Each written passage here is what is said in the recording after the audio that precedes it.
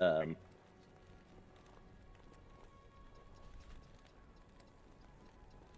Bam. Live commentary mode. And my favorite anti-bot thing to do is I turn on ads on the live stream on YouTube now that I can, because then if you're gonna have a bunch of people coming in trying to harass me and they get fed an ad, thanks for giving me 2 cents. You literally gave me your 2 cents. You literally gave me your 2 cents, and I'm okay with that. Oh my goodness. um, Is that pun on purpose? that pun was on purpose, yeah. Well, it wasn't at first. When I repeated it, when I said thanks for giving me 2 cents, I was just doing the math. But then it was like, wait, no, wait, yes, they gave me their 2 cents.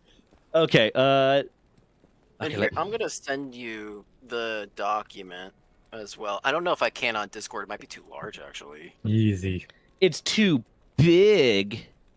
My Right? document's too big, Daddy. I don't know about that part. And yeah, and then if there's any assets you want me to pop up that I can pop up on screen, you can send me them, and I won't be popping them. My editor will be popping them up. So thank you, Mammoth. But I got it. Thank you, Mammoth. hey, what's up, Forever Night? How you doing?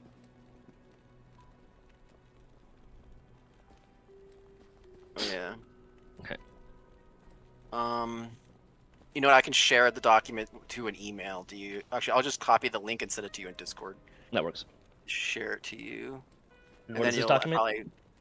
It is actually the game. Okay. So you'll get to actually see, and you'll see some of the artwork you can share too. Okay.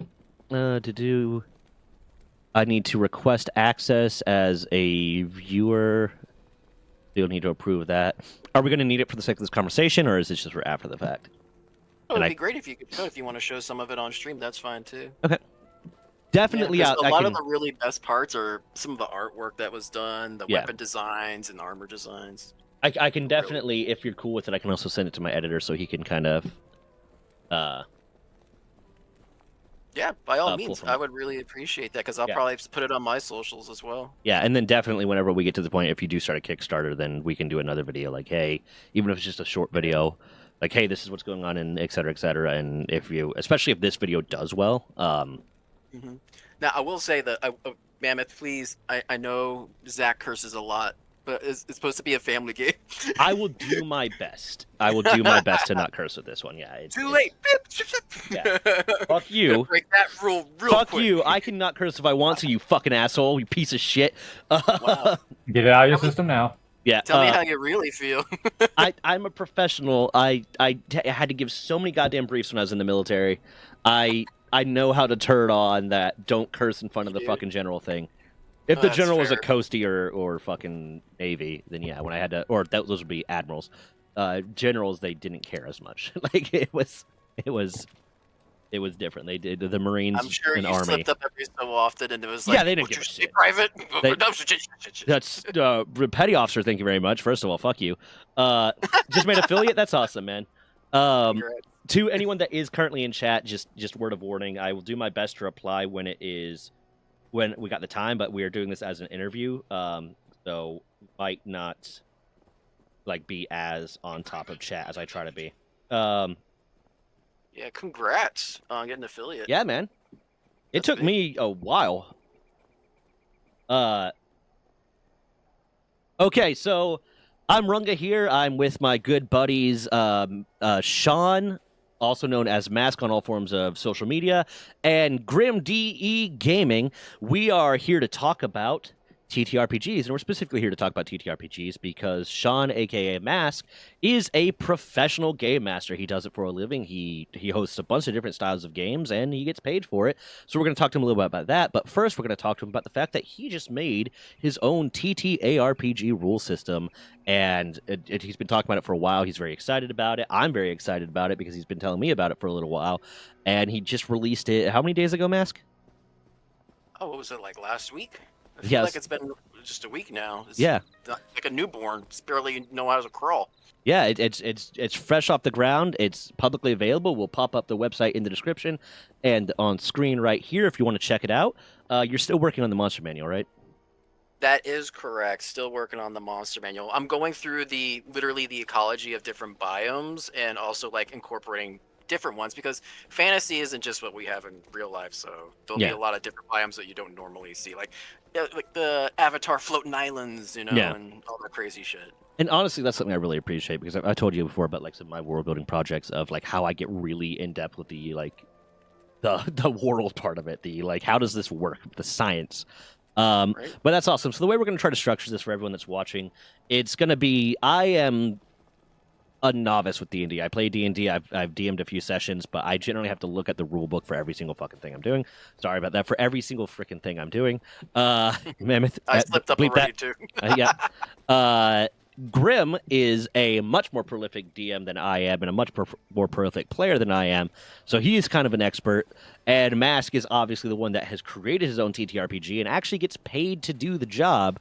So we're coming at this from the perspective of a novice, an expert asking a professional question. So, Mask, why don't you tell us about the TTRPG and the basis of it? All right. The name of the game is Runecraft. You can find us on dragons-roar.com. And so the whole basic of it is it's a TTA RPG. So similar to what you're seeing behind us, like Diablo, you generate energy as a resource and you use that to perform additional actions during your turn. So it makes combat very thematic because even if you miss your original hit, you still can like have an energy ability to pull out pocket sand or do an additional thing to buff your friends or to change the way combat moves around and is more or less functions. So it's a lot more fun. Now the main thing, the name of the game is Runecraft. So the idea is that you're going to be going around. Runes are actually currencies and they're physical manifestations of magic in the world. And so they are causing pretty much like disruptions within monster communities or ecology systems or just environment. And you're trying to get these runes and then you could use them. You can enhance your armor. You can enhance your weapons. You can use it to trade and sell, maybe barter. And the cool part with Runecraft too is just like kind of in real life, I've incorporated a mentor system. So that's how you gain and learn and enhance your abilities and gain your levels. Is you go and pay a teacher or someone you meet to teach you these things. And it could be like a shady assassin in the back of an alley, or it could be a mage that's renowned and known through the guilds. So you registered and like, oh, I want to learn from this mage. And so it kind of helps teach life lessons because it is also a way to learn how to socialize and to find resources that work for you. Okay. So there's so much more to it, but that is the general synopsis. Of course, the last little tidbit about it is that every character is a descendant of a dragon. We have like 16 different dragons at the moment, I think. 13 or 16. I might be mixed up with the amount of runes. But yeah, there's quite a lot, and there's quite a few, and each one has their own kind of like niche, and that kind of helps get your starting stats and starting abilities going. So you kind of have like a path you kind of can go. So there's not per se like set specific class, but you can definitely build, and we encourage by incentivizing players by it costing less runes or less, cost to learn certain skills if they're going down a certain path. So like if you want to be a tank, being stealthy isn't going to be your main thing. So it might cost you more than if someone who's a rogue or a thief trying to learn to be stealthy. And so we encourage you by positive reinforcement of going after those things that you set out to do as your path of learning, more or less. Okay, well that to me that brings up the interesting like question of like what's the leveling system like then? If the way you gain new abilities is through taking on a mentorship, how's XP work? How's leveling work? How does any of that work to increase your abilities? Well, as you go onto dungeons or take on adventures, the main point is to acquire runes as like a part of the treasure. And so as you acquire it, you will be able to then afford to upgrade more abilities, gain more levels, and gain more, to upgrade whatever you got going on. So that's the way that leveling system kind of scales itself. So it's not XP; it's item based. It's almost kind of similar to let's say like Destiny, where your level past I think 20. I think you level up with experience to 20, but then past 20, your level is entirely based on your item level, almost. Yeah, exactly. But I will say this: there are different rarities among the runes, 100%. So like. A basic rune would be like a ground rune, something you would literally find like, not at your feet, but like elements you would find more common, and then eventually it goes all the way up. I think the highest one we have right now is Diamond. Supposedly there's a Void Rune, but no one's ever found it. You made this game. Yeah, that still doesn't mean I know everything about it. That's the lore. You know what? I love that because J.R.R. Tolkien wrote a lot of his stuff based off of that. So when he was asked questions, that was something that either he didn't want to tell people, because Lord of the Rings is written from the perspective of a historian. It's written kind of from the perspective of a historian who's recounting the War of the One Ring. And when he either didn't have an answer to a question or he didn't want to answer a question, he's like, well, that's not really known. We don't really know what happened there. And it's like this giant, like, come on, man. Come on. Yeah. But also, I like the way that it's kind of doing that. And I like the genuineness of that, because it's very much a story should, like, progress as you're writing it. If you have a hard line of how you want everything to move, exactly the way it's going to move from the start, then it's not going to be organic. It's not going to feel real, because you're not evolving with the characters as you write them. So I like that. Actually, I really like that. Okay, so Grim, let's Yep. What do you think? You from a perspective. Let's start with you. Let's start with you asking questions. No, I mean, from what I'm listening, like, it sounds like, at least the mechanic wise, like, he's taken time to really flesh it out. There doesn't seem to be any like major loopholes immediately that I can like nitpick out. But to stay true to like the tabletop type genre is like player availability, like the players being able to choose what they want their characters to be and then how to progress them. One of the hardest things when it comes to designing a tabletop game is deciding how do you wish to proceed for that game to act and react with the players. Is this going to be an exploration type game, or is this going to be like a role-playing type game? Do I want my players to really like nitty-gritty down meta play the game mechanics, the combat, or is this to design a compelling story? And there's been a lot of tabletop games out there that have tried to do what D&D has done, and many have, I would arguably say, have done pretty well for themselves. But I would love to get my hand on a copy of this as well, because I would also love to look at more of the intricacies of what you have for the game, because it sounds cool. It sounds like something I would want to DM. Yeah. I mean, so one of the things you kind of tuned in on it there too, because one of my immediate thoughts with it, and to that point, Grim, actually, if Mask is still cool with it, I know we discussed actually getting together and him hosting a one shot of it that we can do on stream or something like that to show how it plays. I definitely, I would personally love for you to be a part of that as well. But one of the things I kind of like, and you kind of tuned in on it there, is it does seem very much like this is a way, this provides utility for the DM to really kind of control player progression, but also allow for a lot of RP. Because you said there's a mentoring system there. So now the DM, like you maybe your quest, maybe how you get started is you really want to be this or that, so you get started by your primary individual quest for your character is to find a mentor. Yes, is to find someone to help you. So you're limited with your progression until you can do that, but it allows a lot of room for individual storytelling. Yeah. And I've had many players have that type of like background, being like, oh yeah, I'm like a student of this teacher, and then I'm like, okay, I'll work that name, that teacher, and your backstory into my world's universe. Yeah. So they feel like they're a part of it, because that's the point. Like, their players are a part of it. Like, when players make a character, they're not isekai'd into the world. Like, they're born there, so they have some understanding of what's happening around them. I have had players that have made characters that are isekai'd. I will say that. I have not yet. And I'm not sure if I'm excited or wary on whether or not, because it's an interesting thought for sure. But that aside, I love just having the options to open up roleplay, because a lot of the times when you're playing a tabletop game or a TTRPG, any type of the sort, it can get very daunting very quickly if you're constantly going back-to-back combat.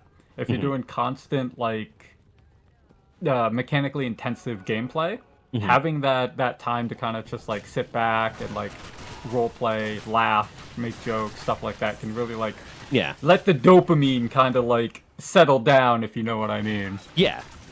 I think for me as a player, and it comes down to the players really. The table has to be structured correctly for what the 100%. players want. Yes. I like a good mix of RPing and combat, and I want the combat to also facilitate kind of RP. I want abilities like Mold Earth or like Charm or any of these other things to come into play in a really real way. Story for you. Yeah. Oh no, Mold Earth. Yeah. So I almost managed to kill someone with Mold Earth, but it was Stone. Surprised. Yeah. Go on. Go on. So we talked about this when we were discussing about setting all this up to do this interview, and there was a story that I want to talk. One of my boss fights where it was so perfectly integrated between both roleplay and mechanical combat, and I essentially designed a boss for my players that was, if they even tried to brute force their way through it, they will fail. They would have 100% failed, and I had full confidence in doing something like this because I knew, like, once they realized what was happening, they'd be like, oh, we need to, like, think outside the box. And they did. Like, I was greatly impressed with, like, how things turned out. So, as Runga knows, I have, for one of my campaigns, my party has found a troop of 31 goblins. Yep. They have acquired these goblins by killing their previous goblin king, who was a titanical dictator that kept them down so they could not improve. For lore purposes, and they're discovering that in this last session and future sessions. But anyway, his name was Goblin King Mojin, and he had atop his head a golden crown with 3 magical gems, each with their own magical effects in them. One was, I'm not gonna give the name of it, but it was a red gem that when the wearer is wearing it, it will add the proficiency bonus to the damage, and all melee damage that they deal becomes healing. A green gem, which was a regeneration gem. While the gem is equipped into your armor, you can regenerate 3d8 hit points at the end of your turn. You can just choose to do this. It's not a bonus action, it's not a reaction, you just choose whether or not you do this. These hit points is saved into the gem, and at dawn, all hit points stored is dealt back to you at that moment. And if you decide to take the crown off, you still take the damage. So it's kind of like I'm gonna put some healing on loan. Yeah.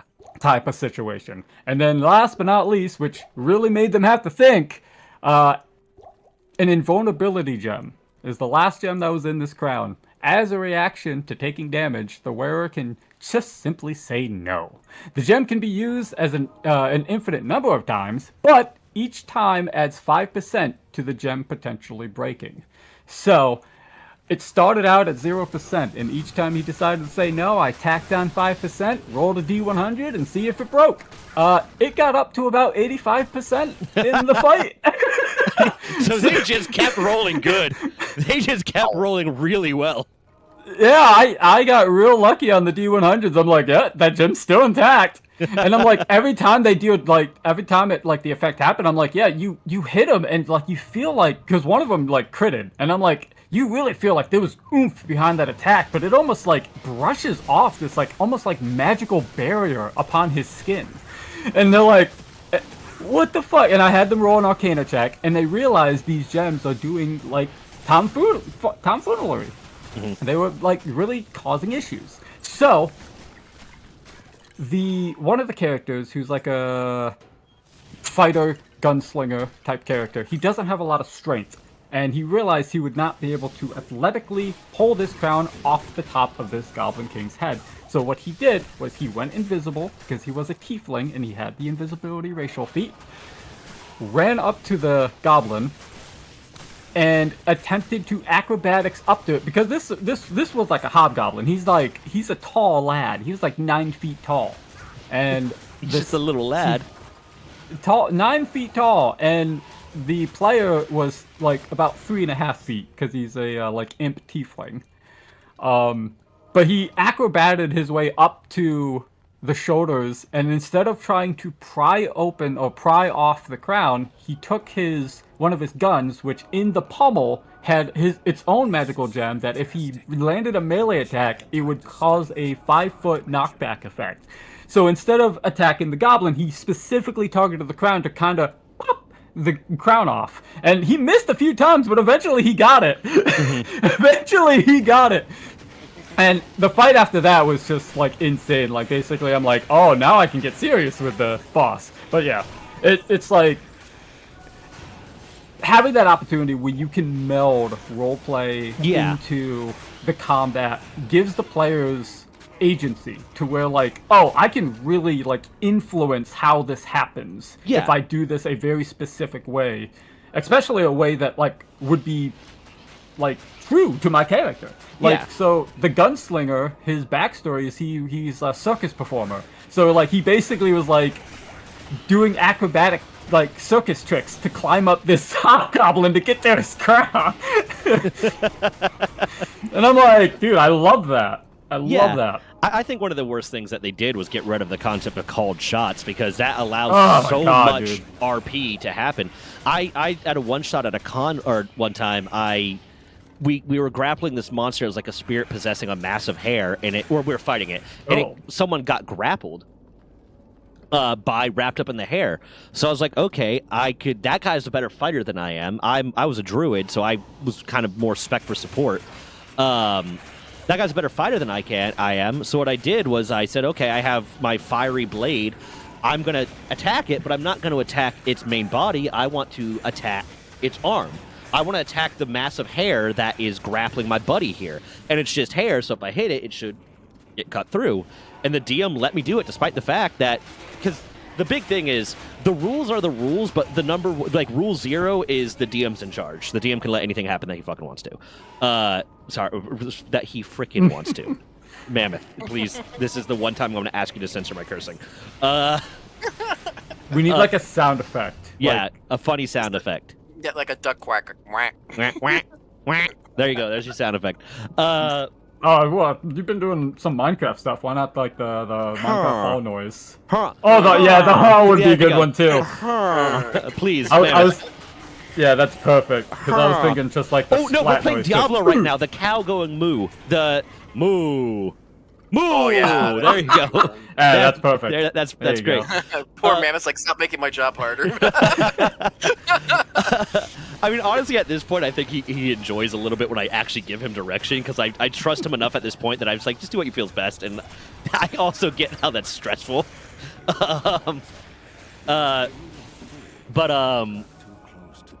So the DM let me do that, and because I successfully got the hit, I was able to break my buddy free of the grapple without him having to make a strength check, because he just wasn't grabbed anymore. But I've had a lot of like times when I play with a DM and I try to say, I want to take a called shot for this, and like called shots aren't real anymore. Okay, I get it. They remove called shots from the game for some ridiculous fucking reason, but you can overcome that. You as the DM can overcome that. You don't have to listen to the book. You are God right now.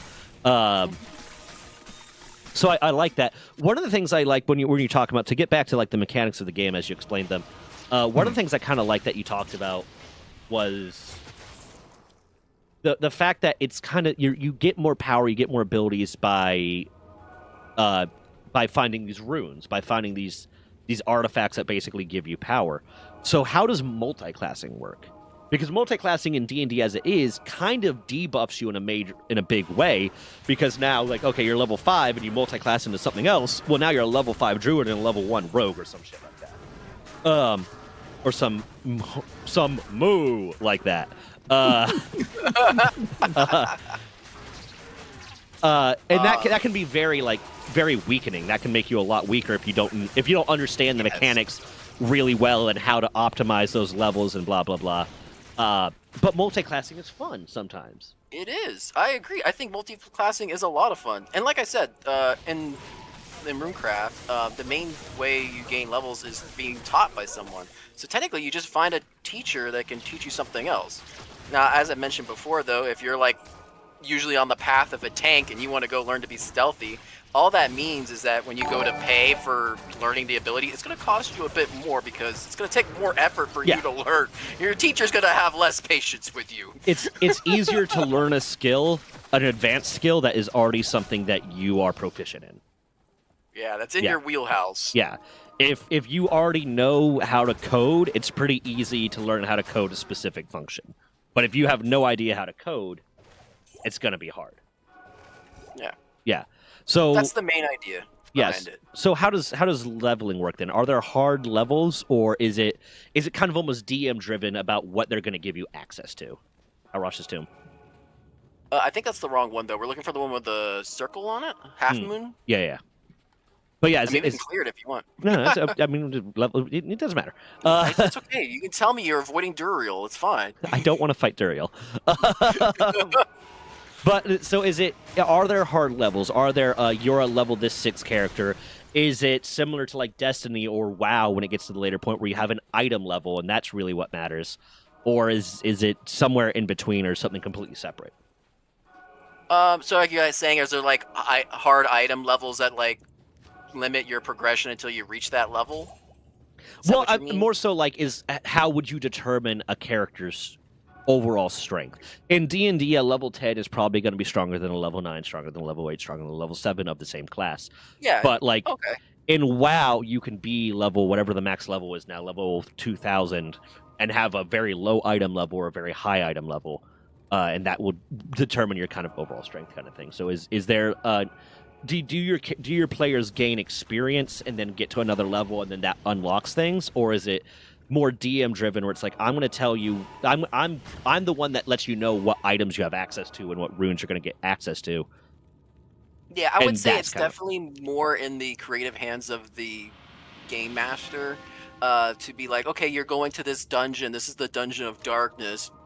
Might be a dark rune in there causing this issues, and so when you get that darkness rune eventually you can use that once again to barter, but also to enhance your abilities and your gear and weapon.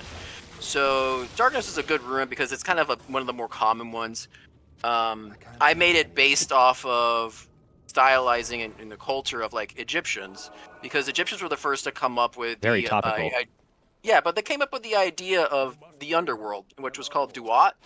And they were the first one before the Greeks and everyone else came up with it. So a lot of the armor has to do with like putting curses on your targets, or how you handle the curse of a condition. So there's a lot of really things like that, where the light curse is more about radiate light and even like healing as well, which is usually the typical case for light. But it also has the ability to blind targets. So each weapon or rune does a different thing for you. Now, when it comes to your level up, when you do learn a new ability or you gain something from your mentor, you will then roll for increasing your HP and everything like that. And the cool part in Runecraft, when you roll for HP, it's actually based off your vitality modifier. In other systems would be called Constitution or whatnot. And depending on your modifiers, what dice you actually roll for it. Okay. And the cool part with this too, I think this is I find this a lot of fun, is that you will roll, and your GM will also roll, and the GM will hide their roll, and so you get to choose: do you take your roll, or do you take the GM's roll for the health increase? So let's say you rolled poorly, and you're like, crud. I'm going to take the risk and take the Game Master's roll for the HP, and they may have rolled a lot better than you did. Yeah. And luckily maybe spared you, which also helps bring the average up, because one of the most annoying things in some other tabletop games is that if you do roll for HP and you get one bad roll, your character is really set back. Yeah. A lot. I always take the average. Yeah. That's because I don't want to risk it. That's the safe bet. Yeah. It's really the safest bet. Oh, I need to go back and grab that staff. Okay, so that's interesting. But is there a hard level? Like, do you have the concept of level 1 through 20 or whatever?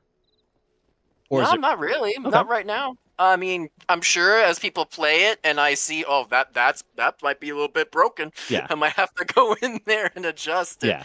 But I've since I play tested it. The main idea is that eventually you will have, because when you roll to do your abilities, you roll a d20 and a d10, and so technically in any given turn you can generate up to 10 energy.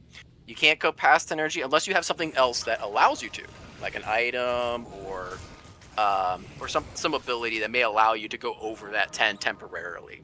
Okay. And so the idea is eventually you start off with only 3 abilities, and as you gain levels, you go up. So now I have one that's cost 1, 2, 3, and then I gained a level. Now I can have one that costs 4, or I can make one of my other abilities stronger, or go up until eventually I have an ability that costs for all 10 levels of energy I can hold.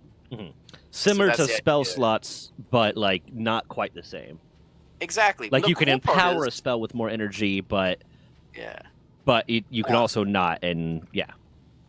And another fun fact or fun thing in the game is that your weapons can also give you abilities, and these, they don't override what you already have. They're an addition. So you can have like armor that gives thorns to like anything that hits you within like a certain distance reflects the damage back to them. Okay. So, but that's just like that could be a passive ability. So I have passive abilities on armors, I have active abilities on armors. It all depends on what you're wielding to use. So that kind of helps flesh out your build more and more. Okay. Any thoughts on that, Grim? Before we move on, because I've No. another thing I remember you talked to me about that I thought was super interesting. No, keep going. Okay. I'm loving all this. Yeah. So one of the things you had mentioned that you were trying to figure out and work out a lot was, and I'm going to relate this to Naruto because I'm a huge weeb. I'm going to relate this to Naruto, but you mentioned the concept of elementals and fusing elements to create different effects, and that's kind of similar to Naruto's jutsu of I'm going to create lava release by combining earth release and fire release, or I'm going to create, I think it's boil release, which is water release, and fire Yes. release kind of thing. Yeah. And you have a concept for that I do. in your game, which I find fascinating because I really like game structures and game mechanics that reward intelligent player decisions. Yes. So being able to and then allow the DM to reward a player explaining why they're doing this and saying, you know what, that's smart. So you have that concept. How's that working for you? So my players have yet to discover spellcrafting as the mechanic that I call it, but I do have a specific class that utilizes it. And funny enough, it's not really a spellcasting class per se. So I made a homebrew, and this is what started the mechanic out. I made a homebrew for the monk because the original 2014 monk Way of the Four Elements was like very bare bones. It basically, a lot of the stuff was like, oh, you can add like fire to your unarmed attacks, and it's like, great, that's cool, I guess. Oh, but it also gets 10 feet of reach. Yay! And it's just like the class was supposed to make you feel like Aang, like an avatar, but it just really didn't grasp that. So I went further beyond, and I made Plus Ultra. Yes. I made my variant of the Way of the Four Elements, and it really brings to heart like that essence of an avatar. So you get like, you can create spoilers, by the way. The show's been out for ages. Yeah, it's on them at this point. There's the end scene where Aang like takes all 4 elements and he starts wrapping it around him like a cloak. Like you have the rocks that spin around him and like the air bubble and fire and water like halo. Like you can do that with this class.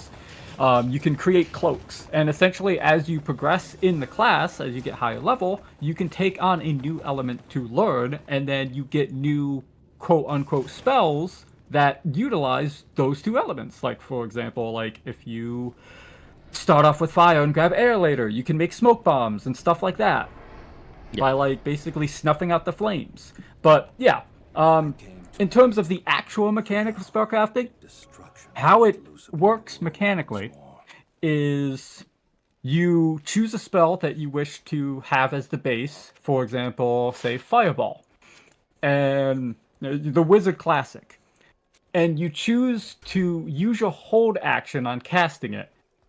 And because of how hold action works is you typically decide, oh, I'm gonna wait till like X target moves closer or moves in this position or some other effect. So I'm like, I'm gonna go even further with that. I'm gonna hold my action to cast another spell my next turn. And when your next turn comes around, you choose a different spell, and then you cast that on top of your previous spell.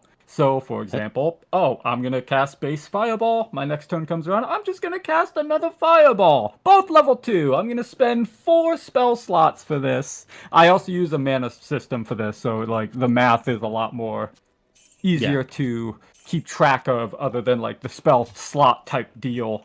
But point is, you do that, I have you roll an Arcana check. And if you do really well on it, because it's based on, I basically do have a chart of like, it's like base, like, I think it's like the standard is like 10 plus the spell level plus the, like there's another thing that again, they haven't used that in a long time, so I haven't had to pull it up. But if you succeed, good things happen. And typically, like in this case, like you would cast both those spells and you would essentially learn as a caster being like, hey, I can do this if I, focus on doing this, do this more in combat, maybe I can make it into an actual spell. And that's how a lot of spells in previous campaigns and have turned out. I had a player who took a fireball and then took a wind spell. I think he took like a, not gust of wind, it was like a higher level wind spell. I think it was wind wall. He casted both of those over the course of 2 turns and made a flame tornado, is basically how I drew it up. And he eventually learned how to do this, so he gained a flame tornado spell that he could just cast without having to hold his action anymore. So he's like, can I go even further with this? And I'm like, I don't know, can you? So he held his flame tornado spell future sessions and then double cast them to try to create a giant, like, massive tornado. Yeah. I mean, I think that's really cool. I think it's really cool to have, like, you've done something so proficiently that now you can just do that. That's just something you can do. But that's what mages are, though. Like, mages are meant to learn how to not just do spells that already exist, but potentially make their own. That, like, it's like science. Like, the whole idea of, like, an engineer or science is to essentially innovate what already exists and make it better. Or learn how to do something that others can't. Yeah. And that's kind of like artificers and mages should be the ones that are kind of allowed to do that and allowed to more than any other class allowed to BS a little bit, more allowed to kind of fool around with the rules a little bit, fool around with the rules as written a little bit. Well, I have because magic is very prevalent in my world, so even like barbarians and fighters can get access to it through like magical like gems and whatnot to like put in their weapons so they can cast spells too, essentially. I showcased her name is Rov, R-O-V, one of my NPCs. She is if you've seen the show Fairy Tail, she's essentially Urza, essentially, where she has basically a bunch of weapons in a pocket dimension that she can summon in combat. She's 10-10. Yeah. She's 10-10. So, essentially, without needing scrolls, like, she could just do it. Yeah. She had a spear that had an enchantment in it that she could use a bonus action to cause it to move 15 feet in her direction. So if she threw it, she could bonus action, have it come 15 feet back towards her. So what I basically did with her is she would throw the spear to lodge it into the target and then use a bonus action to yank them towards her. Basically Scorpion without the need of a chain. Yeah. And on top of that, she had a earth cracking hammer. So she basically had like mold earth on her hammer. So when she slammed it into the ground, it would like create like a mini boulder. So what I had her do in combat, because she gets extra attacks, is hammer first, switch to the spear, jam it into the rock, and then she would dash towards the target behind them, which they would be like within 10 feet between her and the boulder. She would use a bonus action, causing the giant rock and spear to come hurtling towards her, but to the target that's in between them. Like, to showcase basically what even melee characters can potentially do if they're, creative enough. If they're just like, Yeah. you have the tools. If you can think it, we'll make this work. If you can realistically explain to me how you would make this work, I'd be like, yeah, we'll roll to see if that we'll roll to see if that happens. Let's do it. Reward creativity, 100%. Absolutely. Now, Mass, do you have a similar system with yours? Of where you can create your own spells. Yeah. Yeah, that's the idea. Is that this original book is kind of to get you started, and then eventually you could write up your own abilities. Technically. Okay. So that's the idea, is that you would go find a mentor and learn, but then eventually maybe you've accomplished enough, you can start making your own thing. And eventually, because I keep saying this, It's edition 1. It's edition 1. So yeah, the idea is, and I hinted at this in the book at the idea of this void rune that we haven't discovered yet, is that a dwarf was experimenting by using multiple runes on one particular item. It was a hammer, and launched it into space, and it never came back down. So we just theorized that there's something up there. yeah, there's the. It was the world's fastest moving object, that manhole cover that got blasted by a nuke. That's what he just did. Exactly. He just blasted a manhole cover into space, and let's hope aliens don't get hit by it and pissed off. I'm actually curious to hear Grimm's response to I created a social system in the game. Okay. Because, like you said, a lot of it has to do with interactions with the players and into the world, right? So I designed a social system that uses, it's going to sound a little odd, rock, paper, scissors. Okay. It's a universal game, so it should be something that most people know, and I explain it very briefly because I imagine most people should know what rock, paper, scissors is. Yep. But rock represents, like violence. Scissors represent reason, and paper represents compliments. Okay. More or less, like appealing to someone's nature. And Okay. so the DM or the game master may already know what the NPC or who they're interacting with, may know what the response is already, but the player will try to rock, paper, scissors, win rock, paper, scissors to get through that social interaction. And I actually have a class where you get like a second chance, like best 2 out of 3 instead of just one shot. But I kind of plays in the idea that when you talk to people, that you don't always know how they're going to respond to you, even if you have the best intentions. You could go in there and be like, "Hey, I think you're such a great person." Like, up yours, buddy, and it'd be like, "Whoa, that's not how I saw this conversation going." But I know I thought that it made it a lot more fun and a lot more enjoyable, that even people at young ages could understand. Okay, I know what rock, paper, scissors is. Right. No, that's a very fun system, and I agree. Like, those who don't have experience in tabletop games or TPGs or anything of the sort, that's very easy to understand and very easy to pick up. Because again, everyone knows rock, paper, scissors. Yeah. It's obviously in different cultures. It's been called different names. Rochambeau, rock, paper, scissors. Yep. No, there's another one I can't remember. Go on. There's like something shears or something. Yeah. I don't know. Parchment shear, like the old timey version. The British probably have some weird name for it, like Jumbly Bumblers or some shit like that. Jumbly Bumblies. Rick We're gonna play a shears. game of Jumbly Bumblies. We're gonna play a game of knife, crazy laws about bullying online, and savory scones. Which, if you're not aware, that's apparently what we Americans correctly call a biscuit. Oh no, let's not get into that argument again.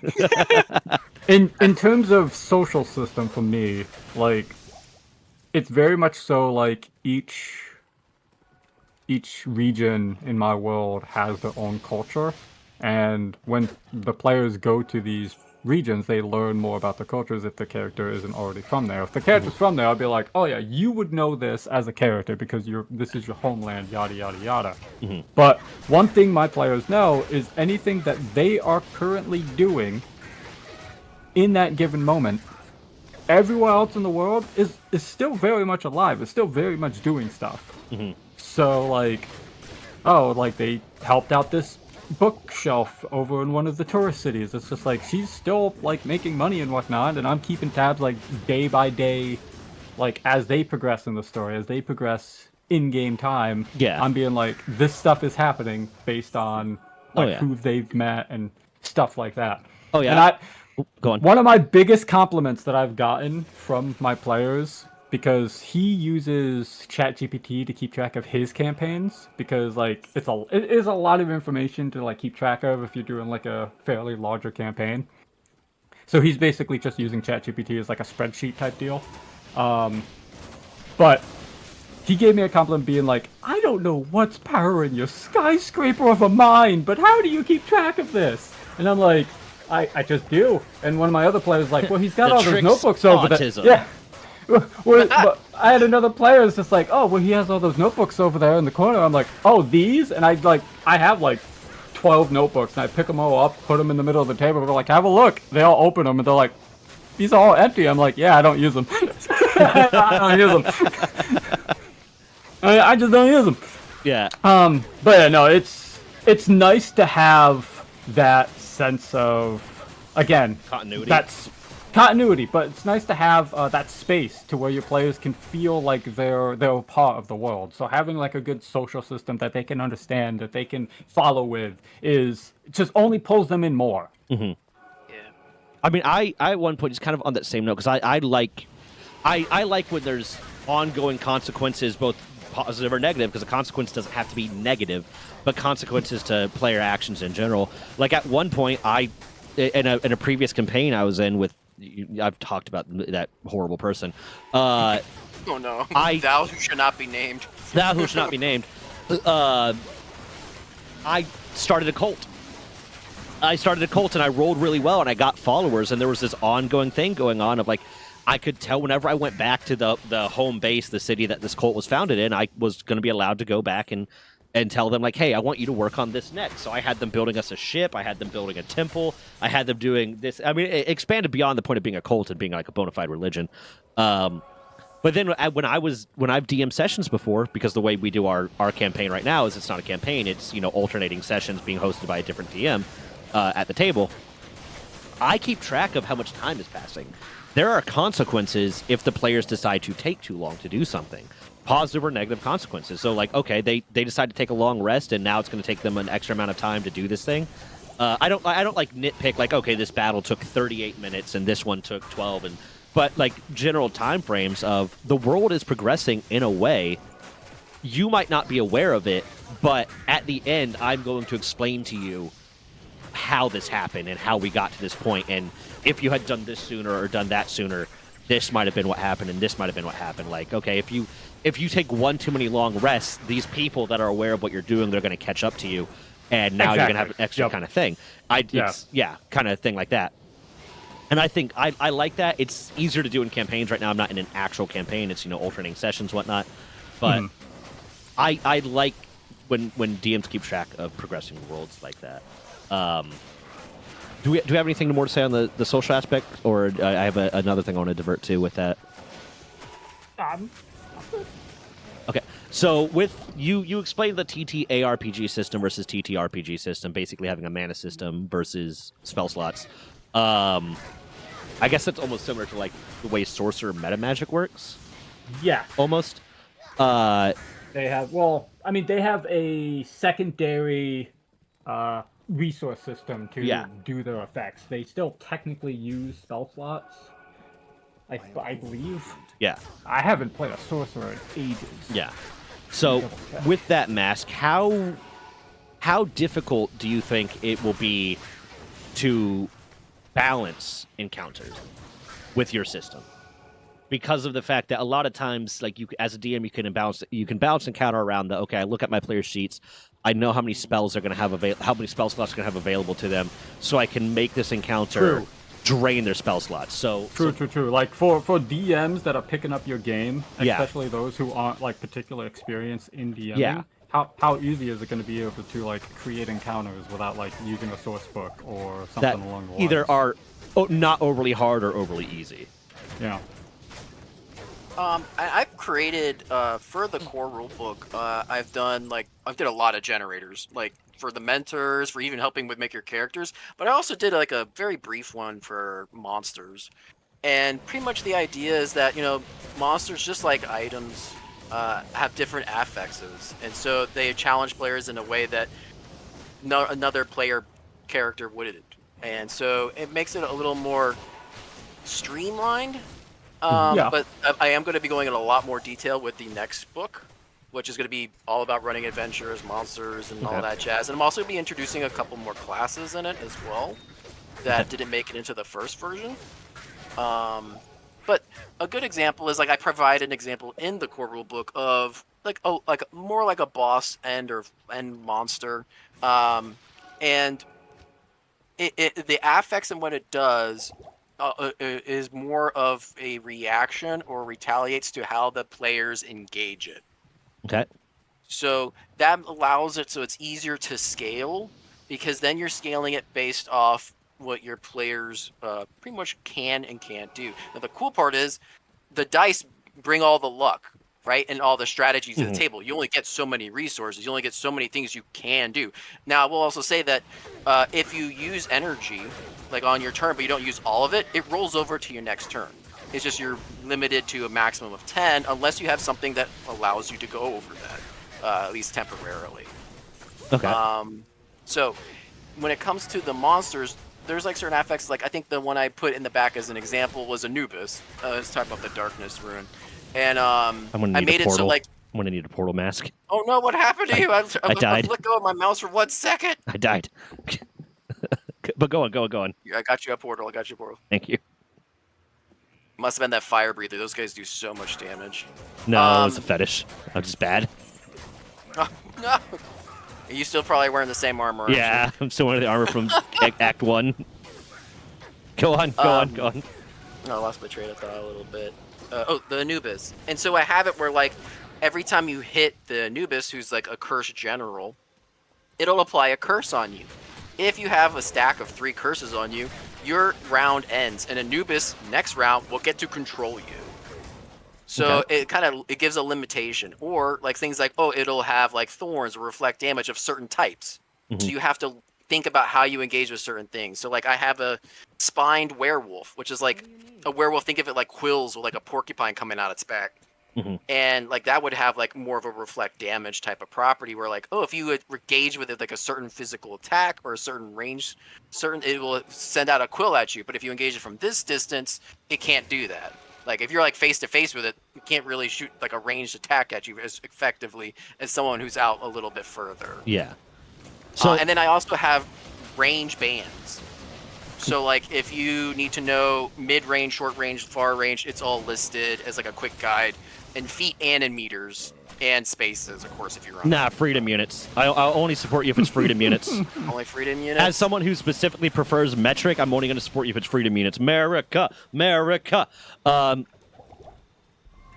So you said with that, because one of the things that I have tried to do this as when I DM sessions before, I know that like I want this encounter to be hard. I want it to be punishing, or I don't want them to win it. Like, this is not a fight that they're supposed to win. I want them to retreat from it because I have some reason to do that. One of the things that I've done before, and I think it's sometimes a funny way to do it, is you do it as a battle of attrition, where, okay, I'm playing against mostly spellcasters, or I'm DMing for mostly spellcasters, so I just make them waste all their spell slots, so they're like, shit, I got to get out of here kind of thing. But you said or implied in some way that these I'm going to call it mana. These mana points regenerate, like they come back through a battle. So that kind of removes the concept of a battle of attrition, which might change the balancing a little bit. But how does one go about, like, is it every turn based on a certain ability you get a mana point back? Is it you have to do something in the middle of a battle to get mana points back? What is the Okay, I see what you're saying. So what generates the energy? Yeah, what generates the energy that's used for spellcasting?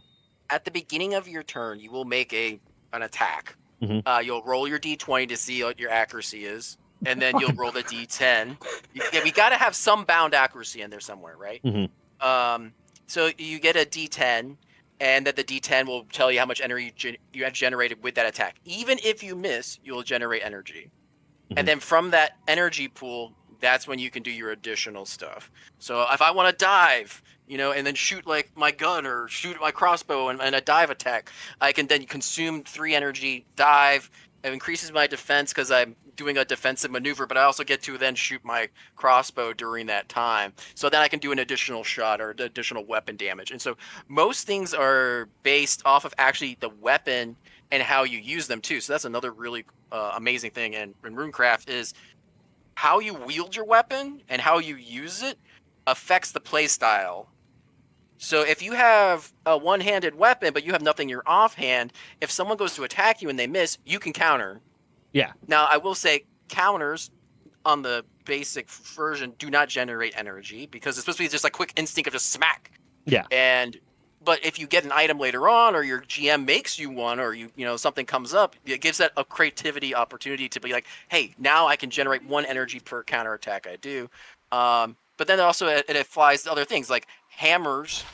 I have 2-handed hammers in the base kit for the core book, and they deliver more newtons of force of energy than pretty much any other weapon. Did you really just do newtons of force? Yes, I actually measured out newtons to find out what the lethal amount of force would be and comparing it and to determine the dice for each weapon. So you did straight hard math to determine, instead of this like Yeah. craziness, I know where like, I a regular know what you weapon need attack to is get yeah. to be considered lethal force.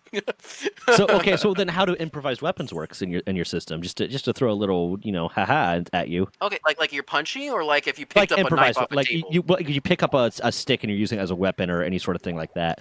Because more often than not, I see DMs rule an improvised weapon is 1d4. Whatever it is, it's 1d4. I hate D4s. Yeah, I'm gonna be straight it's up. It's the most hate useless. At best, you're doing almost no damage. At best, you might kill a commoner. That's it. But I tend to appreciate like when it's like, okay, this is improvised weapon. It's going to be pretty cool. Like I've done it where I've thrown oil at someone before and set it on fire. Yeah. And they're like, well, it's supposed to be 1d4. It's like I set someone on fire. Yeah, that's going to do more damage than 1d4. I wouldn't even call that an improvised weapon at that point. I think you just made like a Molotov cocktail. Yes, but on that note, like which funny enough actually has a stat block. Molotov cocktail, it should. Yes. But if you make the Molotov cocktail by yourself, then it's improvised 1d4, used oil, whatever, blah blah blah. But if you get the Molotov, so, yeah, I've always kind of hated the way improvised weapons have worked for a lot of people. I think there should be some level of DM looking in it and saying, well, okay, so on that, because now I'm going on a completely different path than what I was originally going to go on. Do you have in the rule book like a guide for DMs to use when determining how much damage something should do? Like, okay, these people create it, because a lot of your stuff seems like it's improvisational almost. Like the players can improvise and come up with stuff on the fly, which I think is a really cool system. There is a hard set of rules, obviously, but like it opens up the door of improvisation. So is there a guide for DMs to handle that improvisation? Oh yeah, I have it literally on the back cover. Yeah. So like on the back side of the cover, you can flip it open, quick look up, and the idea is that general rule is that if it uses one hand, it should be a D6. If it uses 2 hands, that's a 2d6. But in some cases, it'll be for the hammer, which has more newtons of force. It'll be a 2d8. Okay. And so when I say I want to dive and make an attack roll, and that uses 1 weapon dice. Well, the weapon dice is the assigned dice of the item. So, like, the hammer would be a 1d8, whereas spear would be a 1d6. Okay. Does that make sense? Even if you're using it with 2 hands, the spear is pretty much it's like a dagger on a stick. Let's be honest. The daggers are great. Spears are fantastic, but you get that extra reach. Yeah. And that's the huge benefit of it. Yeah. Now, okay, so did you work in the concept of, because I was a LARPer and I enjoy LARP and whatnot, so one of the biggest ways you fight a spear is you dodge the attack, you dive in on it, you grab the weapon, and now they can't stab you because the spear's over there, essentially the head of the spear's over there, and you're right here. Is there something like that worked in where weapons have a minimum range? Because logically, if you're going to use a greatsword, you're not going to use it as effectively if the dude's right in your face. But you might be able to use a dagger or a short sword. I have not built in a minimum range yet for things. I will say that. But I will say that, I'm trying to keep it a bit simpler. Yeah. Because and you know, that I also does have to become a build to frustrating younger thing. players. Yeah. Yeah, imagine it'd be like, well, why can't I use this in this? And it'd be like, well, because he's right up in your face. I'm like, but it's a melee weapon. And I'm like, Yeah. well, tough cookies. No, that just kind of that triggered that mind of mine. Okay, so But you may have an ability that does what you're asking for in a different way. And actually, the Thorns armor I was talking about before actually is my Sword Breaker armor, which is so cool. It literally, I don't know if you're familiar with the item of Sword Breaker. I know what a which it sword has- breaker is. Yeah, it pretty much is a sword that looks like a bunch of key slots on the back Yeah. of it, which is supposed to catch blades. And so the armor, it's a great helm that curls up with like horns, but in the horns itself are the sword breaker, like kind of like the key part. And so you could catch an opponent's blade, and if it's a bladed weapon, you can then break their blade and reduce their attacks or potential for attacks by, half. Depending what actually the amount of attacks they actually do. Rounded up, of course, and I do round it up just because I want the players to have more. I don't like when people round down a lot. It should always favor the player. Ultimately, the goal Yeah. it should be challenging, but the goal should be for the players to have a good time. It should not be about the DM winning. If you're a DM that feels like you need to win, you don't need to be DMing. Yeah, and I'm gonna be honest though, I don't think rounding up for the DM in the way my system's designed is gonna make any much of a difference. Yeah. I'd be surprised. I'm sure I'm gonna regret saying that. Someone's like, I played Runecraft, and now I can never round up for monsters ever again. And I'd be like, God dang it. Yeah, yeah. I might eat those words. Yeah, you're going to feed them right to you. I'm going to make a cake that says you can never round up ever again. And I'm going to shove it straight. That's going to be your wedding. I'm going to make your wedding cake. Whoever you hire to make your wedding cake, I'm going to No, kidnap please them, no. and I'm going to make the cake, and it's going to Why say do- exactly that. Why do you have to ruin cake like that? It's a sacred object. Okay, so yeah, that was something I was kind of wondering about. Any thoughts on that, Grim? I was just gonna say, as a DM, I always win when my players are having a fun time. Yeah, that so- should be what your goal is.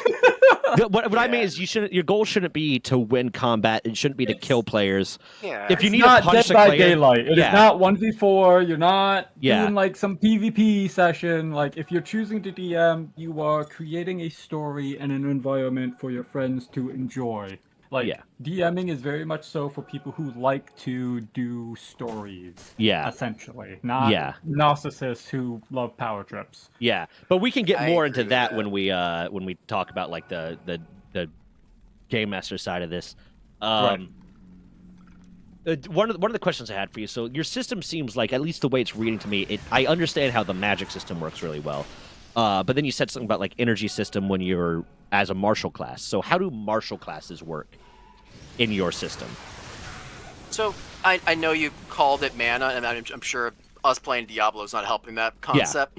Well, you said energy. You did say energy. Yeah. Yeah. It's a stored energy. use Think of it more like kinetic energy, right? Yeah.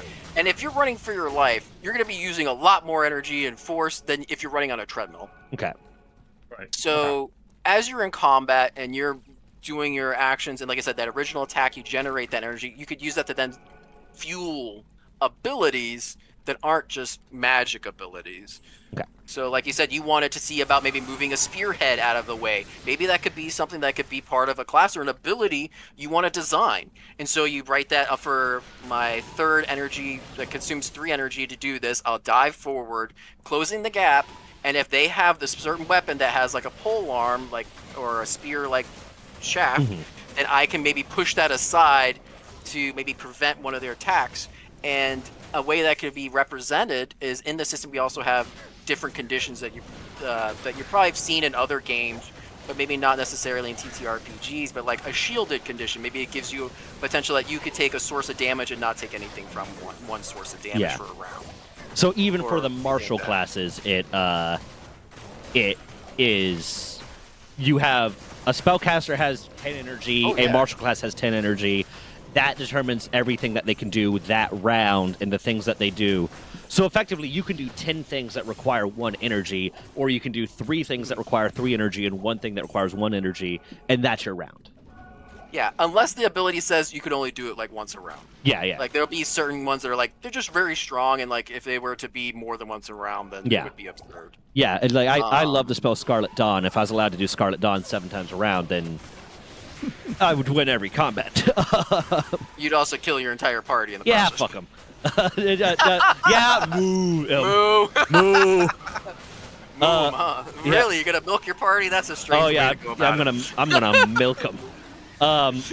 But with Oh, God, I with the hate this. leveling system then, so you described like runes as that's a way to unlock abilities and spells and stuff like that. Is that also how like martial classes unlock new abilities? Is through a similar yeah. rune system? Can you kind of go into detail how that would work, both from a That's exactly correct. practical It would be the standpoint same and an for RP both. standpoint? Yeah, but no, that's exactly right. So instead of like going to a mage to learn your abilities, you may go to like a monk or Yeah. whoever you're trying to learn that specific ability from. And you may be trying to find some, maybe a gladiator. Maybe you go to the gladiatorial arena and you're like, hey, I want to learn intimidation tactics. Well, who better than a gladiator? And is that still bound to the concept of these runes then? Or Yeah, is it you like would you're pay them. trading runes to be taught that? Yeah. So runes not only are like the physical manifestations of magic, they're also the currency. Okay. But don't say there's nothing that treasure isn't have any worth to it. It just if you could trade magical rocks that can literally create fire or create Yeah. water for your crops, that's a lot of worth, especially in places where, in a desert where you can't get a lot of water. So you could go to one place where you get a lot of water runes and then go travel to the desert and sell them for profit. Yeah. So from like an RP standpoint, then just to hammer down on that side a little bit, from an RP standpoint, the magic classes are actively using the runes to cast their abilities or to use their abilities. The martial classes are kind of just using them as a currency that they are learning new abilities with. Oh, I'm sorry. No, I'll correct that just a little bit. Okay. You're right, but also I just need to tweak it. Okay. The runes at the beginning of the day, you can infuse them into a weapon, Okay. and so there's staffs, ranged weapons. There's bows, guns, swords, short swords at the moment, shields, and hammers are all in the base kit of the game. There's over 100 different weapon combinations in the core rule book, with beautiful art with them, by the way. Absolutely gorgeous. You want to go ahead and plug your artist? Yeah, Ricardo Rector. He works. I think he's in the Philippines. Our time constraint was, oh man, just brutal. But he does a lot of fantastic artwork with dinosaurs and like Godzilla and like these really cool scale things. So he was fantastic. When we started working on the dragons, I'm like, this is my guy. He's just the art looks fantastic, and you could definitely see when it comes to the dragon parts or parts that use dragons or other things like that. That's definitely more of his wheelhouse, but his weapon art is fantastic. Okay. I literally cannot praise enough how much hard work he's put into this. But at the same time, I hired him as a freelance artist for this project, and I've paid him very well. It's not like he's been shafted in any way. Yeah. In that case. But, And then let me again, go like back to your I'll point. mention it right now, real quick, just to get ahead of it. Mask does not have a Kickstarter yet, but keep an ear out just in case he decides to start one. As you said, your rule book is ready, but you still have other stuff that you need to work on, and that does cost money because Mask is a good man and he pays his artists, and as you should. Yeah, and we've also and I founded my own company to be the foundation for making this book. So it's all private. It's all me, sole proprietorship. And I've sworn to not use AI art and not use AI generation in any part of my projects. Mm-hmm. And nowadays, I feel like some people they either have is a huge red flag or like, oh, that's a great thing. And I personally think that we should just be trying to support other humans. Mm-hmm. That's it. Like humanity should come first, and I feel like if you're making a product for people, it should come from people. Yeah, and inherently AI is stealing from artists who have put in work because it's using art to generate. Yeah. It's using art as a base to generate that AI, but 9 times out of 10, those artists were not paid for that. But that's I wanted to do that side note before you went on. I know we've talked about that quite a bit. Yeah. And like I said, he doesn't have it, but keep an eye out just in case he decides to start one. Did I answer your question? I'm sorry. I'm I getting a little- sidetracked us. That's my fault. Oh, I thought I sidetracked it. No, because I brought up the thing. You were talking about the hiring Ricardo and working on that. Where did we start from there? Chat, how did we get there? I know. I walked away. A bit simpler, but using newtons of force, huh? Yeah. Yeah, you got me, Miles. Well, that's how I calculated to know what dice to use. Yeah. That way, I can represent the super sciencey part by. I think a lot of people Representing it in appreciate dice. that. I think a lot of people appreciate that. But we, hopefully, we'll remember what I interrupted us for, because I don't want to forget. I knew you were talking about martial stuff, and that's why I was wondering if. I Yeah. answered Okay. your So yeah, question how the martial appropriately. classes worked, and how the runes worked for the martial classes. You said that they, after a long rest, they imbue their things. Then we went on to the fact that you hired Ricardo to help design some of the weapons and everything there. I can pick up from there. So, when you imbue your item, you will unlock, like, let's say, a staff of darkness, or a staff of light, or a staff of ground magic, and each of them have their own special abilities on top of what they mainly do. But if you wield a staff, I actually combined staffs and spears and pole arms into the same category. I feel like, why not just throw a blade on a spear? Now you gotta, so throw a blade on a staff. Mhm. Like, that just seems like a logical response to me. Not all staffs are gonna have it, but like, I figured the category of weapons, those two are kind of in the same neck of woods.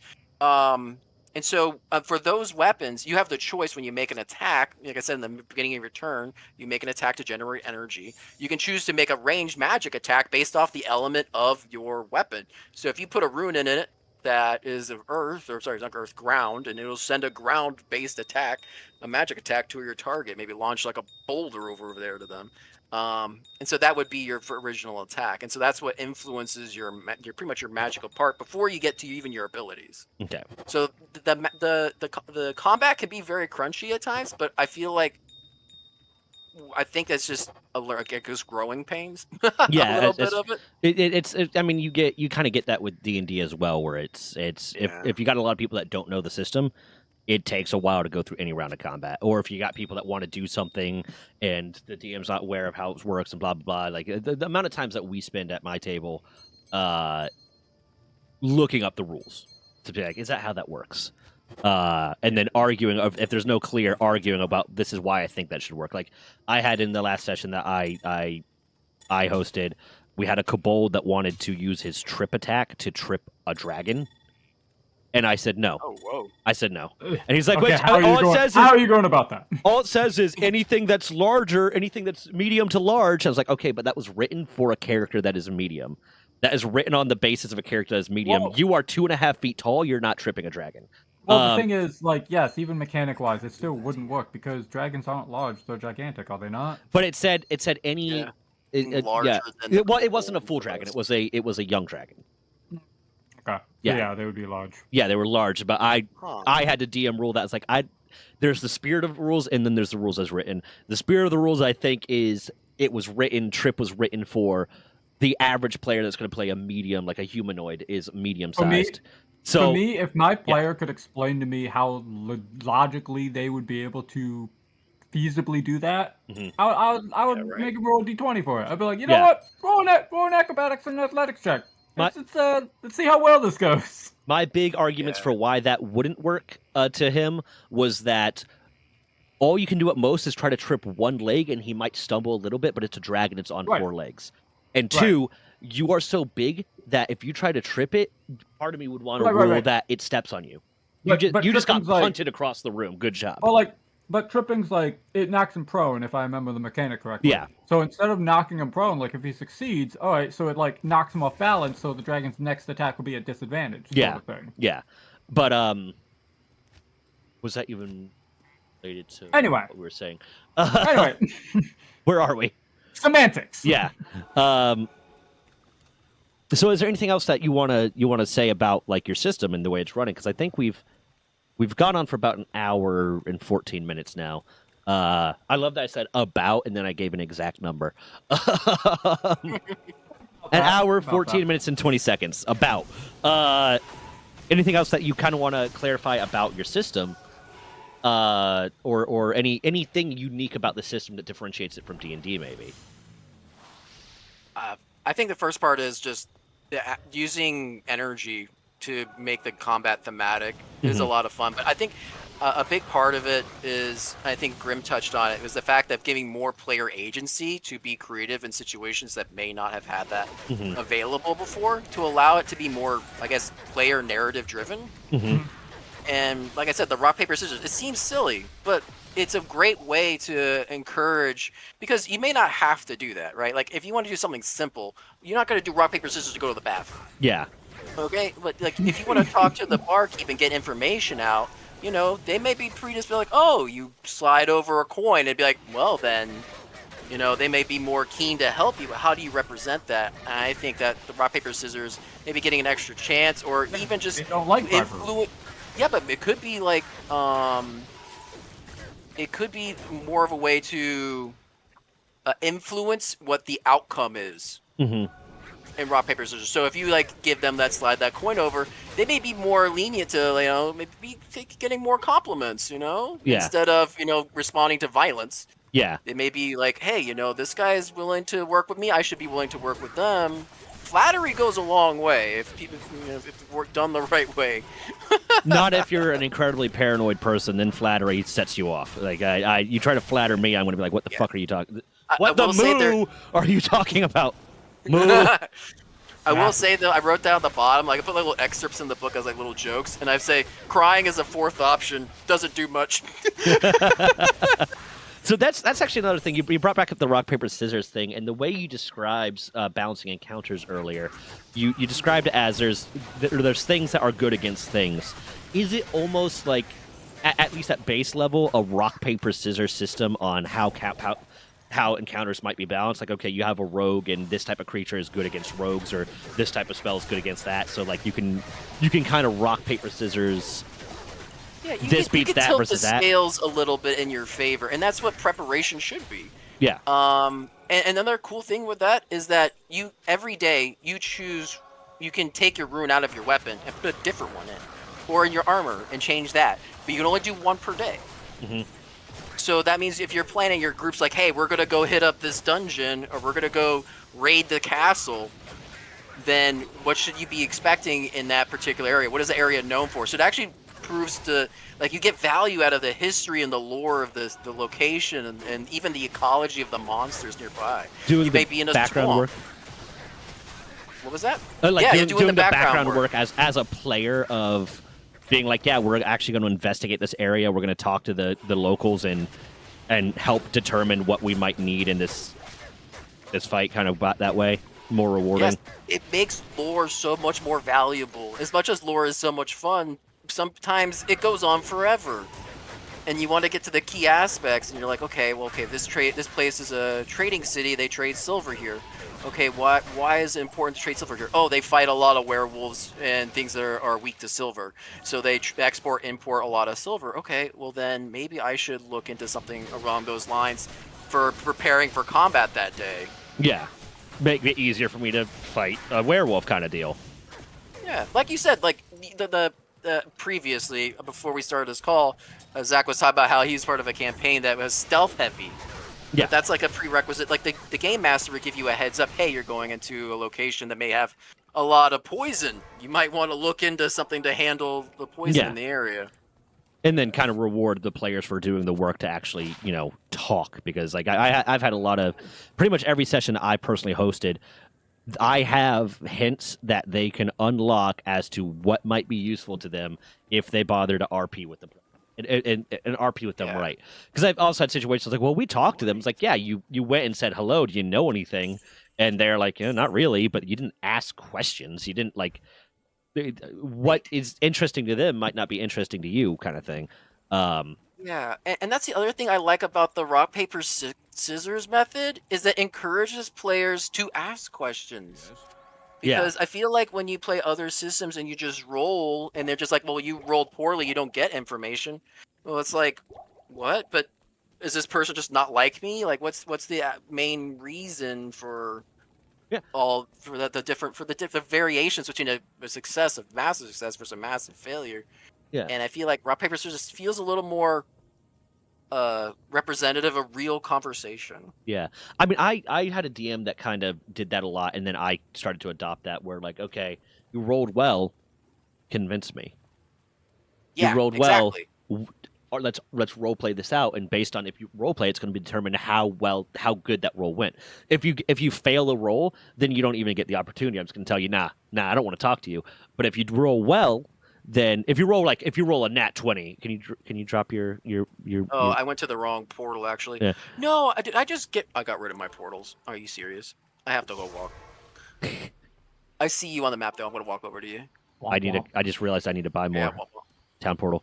But yeah, so there's that level of like, it is a tabletop turn-based role-playing game, and that role-playing part needs to be adhered to sometimes if you want to unlock stuff. And I've had people like complain like, well, you didn't warn us about this, you didn't tell us about this. I'm like, you had an opportunity, you had the chance, you didn't take it, or you took it but you didn't take it correctly. yeah. I think the hard part is some people don't understand the role play aspect, or they're new to it and they're learning. Yeah. And I think that having this system in place will help encourage those who are maybe it's new to them, they want to learn, but they don't not sure how about to go about doing it. I think this would be a great step in that direction. Yeah, it feeds them a lot of like the tools, and then as they get better and as the table understands it more, they can start hunkering down on it a bit.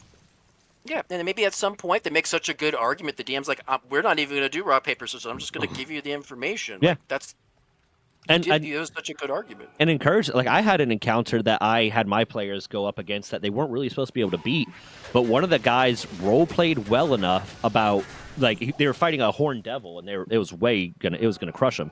But he role played well enough to talk to them that I was like, you know what, roll persuasion, and then he rolled well enough that I was like, you know what, and because if he had not taken the effort to actually talk and actually role play why it should go a certain way, I would not have given him that opportunity. Yeah. I would not have said yeah, because it would have been a dude trying to argue with a fiend about why they shouldn't kill him. But he did it right, so I was like, okay, if you roll well, then it worked. But I think that intro is like a kind of that system, especially if it's because if you have a sort of this beats that kind of thing, and then you give hints as to what might work in that situation to kind of allow them to, if they did the research, if they talked to the guy, if they, through the course of RP, were able to realize this guy's not going to give into flattery too much, or this guy's not going to give into appeals to virtue or appeals to reason or appeals to this or that well, so they don't use that thing because they don't think it's going to work well. It allows them to use the effort they put in as in role play to tilt the odds to their favor.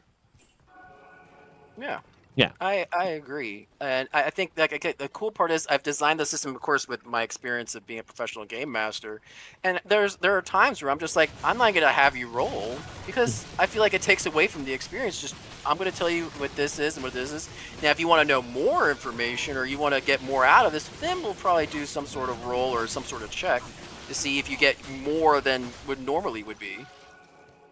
But I think that allows a lot of open-endedness, and that gives a lot of creativity. Mm-hmm. And that's kind of the reason why I left that one rune, the Void Rune, empty, was because I remember playing in a game long ago where there was a new element that was discovered of magic. Mm. And it reminded me of that, of like, you can now use this as a plot point. Maybe, this Void Rune is now surfacing up on the surface of the planet or in whatever, and your world, and you want to make a story around it, and how that affects your thing. Is that gives you a way new opening, and maybe you want to make new armors and weapons based off of it, and so that leaves the door open for people to create their own abilities, their own gear, and I think that really is what makes the game a lot of fun. It's like a MacGuffin that anyone can tailor to what they want. Yeah. Okay. Except for Tibby, the dwarf that launched that hammer into space. He knows. He's screwed. He's mood. He's mood beyond belief. Mood. He's mood, man. Mood to all moo out. Okay, so is there anything else, any other little bits of lore about this you would want to drop before we get to the, talk about what it's like to be a paid Game Master segment? No, we can always come back to this. I want to hear Grim out. I know they don't have as much time as we do. Yeah, it is. Oh my God, you might need to go to bed. We might need to do that section as a different. We can do that as a different recording. How you hanging in there? You good? You sure? Yep, I'm good. Okay, because this next conversation might go for another hour. Yeah, probably will. Let's do this. Okay. So okay. So with that, I guess we'll wrap up the segment, and it might be in part 2. I'm going to end this recording and go to the next one, but we'll wrap up that segment with that is Runecraft. That's at least the base of Runecraft. The website is out there. I'm going to link the website. It's going to pop up on here. Any sort of special art that Mask wants me to throw up, my editor will throw up up here right now. Use anything. Yeah. And it's available right now. There is no Kickstarter as of yet. Mask is currently working on the Bestiary, the monster manual, and some other parts of it. But the actual core rulebook, at the very least, is available online for purchase. Do you have any printed copies yet? Or are you going to work on printed copies? I'm waiting for the artist to finish the spine of the book, and that's literally it. So it'll Okay, probably be done by the end of the month. Wait, this is almost the end of the month. Yep. It is literally the 31st, so probably maybe 2 weeks, I bet. Yeah, so it's getting close. If you're interested, you can buy it. You can be one of the earliest players towards it. You can shoot him a lot of angry messages on where's your the thing you DM through? The Startplaying.games. Startplaying.games. You can yell at him about how bad it is, or you can suck up to him and maybe become a named character in the game.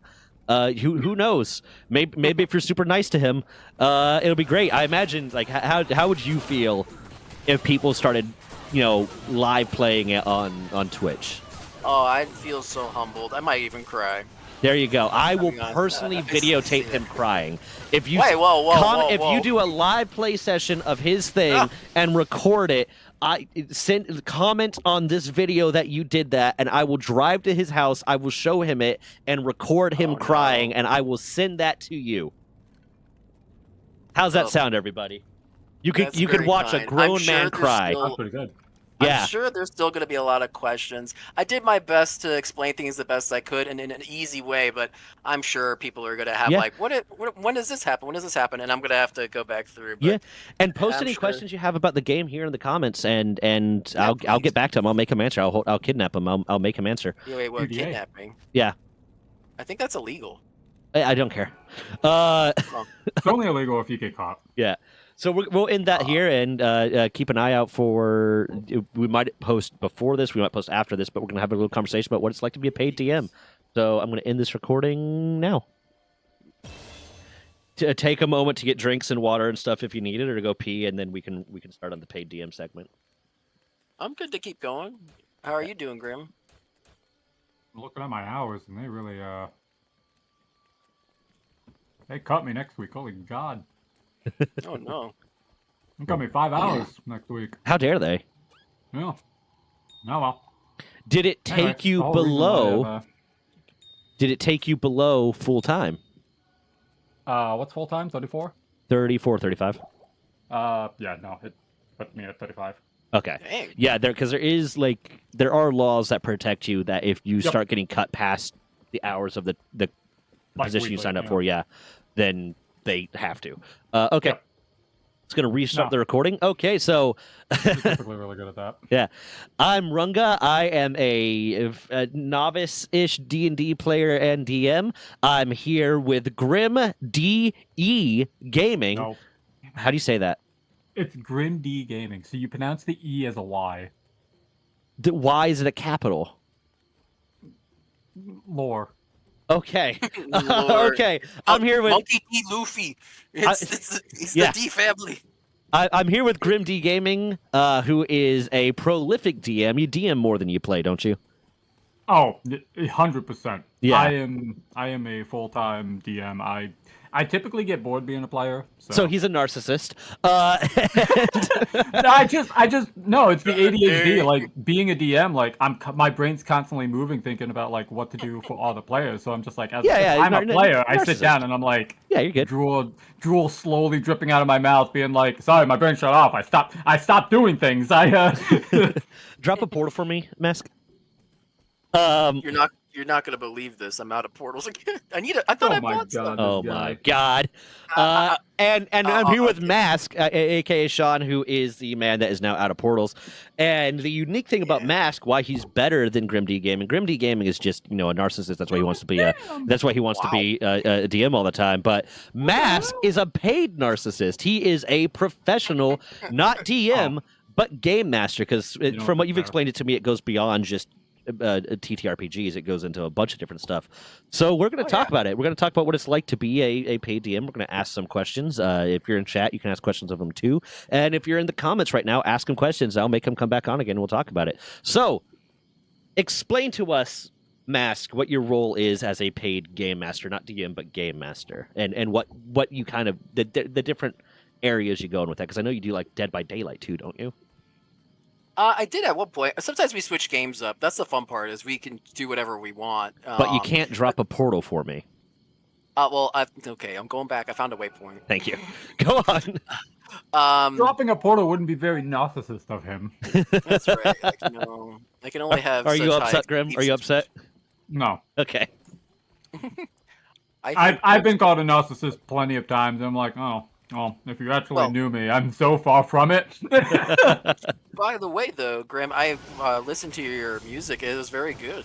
Ooh, have you now? Thank you. Yeah, so you guys should check Grim's YouTube. Is it just Grim D YouTube or whatever? It's same thing as my Twitch tag. We'll link it in the description. We'll link it in the description and link that the one you sent me in the description. Yeah. Yep, I don't have any. I have actually. That's a lie. I have one D&D song upcoming. I just have to make the music video, and I have an entire album in the works. Okay. Almost done. Neat. Oh man, that's cool. I feel like I will see a D&D Broadway play. And I'm doing that entirely on top of planning stuff for Dungeons and Dragons as well with my 40-hour job. So yeah. God, I mean, I can't believe that you're, as someone who is doesn't work and just I'm good. Yeah. I can't believe you're not dedicating more time to that. I know, it's ridiculous, right? Yeah. Why are you lazy? I That's should what really it is. just sleep like maybe an hour. I shouldn't even sleep. Yeah, no, you Honestly. shouldn't. Sleep is for the weak. Sleep is for cowards. Hey, that's why I'm here. Anyway. Wait, you guys are able to sleep? Wait, what? Insomnia. As we are actively keeping him awake to record this video, You might be part of the problem. Hey, we it's might totally be fine. part of the problem. It's totally fine. I looked at my work stats, and I have plenty of room to call out if I need to. He pulled up his work stat block, and he knows he's good. I pulled up my stat block. As a DM, I can play the system. I think I'll be good. Okay. But yeah, so, Mask, go ahead and explain what it is to be a professional game master. All right. Well, I run and operate through a company called StartPlaying.com. Start Playing Games, I should say. And so they pretty much are the website that manages and hosts the games that I run. There's actually a lot of different game masters on there. You can find them. Some are free, some are paid, whatever your little nerd heart desires. But the way I look at it is I facilitate and create an environment that invokes positive growth out of my players, as well as allows everyone to have a voice, even those that may struggle to have one, in those venues in the gaming realm. And it allows people to make friendships and to have people that they want to look forward to and talk to every week and work together to solve I almost said mysteries like Scooby-Doo, but I mean, I guess sometimes. I guess the real description of adventurers and people, they're like little terrorists, maybe little psychos, For kids. Yeah. So you heard it here. Mask is facilitating terrorism. I mean, when you go to a town and you're like, oh, we got put in jail, let's burn the whole place down. Yeah. I don't see anything wrong with that. I mean, if you were put in jail because you took out a guard, kind of asked How to dare go to they? jail. What? How dare they put you in jail? Yeah. See, this is exactly what I'm talking about. This is what I have to. I will tell you, if you are interested in this line of work, you're gonna have to deal with this Yeah, with me. behavior With me. You got to do with me. constantly. Yeah. Okay, so what kind of what? Oh, so okay, what games? Let's start with what type of games do you do this for? Because you've mentioned in the past that you've even done this for like Dead by Daylight. Like you had people that you were basically paid to facilitate Dead by Daylight for them. Yeah, but like I said, like games could be anything. The whole point is to facilitate an environment that they feel safe in expressing themselves and to feel like, if anything happens, there's someone there who's responsible to help. And a lot of the times this works, specifically in that case, with players with a lot of neurodivergencies or those who have difficulty with self-expression or even just behavioral things, as well as mental difficulties. Life is a cruel mistress, unfortunately, and we're not all born with a silver spoon in mouth, and so it really allows people to express themselves and know that that's something they can look forward to, because it can be really difficult. I have players from across the world, and then I also have players that are, they deal with mental health disorders such as like bipolar, as well as ADHD is a big one, but a lot of it could also be autism, people on the spectrum. Yeah, I'm sure you wouldn't. Yeah, that's out of your ballpark. But really, it's a safe place to have those, and having a game master to host, and so there's someone there when someone crosses a line, that the game master will step in and be like, hey, that was too far. Let's reel it back a little bit. This is the reasons why, and to do it in a nice, kind way, so it doesn't take away from the experience for everyone. That is probably the hardest part. And at the same time, being a game master is, I don't know if you've ever seen XP Level 3's little skit about it. It's pretty much a guy putting railroad tracks in front of a moving train that's going super fast. Like literally putting the tracks down in front. So also adding that level of improvisation and keeping it safe for everyone, but also like acknowledging when people do want risk. Usually session 0 is a great time to acknowledge. I had players that are like, I'm not comfortable with suffocation, or things or topics that deal with the topic of suffocation. And so there was a time when they went through like a mushroom infested forest which had spores, so I made sure to take the time throughout the session, or like when we took a break, to ask them, hey, does this make you comfortable? Are you doing okay? And they're like, no, I'm doing great. And I was like, oh, I'm so glad to hear that. But it makes a huge difference just to have someone who's acknowledging the fact that that is something that they're aware of and that you're aware of, that we're on the same page together. Yeah.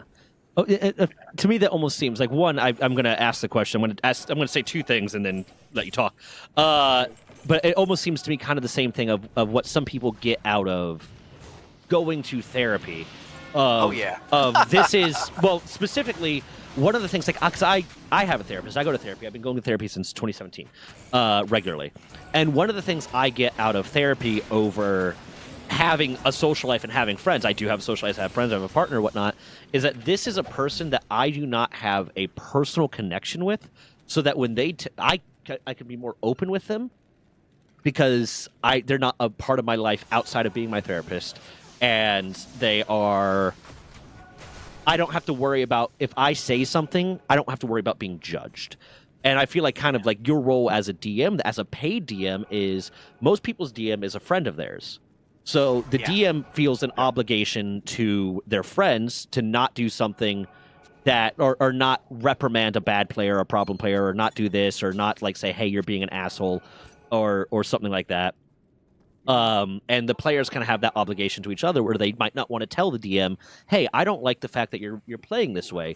But you, as someone who's essentially hired as a person to work for them, they don't have that sort of relationship with. So if they're not okay with something, it's easier for them to tell you, like, hey, man, I don't like this. And if you recognize bad behavior amongst a player, it's easier for you to say that is not acceptable without having to worry about, I'm going to upset my friend, kind of thing. Yeah, and at the same time, it's my job. Yeah. It is my job to make sure that everyone at the table has more or less an equal share of the spotlight too. Mm-hmm. So if someone's hogging the spotlight, I can't allow that. There are certain moments where, I like when people do a little bit of monologue or like really express themselves, which is fine. But like, if I see that it's impeding someone else's fun, that's a no-go. Yeah. I mean, there's a level of everyone's going to have a moment of maybe. What? Sorry. Story time? No, sorry. The way he said that, he's like, "That's a no-go." I just thought of the very old Sonic commercials. It's like, "That's no good." If you've ever seen those commercials, Oh no, No, but I no, can I see haven't, but Sonic yeah. saying that. I will send you both the I'll send you Okay. both the clips so you can Okay. watch later. But how he said that reminded me of the Yeah. Yeah, so would you say like part of your role is like obviously like to cover your ass here, I at least as far as I know, you were not legally a social worker, but would you say like part of your role is almost acting as a therapist to these people, as like providing them an It's some outlet say. for an emotional need? Yeah, but I would say it only goes as far as like what a kind friend would be. Mhm. You know, like not like anything like I'm not making them a plan to how they can get better or or diagnosing them in any sense of the term. I've worked in behavioral health services. I've worked as a behavioral therapist. Mhm. I've worked with people of all ages with all of that, and it actually helped me. I guess a lot into this position, and so actually getting into this job is quite a story itself. I don't know if you are Yeah, interested no, in let's hearing let's that. let's hear how you got into being. That's actually very interesting. I think how did you become Yeah, I'm kind of a curious as well. professional GM? So I started off. I was doing behavioral therapy stuff, and I was getting So I my was wrong. He is a professional. yeah, no, like hands, yeah, in a strange way. But let me continue. So I always played Dungeons and Dragons back when I was with some of my friends back in when I lived in Miami, which was a long time ago. And I started learning how to be a game master back then, and I would run games for my friends. So that's where that begins. Um, but I studied to become a behavioral therapist, and I used to work with children and younger adults who are dealing with usually autism or on the spectrum and had behavioral difficulties, and we would have to design and develop plans with like motivant operants and different things to help curtail their treatment so they could show progress. And while I was going through that, I have a lot of background experience working at summer camps. And so I applied and I got accepted for a position as summer camp director with a company called Plato's Learning. And Plato's Learning are the company that is responsible for Camp Half-Blood for Percy Jackson. Okay. So I was stoked. I love Greek mythology. I love anything that has to do with cryptids, conspiracy theories, lore, myths. And so I ended up working with them. And I was hired to be, like I said, a director for their camp in the location I live in now in Virginia. But unfortunately, it was the same year COVID happened. Mm. And so I never got to be that director because the physical camp didn't happen that year. So instead, the camp ended up going online. Okay. And so they asked me, "Hey, Sean, pretty much, you're out of the job." They didn't say it that way, but We're your firing job you, but your job technically doesn't exist since we aren't having a physical camp. Would you like to work this other job, which is running adventures for campers, summer campers, Camp Half-Blood over the summer? And I'm like, well, I don't see any other opportunity coming my way. Let me go ahead and do that. I was like, I can do this, you know. And so I would run sessions for younger players. I think the biggest group I've ever had was like 16 players in one group. And if you can imagine what it's like herding a group of adults to try to make a D&D session, imagine a bunch of younger kids, and there's 16 of them, and they all want to have input on the adventure. So it was like a herding bunch of squirrels. 16 neurodivergent kids. Yeah, right. This explains why you're so good at dealing with me. I'm just gonna say that right now. It explains why you're That's so very good funny. at dealing with me. I'm sorry. Did you guys hear something? Was Zach talking? Oh, okay, yeah. This is why the podcast channel is called Sorry Were You Saying Something. That's legitimately. My podcast channel is called Sorry Were You Saying Something. Oh no. Which, by the way, shout out to the podcast channel. Yeah, I have one video on it right now. I need to start putting more effort into it. But go on. Yeah, it's hurting 16 kids. Hey, man, not having a job is tough. Yeah. Yeah. So I was like, okay, and I was killing it. The kids, the parents, everybody I was killing the loved kids. me. Okay, well, in the game, they were dying. No, I'm just kidding. I was doing fantastic, and I pretty much was like, they gave me more responsibilities. They asked me to design a campaign, which I did, which went off like fireworks. And I even would run and host birthday parties and everything. And I remember having parents come up to me like, my kid just got to have like this was because everything was online. Like we just got to meet Rick Royden online, but they were more excited for your adventure. I was like, ooh. But like, that's a huge compliment, and nothing against Rick Royden. I think that Percy Jackson has given so much inspiration to so many, not only kids but adults, adolescents. But he ain't got shit on you. Yeah, well, apparently, my adventures, it's kind of unfair. My adventures are curated. You know what I mean? Like, the kid's like, I want to see a dragon. You're going to see a dragon. You better wait. But you're going to see one. Trust me. Careful what you wish for. Yeah, but, like, it was fantastic. And eventually, though, I started doing the number crunching. And I was like, man, I'm really not getting paid what I'm worth, what I'm working. And so I went to them and I said, hey, can I get a raise? And they're like, no, we can't unfortunately do that. And I was like, really? Like, I'm gonna just throw some numbers. This is back when, I don't know if the rates changed at all, but each kid costs about $35 for a 2-hour session. Okay. Right? I was making like, what is that, 35? Like I said, the highest rooms I'd have are 16, usually about average 12, something like that. So I'm bringing in a good chunk of change. Guess how much they paid me for the 2 hour per hour? How much? Well, it was a guess, but they would pay. I got paid $20. I got paid $20 an hour, which, to be honest, isn't bad. But 5-6 kids each taking. Let's say it's an average adventuring party. Yeah, they were making so much money off. They were making a lot of money off of you, and then like paying you $40 for that 2-hour session. Exactly, and I was even the one that hosted the sessions. I would get everything set up and like. And that doesn't include like all the background work. Yeah, that doesn't include anything else, on top of that. So I asked them, hey, can you get a raise? They said no. So I'm like, okay, I'm gonna start freelancing some adventures. I'll run some adventures on the side through Start Playing, and there'll be D&D. There'll be a different system, so that way there's no competition. And they caught wind of me doing this. And they saw it as a conflict of interest. And so they let me go. That seems like a dumb decision on their part. That seems like an incredibly dumb decision. The conflict of interest is them not paying you for what you're worth. Like, what the hell? Yeah, so you're freeing up my time to make more money? Oh, no. Oh, no. Oh, please don't fire me from my basically minimum wage job so I can make more money? Oh, no. Like, what? Okay, go on. So before I had, just to chime in with like the whole getting paid for what you're worth, to chime in on that, my very first job I had was babysitting, but it was like legitimate babysitting that I got paid by the government to babysit kids. Okay. And I made $20 an hour per kid that I would watch. $20 an hour per kid? Per kid. Yeah, that seems about right. And I would have thought that job was a commission job. I watched two people. Two kids, both babies, like in their infancies,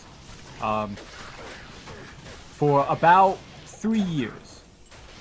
But the problem is with how the babysitting ruling works, and obviously it works different for you because you work through like an actual like affiliate type business.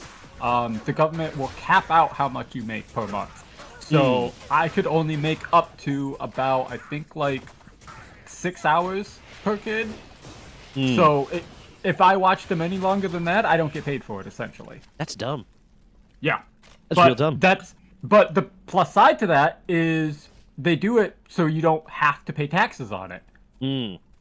So, like, it really comes down to being like, okay, do I be the good person and keep watching these kids if, like, the parents are late? And at the time, I was watching my sister's kids, and oh boy. That's a whole other story for another time. But the point is, like, to go on top of that, no, 100%, I understand the feeling of, like, not getting paid enough for your services, being like I'm putting all this extra work in, and, like, I'm not being appreciated for it. Like, what? Well, on a similar note, for me, for a while there, after when I was in college, I wanted to make a little bit extra money. I I was an editor for someone. I was an editor for another streamer, and this was before I had started streaming again. And they originally they offered me like this amount an hour, and I explained to them like, okay, this based on the footage that you're giving me, this is how long it's going to take per hour of footage you give me for me to edit it. Are you okay with that? Yeah. And then after the first session of them doing that, they're like, oh, I did not realize how much footage I'd given you, how long it's going to take. It's like, okay, well, you agreed to pay me this amount, so I'm getting paid that amount. And they're like, okay, yeah, I'll do that. And then they wanted me to continue working for them, but they didn't want to pay me that much. They said, well, how about if I pay you, like, per video that you do? And I pay you, like, $30, $40 per video. I was like, I cannot be comfortable with the quality of the work I am providing and still be feeling like I'm getting paid a month, because I'm either going to be basically paying myself minimum wage because I'm going to be working more hours, or like below minimum wage because I'm going to be working more hours to make sure I deliver a product to you that I am okay with, or I'm going to be delivering you garbage and I'm not okay with that. So it kind of similar, not the same, but similar kind of concept of anyone out there that's listening right now, make sure you're getting paid what you're worth. Make sure they don't. 100%. Yeah. I know it's very scary to be in a position to be in like, well, I need this job regardless. It's like, that's understandable. Bills are very important that need to be paid. Having food is a necessity, but definitely don't let yourself be walked over like a walk of mat. Like, you're not doing yourself any services. Yeah. I have friends that are like various types of artists, and I've asked them to do work for me before, and I said, how much do you want to charge? It's like, oh no, don't worry about it. I'll just do it. I was like, no. I'm gonna pay you something. You're gonna get paid for the work that you're doing. And then when I got my editor, I started working with my editor. I met him on Pirate Software's Discord server. And originally, he had made a post that he didn't not want to get paid. He wanted to learn editing, but he didn't want to get paid. And I had to tell him, I am going to pay you. I may not be able to pay you commiserate with, like, the average editor for like a big time YouTuber is going to get paid $25 an hour or some shit like that. I might not be able to pay you that, but I am going to pay you for the work that you're doing. And now, like, we basically have it worked out that he's getting half of all ad revenue up until like a certain percentage. If a video makes like $20,000, then like or a certain amount, I can't remember the exact number we said, but if it gets past a certain amount, then he gets 25% beyond that point. That way I can take the remaining 25% and throw it into hiring more freelancers and hiring more people and hiring more artists and stuff like that. But like you don't do things for the exposure. Don't do things for the experience. Get paid for the work that you're doing. But let's get back on track to the pretty remarkable path I think it is, and I think there's a lot of it's a really cool path, because I've had this kind of thought of when I go to my therapy appointments are online. I do them through VTC now. VTC, oh my god, the military came out. I do them through a video call now. They're telehealth. And yeah, that's what I would do. Yeah, and when I'm on my therapy calls, a lot of times I am playing a video game, because for me, who I am, having that extra input, I am more capable of being open and honest with my therapist with the extra stimulus. So I always thought it would be a great idea to have like a therapy or a group of therapists or whatnot that did that. Like they got Stardew Valley or they got Minecraft or they got something, and then they talked you through therapy while playing that. But you went a similar but not the same route, because you would not say you're a therapist right now. What you do is kind of along those same lines. The perfect game for that is Power Wash Simulator. Yeah, 100%. Yeah, I don't disagree with you. Where are you in game right now? Oh, here, I'll put up another portal up. Well, you took away the portal I just went through. Okay, hold on. Wait, I don't think I could take away your portals. I went through your portal to find you. Oh no. Oh, I see what you're saying. Yeah. I did take away your portal. Yeah, but this kind of really cool route that you went from being a behavioral therapist, of being a behavioral what'd you call yourself? Yeah, behavioral therapist. It's Yeah. a BT. It's Yeah. what it would be referred to. A behavioral therapist to being a paid DM that uses those skills in your job, and I think it's really interesting. So let's get back to you, the subject of this conversation. Oh, we need to go down, I believe, the stairs over here. Okay. Yeah, so, I mean, I love what Plato's Learning does, and I loved having the opportunity. I think part of it, which was one of the big red flags that happened, was that, word of mouth got around that I was running these freelance games, and some of the players that I hosted games for, some of the younger players, wanted to join them. Yeah. And so they thought I was poaching their customers, more or less, or poaching their And it was players. probably cheaper for those players to go directly through you than to go through Plato's. Exactly. I charge $10 an hour per person per hour. Mhm. So, and the way I see it is, as long as I'm making more than I made with Plato's Learning per hour, then I'm happy. Yeah. Because that means I'm, that I was breaking more than even. I was going over what I was being paid with them. And so now I run sessions where I have 6 people, is usually about the top of my list. But now I'm getting paid $60 an hour. I don't have to run 12 people sessions. It's a better quality experience for everyone involved. And Especially I don't have since to it deal with is that. like a lot of neurodivergent people and a lot of people that might want or feel the need to have a little bit more individualized attention. Exactly, and there's a lot of my players, they love that. And they still enjoy going to check out what Plato's Learning has to offer, and they love Camp Mythic and everything like that, which is fantastic. I'm all for it. I think it's a really cool thing that that is open for people. I wish that they had better resources for it. To be honest, I would love, my dream would be, of course, not only to like go to hospitals and like design heroes or characters for people in need or children in need, but to have my own summer camp that would be like a Renaissance fair every year. Yeah. Just as a summer camp, and everyone goes and has a great time. But it could be for adults too. It could be for whoever. Oh, I'd at kill for different that. times it'd be yeah, right. Like instead of just LARPing like for like a specific event, it's just the thing that happens every time. I've said before that if I became like if I won the lottery, I would buy a lot of land and have a 24/7 Renaissance fair going on, kind of thing, and people could choose to be there for wherever they want, and the workers there would be getting paid well to like stay in character, kind of thing. Because I think it'd be a fun little thing. But then have like special events that are a lot more people, kind of thing. But no, so I'll say that is. I did not know that you started as a behavioral therapist. I did not know that's how you got into this. I think that's really interesting. I guess that's the employment side of things, how I got into it. But technically, in my studies, I went through college at the University of Miami and studied interactive media and design.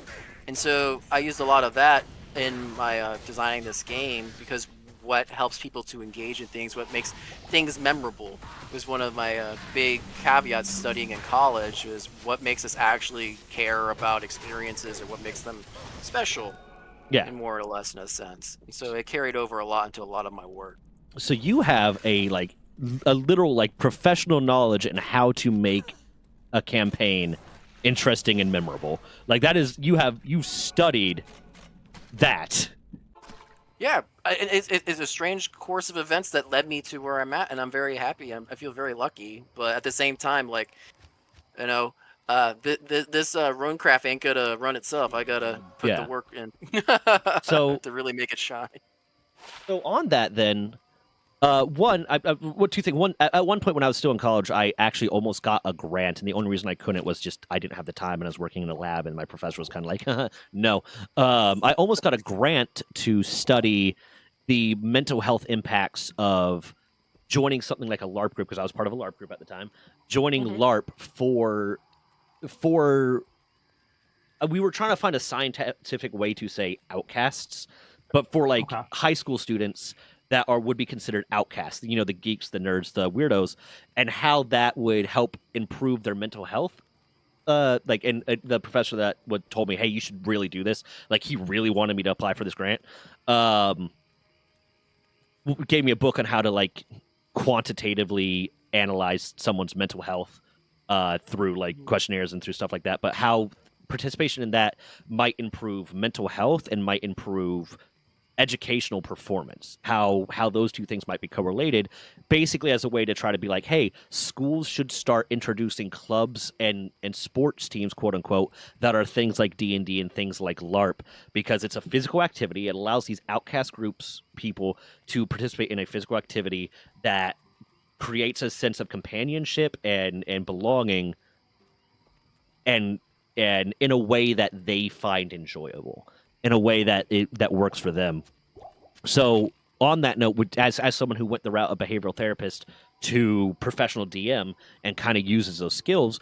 Do you think that in the educational route for therapists or for behavioral therapists, especially child therapists and things like that, should alternative skills, alternative treatments, whatever you want to call it, be something that's part of the curriculum? So the use of things like D&D and TTRPGs and these non-traditional forms of entertainment be part of the curriculum, something that they have to learn about. I would agree. I would say yes first, and I agree. I think that it should be. I think D&D and TTRPGs are a great way of pretty much acting in a visual novel. Mhm. Like you are a key participant in making it a real thing. And Can you drop a portal? yeah, I got you. You abandoned me. Well, we need to go back and find the spider cavern. You abandoned me like I was Plato's whatever. Oh God, no! I actually still really like the company. I just unfortunately that situation. Yeah. You need to did get not paid. go the way. Yeah, it did not go the way. And I think another thing was I came in at such a bad time. It was Mhm. COVID. They had a payroll of people they still had on. Yeah. That, to be honest, they should have suspended their pay for because they were not doing anything. A lot of their jobs are probably, next to nothing. Yeah.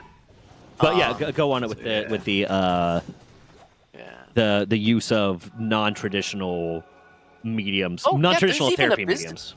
Yeah, there's even a business around it now. There is Geek Therapy. Really? Which is a therapy system in which they use video games, and I think I've even seen them advertise for like Stardew Valley and things like that, which is funny because that's one of the games we've played before with my games. That allow people to talk and have a group of people to have therapy kind of with while playing a game.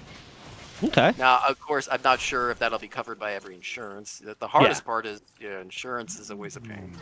It does definitely seem like it would need to be a subspecialty, really. But you did say you kind of agree with me now that should be something that's almost part of the curriculum for behavioral therapists or for child therapists. Of look at these alternative methods of therapy for children that might be neurodivergent or might not be able to relate to other things. Now, is it for everyone? No, every situation's unique. Yeah. But what I will say is that now, more than ever, people are part of the digital world, and they respond better to digital mediums. Mm-hmm. And to not acknowledge that is to kind of be ignorant of the fact of what we live in Yeah. as a society. Okay, well that's yeah. I'd never known that was your path to becoming a paid DM was started almost as behavioral therapist. I did not know that. I gave a disclaimer at the beginning of this video saying no, just so we're saying he is not a behavioral therapist, and then he was like, no, I am. I actually am. Okay, Yeah, I mean, I haven't kept up with the accreditation for it, so Yeah. I probably don't have licenseship now. But yeah. I technically did at one point. I didn't. I never knew that. Okay, Grim, do you have any comments on that? No, I can't really say much because, like, again, like, there's a big difference between. I mean, it's awesome to hear like that's how he evolved in terms of like his job code, I guess you could call it. But like for me, like again, like I like this concept of this interview where it's just like I have a lot of DM experience, a lot of D&D experience, 10 plus years, but it's all hobby.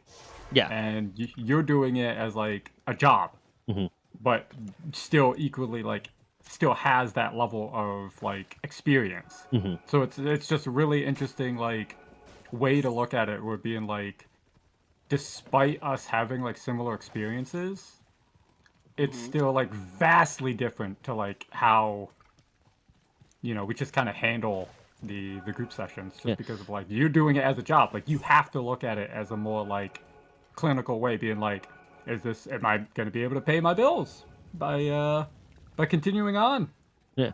Yeah. I think, and that tangents into something I wanted to kind of bring up, having the two of you on with this, is what do each of you feel your obligation is to your players versus yourself when DMing?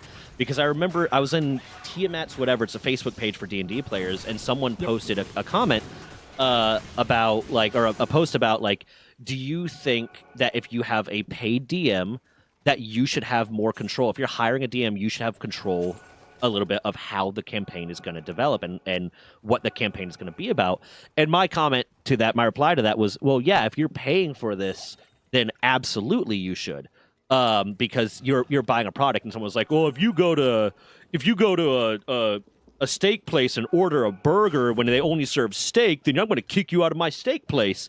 And my response was, yes, but if I order a steak, medium rare, and you burn it to a crisp, I'm not paying you. So, Right. yeah. But like for you, like Mask, yeah, for you, Mask, you not only have, it was a stupid reply. Yeah, It the was a argument stupid, was arrogant literally reply. just like the argument's literally like just like I'm paying product for D&D, but by God, if you bring tic-tac-toe over here, Yeah. I'm gonna flip. Yeah. I'm gonna lose it. Yeah. it's just like no, it's like, not even the same thing. What are you talking about? and I kind of follow my mindset towards it is, as a paid DM, should the players be controlling the campaign? Not really, because that's limiting what you do as part of your job. It's kind of the same thing as if you're a doctor and your patient's like, well, you're going to give me this medication, this medication, this medication, and you're like, no, that's going to kill you. You tell them no, but you do have an obligation to make the campaign work and be about the way that they want it to be about. And you, especially, Mask, probably have a lot more nuance you have to put into that, because you work a lot with neurodivergent people that you have particular needs. But you, Grim, you DM for your friends. So Right. it is as much, for Mask, it can't be about you. It has to be about your players, because you are effectively an employee in a way. You're hired to do a job. You're a freelancer. You're a contractor. But Grim, it's as much about you as it is about your players. You're building out a world that you want to. You're telling a story, so your players have to have a good time. But also, yes, yeah, but I allow my players to play what they want to play within that world for Yeah. sure. It's very much like it's like a relationship, you know? yeah. So let's start with Mask and say, so we can use Grim as a comparison. What do you feel like your obligations to your players are? That's a very Usually broad question. I know that, but we can narrow down as we go on. But that's okay. Still a very good question. Usually, I try to bring something that they wouldn't normally experience in a regular Dungeons or Dragons game or TTRPG game. So I usually try to think of like very unique scenarios, and that's something I enjoy doing, because the best creative work that you're ever gonna do involves a little bit of yourself in it. Mhm. I feel like that's just any artist. If there's not a bit of your own kind of soul into things, then it won't convey over to someone. And I think part of that goes back to my interactive media design background. And but I would say like there's a certain level, right? Like there's usually always a music bot or something playing background sounds. Mhm.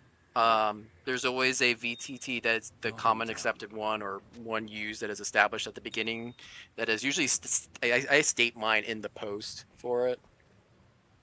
For like what I'm running, like, oh, if I'm running this, I'm using Roll20. There's a bunch of other virtual tabletops, and some people might want to use certain X, Y, or Z, and I usually explain, I'm using this. We use Discord majority of the time for voice calls. Another thing is too, like by also paying me, it also ensures that slot and their space is secure. Mm-hmm. So people usually show up more often, I will 100% say this probably, for paid sessions versus non-paid sessions. Do you take a down payment ahead of time, or do you take the full payment ahead of time? How do you handle that? So it goes through Start Playing. They process the payment, and they could just put a card on file so they can do reoccurring, so people don't have to constantly always enter it. They take a small percentage. It's like 2% or something like that of the total. That's not bad at all. It's not too bad. I might be a little more, but it's really not that bad. And what they do, I'm sorry, I lost track of my. When it comes to, can you repeat the question one more time? Sorry, I got distracted. Chat, what did I ask? Oh no! Don't tell me it happened to you too. Even he forgot. Oh, it was. It was what it started as. What is your obligation to your players? What do you feel? Obligation to players. Yeah. Okay. So the cool part is too is that I usually for my players, I don't know what the other game masters do, is I give everyone like an emergency skip session because you're usually supposed to notify me within 24 hours, kind of like similar to like a therapist. And if you don't, then you're automatically charged. But if there's an emergency, you get in a car accident or something, you're like, hey, I can't make session. I'm like, I'm not going to charge you for that. I give everyone at least one, emergency skip session time. But that also allows us to plan it and me to reach out and to follow up and to ensure that the quality of gameplay is of a higher level. Usually, I'm not saying that you can't have this higher level with your friends and do these things. There are other things that I do. Right. But I'll also create custom content. Usually, almost all of my adventures they start off as like, oh yeah, we're gonna go do like I ran Curse of Strahd for like 3 years, and Ooh, that's a good one. yeah, fantastic module. But my players, and of Fantastic course module. the players that are in my sessions, they always expect a little bit more because you're paying for a bit more. Yeah. And so we did like the what's the name of it? The Book of Many Things, or what is it? The Wondrous Things. It's just Yes. I actually have it. I forgot. I don't think that's the correct name for it, but yeah. But like, there's many things you could add on to it, and so I actually will go in and do the extra research too, to go into like GM's Guild or see what other people have done.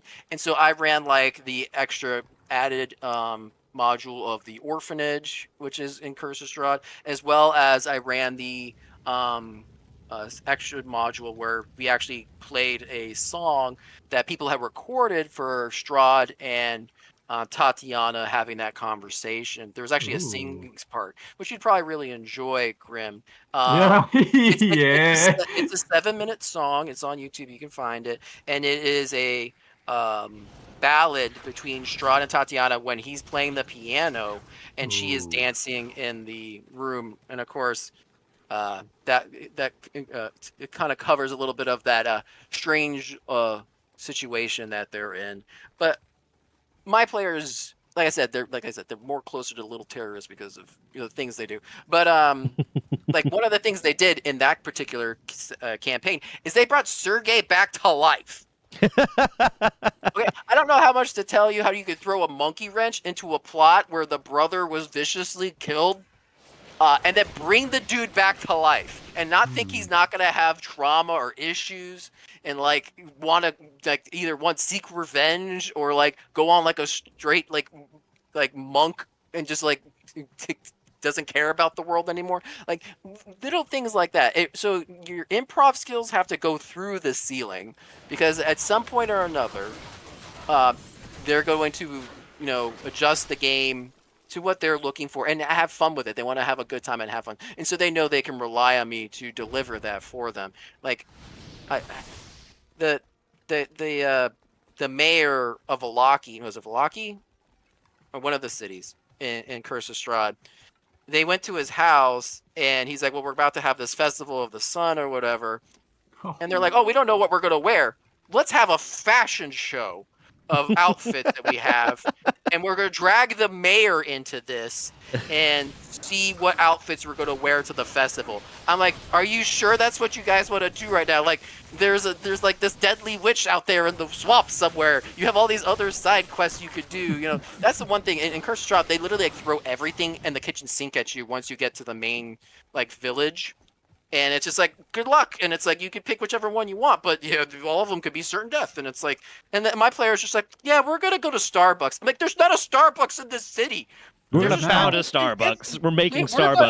We're going to make one. I'm like, you're going to make a Starbucks in the middle of a gothic horror area. Yeah, And go they're like like, Starbucks. You're absolutely right. So now there's Starbucks in the gothic. So kind of to narrow down on like what the question, I guess, of what is your obligation to your players is, like, how much do you feel like you have to kind of, fudge your roles or, give in and like change your plan or change the way you DM for your players? Because every DM has a style. Every DM has a style that's kind of unique to them. But how much do you feel like an obligation to deviate, and how much do you say like, listen, you hired me as a DM, this is what you're gonna get? Like if you hire, a painter to paint something for you, and you want them to do something completely out of their style, you're not going to get much. Yeah. So like, Yeah, I where do you feel your obligation is there to like to stick to what you do, stick to your style, and then change it to fit your players? Well, the cool part is my style is very kind of roll with the punches. I do like the rule of cool. So like if you can, like you said, we talked about this before, but like if you explain something, you give me a good reason, I can usually kind of side with you for most things, unless it's just absolutely ridiculous Yeah. Right. and like game breaking, of course. But I would also like to say that what was it that my what's the best way to say this? How do I? Sorry, my brain is going so fast. You're good. Um, I'm going to drop a portal for you so you can join me. I was wondering where you were. I was just doing it's shit. okay. We need to find the spider cavern. I'm looking by for the it right way. now. That's what I was doing. I don't think it's here. I think it's in the lower area. I think we walked past it somewhere. Okay, well, we can head back. Head back to Lower Yeah, I Cross. don't know. But yeah, you go. Yeah, your obligation to change your style, kind of thing. Well, I don't hide rolls. I don't fudge things at all. Mhm. I mean, like if there's like someone like there's 2 targets within melee range and it's a melee attack, I was like, okay, 1, 2 is George, 3, 4 is Hermione. I roll the 4, Hermione loses their head, and I'd be like, wonderful, the plot is over. We don't have to watch Harry Potter anymore. And but I don't think that. I think the idea of like the threat is always there, and they know that I don't fudge my rolls, that I do not hide my rolls. Makes that extra bit of risk versus reward, kind of like, oh, okay, I survived that by the nape of my neck, and they could tell that it wasn't just because I was being nice. Yeah. I personally think that it should be, have that risk. I mean, there's times when I roll terrible and they steamroll my monsters, and I'm like, well, you were completely worthless, weren't you, monster? And they're like, ha ha ha, and I'm like, you can live it up today, because tomorrow it could be the other way around. So then, I've decapitated players before. So then, as a paid DM, do you lean more towards making it easier or punishing towards your players, or a balance of both? Oh, a balance of both. Okay. 100%. I want it to be challenging, but I also want them to come up with creative solutions. Okay. So if they come up with a good creative solution that makes sense, and isn't just like, I'm gonna put, I'm now the 12th level sorcerer, and I'm gonna magically make a giant tungsten cube over my opponent and just drop it on them because I have that ability now. And I'm like, how many pounds of force is that? And you have no idea. I've had to know what the aerodynamics of an elephant is. Okay, Yeah.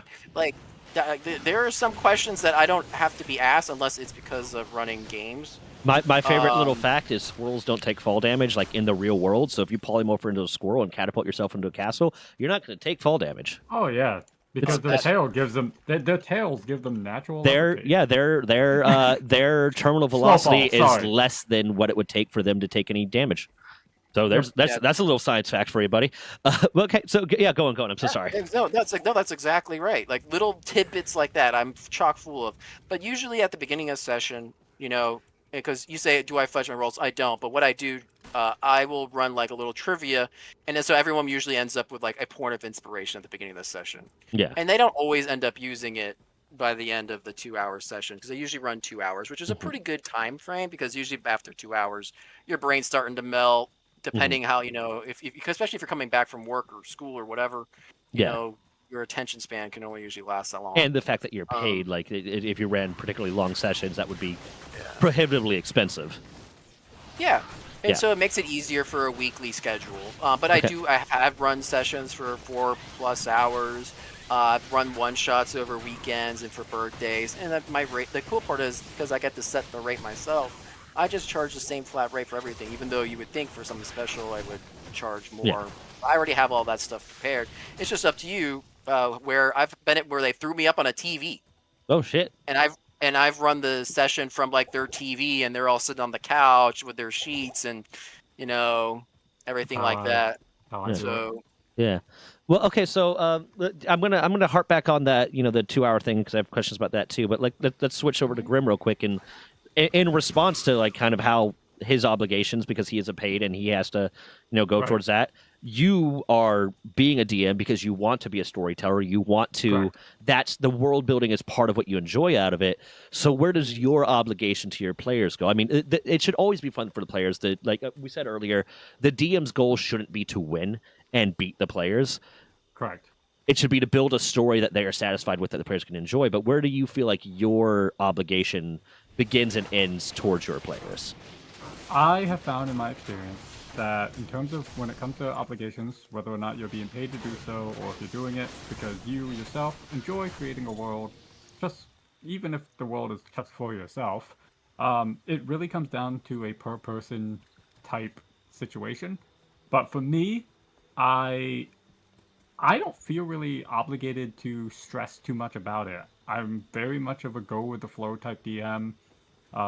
As long as my players are smiling, laughing on the way out, as you know they came in, then I feel like I succeeded as a DM. And to be able to do that and also be able to tell like this world that I built up over a decade of like all the stuff that I essentially put in place and like basically tell them like an unwritten story essentially and them enjoy it, like it's a good feeling to have. It really is. And it gives me the motivation to keep wanting to do it despite it being so not grading, just being very time consuming in terms of like how much work I have to put into it. Okay. Yeah. So what we okay. So you make a decision, then you make a decision that like your players don't like. Do you feel an obligation to kind of find a way to undo that, or is it more of a listen? You handled the situation poorly. I put out a world for you. You handled it in a way that didn't work. It sucks, but I'm not going to backtrack because this is my world that I built out, and I spent a lot of time working on this. I am very lucky in a sense because I told this because I had that exact problem in a previous group on a previous campaign. So this group that I'm currently playing with, I am running 3 different campaigns with them, and I am very lucky to like have them be understanding of like how I DM.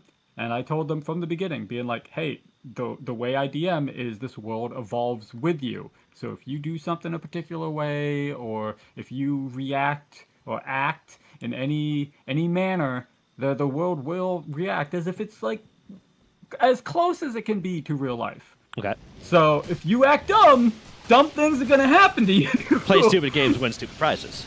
Yes, Yeah. Exactly. It's like if you choose to be a murder hobo, don't get mad at me when you get arrested and all your stuff get taken away and you literally can't escape because they put you in a high security prison. Like you chose to do that.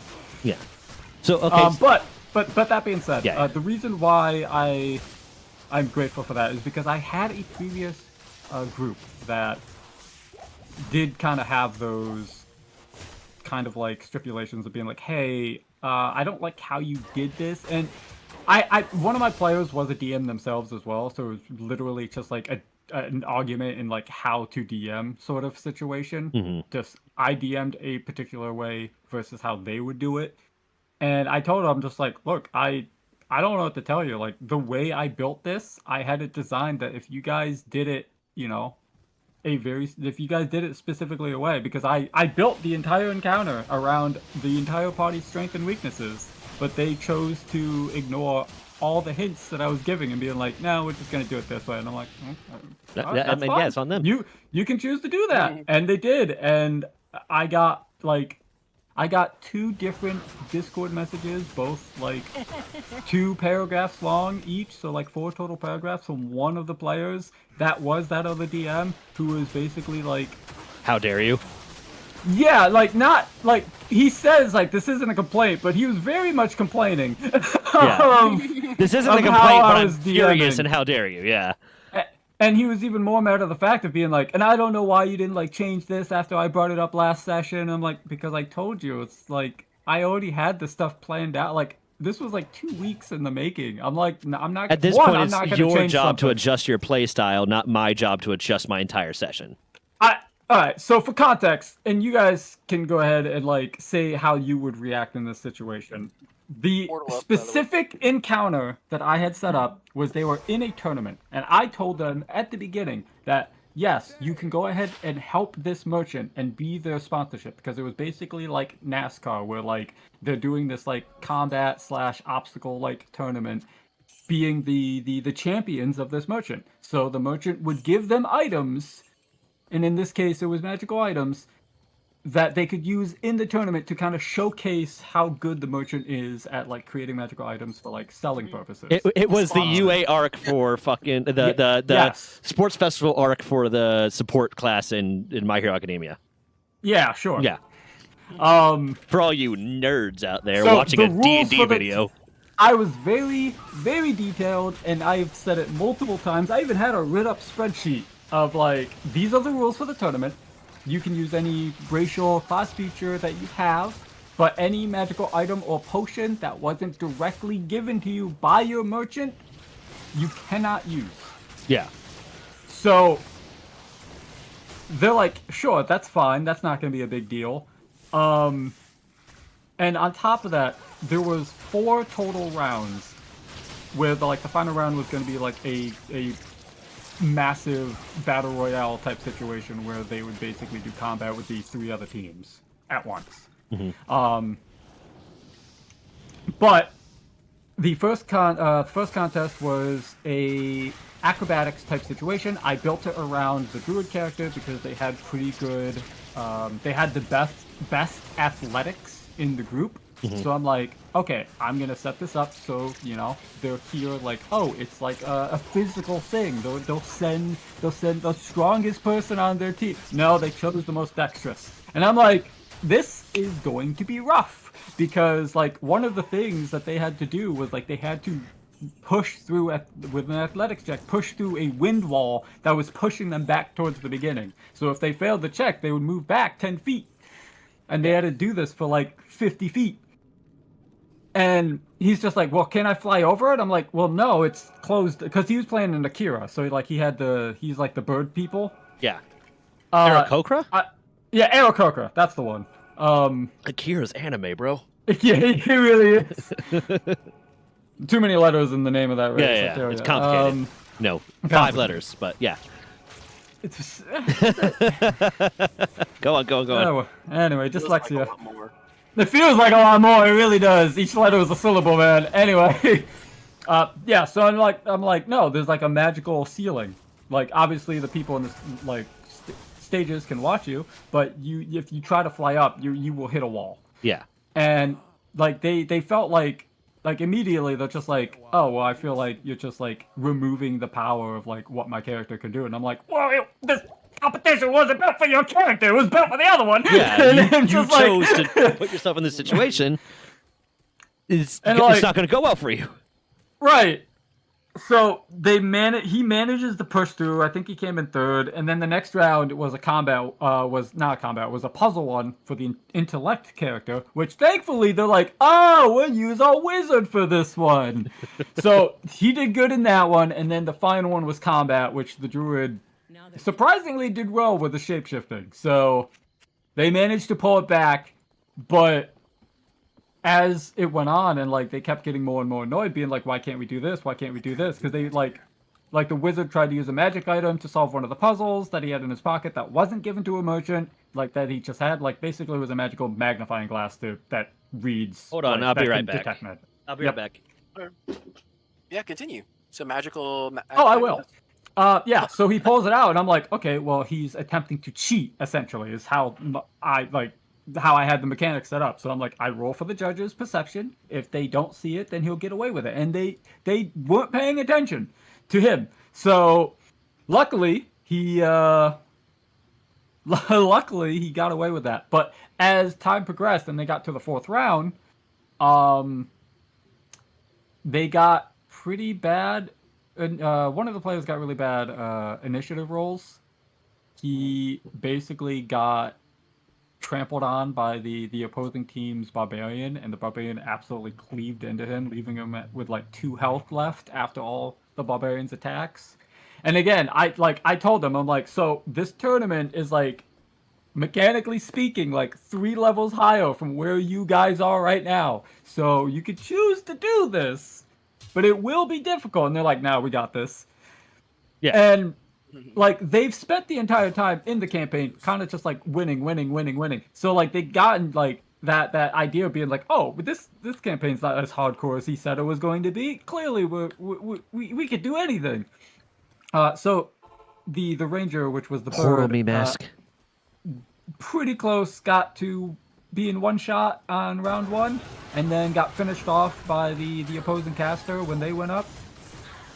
Got very upset that he died before he even got a turn. I'm just like, well, that's just kind of how the dice rolls, because I critted you twice. So, but then the remaining 2 players tried their hardest. They were giving it their all, using all their resources, and the wizard character's like, okay, I'm running out of mana. I need to recover my spellcasting resources. I'm gonna drink a mana potion. And I'm like, oh god, do they just not like care of the rules that I gave them? And I'm like, all right, I'll roll in secret again to see if the judges notice, and they do notice him, and he got snapped out of the arena for cheating. Yeah. And he's like, what happened? And I'm like, you drank a potion. Like, I told you can't do that. And he's like, well, that's stupid. I'm like, I told you couldn't do that.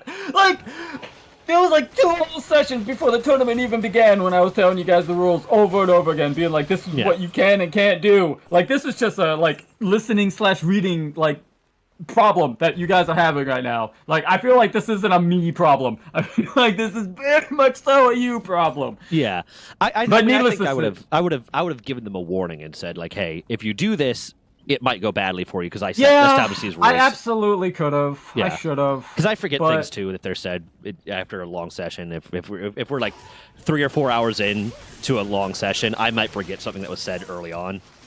Well, this tournament was over 2 sessions, like 2 4-hour sessions. Yeah. So, and kind of like, and it was getting to the point, kind of like with you and your one buddy, where like I was kind of just getting a little irritated from all the complaining, being like, I just feel like you guys are critiquing me because for once you guys aren't winning.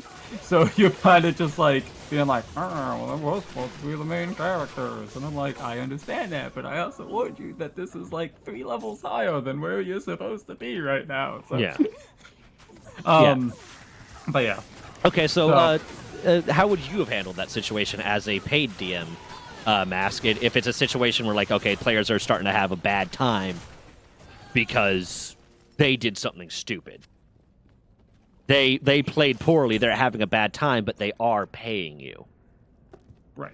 First off, sucks to suck. Fair. I like it. I love it already. Yep. Love it already. But yeah, that's a tough one. I actually did a kind of like a tournament style thing not too long ago, so that actually brought back some flashbacks. Hearing your experiences.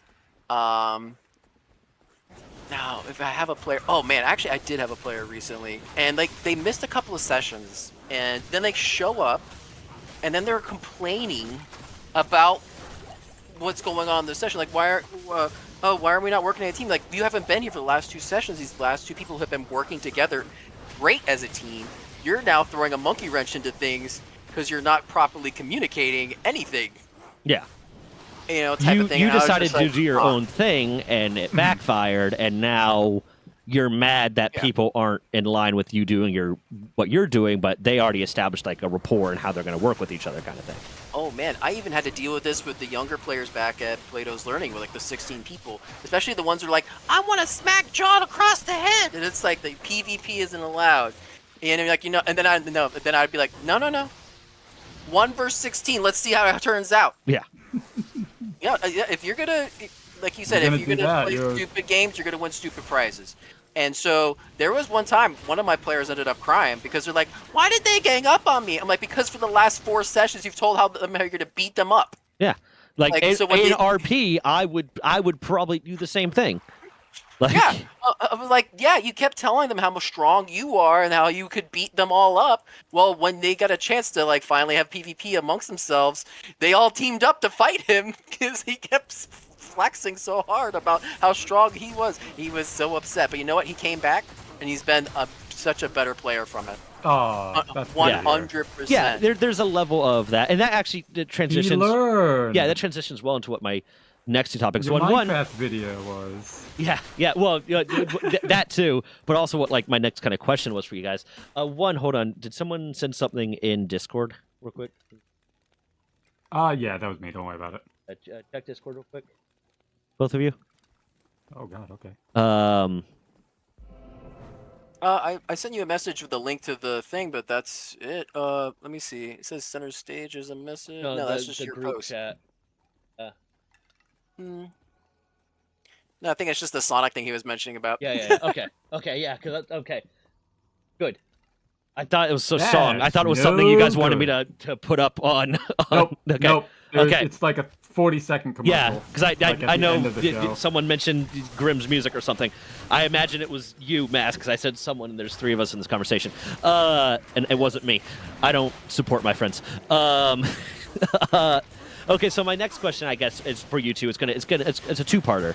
One, I've had times when I've compelled PvP. I've tried to compel PvP between my players, and that's set up. But how do you, handle... I'll start with this. How do you handle PvP between players that you did not compel? Like, it's not part of the session. It's not part of the plan. It's not something that you were actually wanting to do. It's two players having a spat with each other and deciding to engage with PvP. How do you handle that? Grim, would you like to go first? You can go first this time. Okay. So I'm currently pretty typing much, comments. yeah, I feel like we're gonna say a lot of the same things. Oh god, I'm getting manhandled by these Travinkle guys. Jesus Christ, I'm getting Trevinkle? fucked. Trebonkel? Yeah, Travinkle? A bunch of little cucks. A bunch of cucks. You're getting manhandled by the cucks. Go on. Can you say that? I'm pretty sure I can say that. Is that family friendly? Yeah, We're out outside of the family friendly part. We're not advertising his stuff anymore. Fantastic. We This can- whole entire time I was holding back swears and everything. Don't do that. Don't do that. Go on. Yeah, but for PvP, usually it goes into the concept I think that you brought up before is the spirit of the game, right? If it's part of the spirit of like the narrative in the session that they're gonna duke out a PvP kind of thing all of a sudden, then yeah, I might humor it and see how things kind of turn out. But if it's not part of like the lore, I try to not allow it. Just because it'll take away from the story if all of a sudden in the middle of, let's say, like this arc of the narrative, they're just like, we're gonna fight each other. And I'm just like, why? Yeah. I mean, is there a purpose? Like, you need to give me a legitimately good reason of why your two characters aren't seeing eye to eye. And then, like, if that's the case, then I could be like, okay, that kind of makes sense. I could see that. Like, I had a situation between two players where one of the players is a very opportunistic dwarven pirate. Mhm. Go figure how those two ended up. But that's not my. I guess is it my job to ask that question? Could be. I don't know. Yeah. Never thought about that. But he's a dwarven pirate, and so he's prone to stealing and like doing little shenaniganry like that. Well, he found out that the Asimar's blood, which is like gold and whatnot, is worth a lot on the black market. Okay. So he's like, let me have some of your blood. And the Asimar's like, no, freak. And so he ended up wanting to fight him to get some of his blood. Well, you draw blood. And of course, they ended up like having like, and the Asimar's like, you know what, fine, if you want it so bad here. And he gives him some of his blood. But the Asimar never forgave him. Okay. Right? For like that travesty. And so later on, it came back up. And I'm like, oh yeah, now it's a grudge match. Yeah. Right? If I can see in a WWE, and like there's like a soap opera background and like some drama to it, yeah, we're going for it. The PvP's allowed. But like if there's like, I just want to do it because I want to be a dick about it, I really don't care for PvP like that. Like, but if there's like a scenario that makes sense or a situation, like let's say the gladiatorial kind of combat tournament thing that we were talking about a minute ago, Right. But it came down to like the two of them were like, only one can be the winner, and it's like, oh wait, now you two got to fight each other. Yeah, Hunger Games it out. Yeah, I mean that's just planned out. That's just something that you plan out. How would you resolve it then? If they said, would you just say no? Or I had a DM at one point that their thing was the person who initiated the PvP, that he'd allow it, but the person who initiated it would be rolling with disadvantage, and you just knew that you would be rolling with disadvantage if you chose to initiate PvP, but he would allow it. Or do you just go and say, no, we're not doing that? Like I said, it depends. If it's in the spirit of the story and the narrative, most of the time, I'm for it. Mhm. Because my players who know me that like if it's something that like, I just don't care for, I'm just not going to allow it because it takes away from the experience for everyone. You have to remember, as a paid DM, you can I imagine that as a like regular DM, you would have more of leeway, you have more time to kind of allow those experiences a little bit more. But for me, Yeah. I have to guarantee everyone's happiness at the table. Yeah. So if That's you're taking too fair. long between two people who are taking up the entire spotlight, I have Right. 4 other people waiting. That Yeah. doesn't fly. 100%. To do my side of it, I allow PvP for my game, and again, this is very much so like these are all friends, right? Yeah. So most of the time, like when they do it, when they have these interactions, they're doing it because like something dumb in the game happened where like for example that fighter gunslinger I was talking about, he plays as a sinful carny, so like he does a lot of dumb shit. So a lot of the times, like the other players are like, "You need to stop doing this. You're gonna get us in trouble." It's like, "Well, I'll do what I want," and basically like PvP tends to go where they end up having like either grappling contests or stuff like that against each other, and like the entire time, like IRL, they're laughing it off. Yeah. So like it's just one of So those it's not situations where- contentious. Exactly. It's like I don't really have that issue, and even in previous campaigns, I never really had that issue, so I'm thankful for that. But if I had to, I would just honestly let it play it out. Because again, it's very much so my philosophy of just like, you mess around, you find out, man. Like, Yeah. if you're gonna be a jerk to other people, then you can't. You can complain, but nobody's gonna Yeah. listen to you complain. Yeah. Eh, And what I'm more But- looking at, because when it's PvP that 2 players agree on, just let it happen unless it's something that's going to take forever and distract and you have a time limit. I'm more so looking at like when you have one player Oh, that's like, we're going to yes. do this thing this way, and one or all other players are going to like, no, we're going to do it this way, and then they try to compel it by saying, oh, well, I'll just kill you so that Yes. we have to do it my So, way.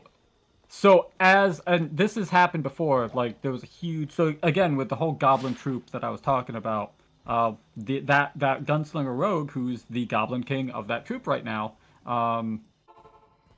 basically made a new rule set of being like anyone can basically challenge for the crown. All they have to do is like fight him for it, essentially.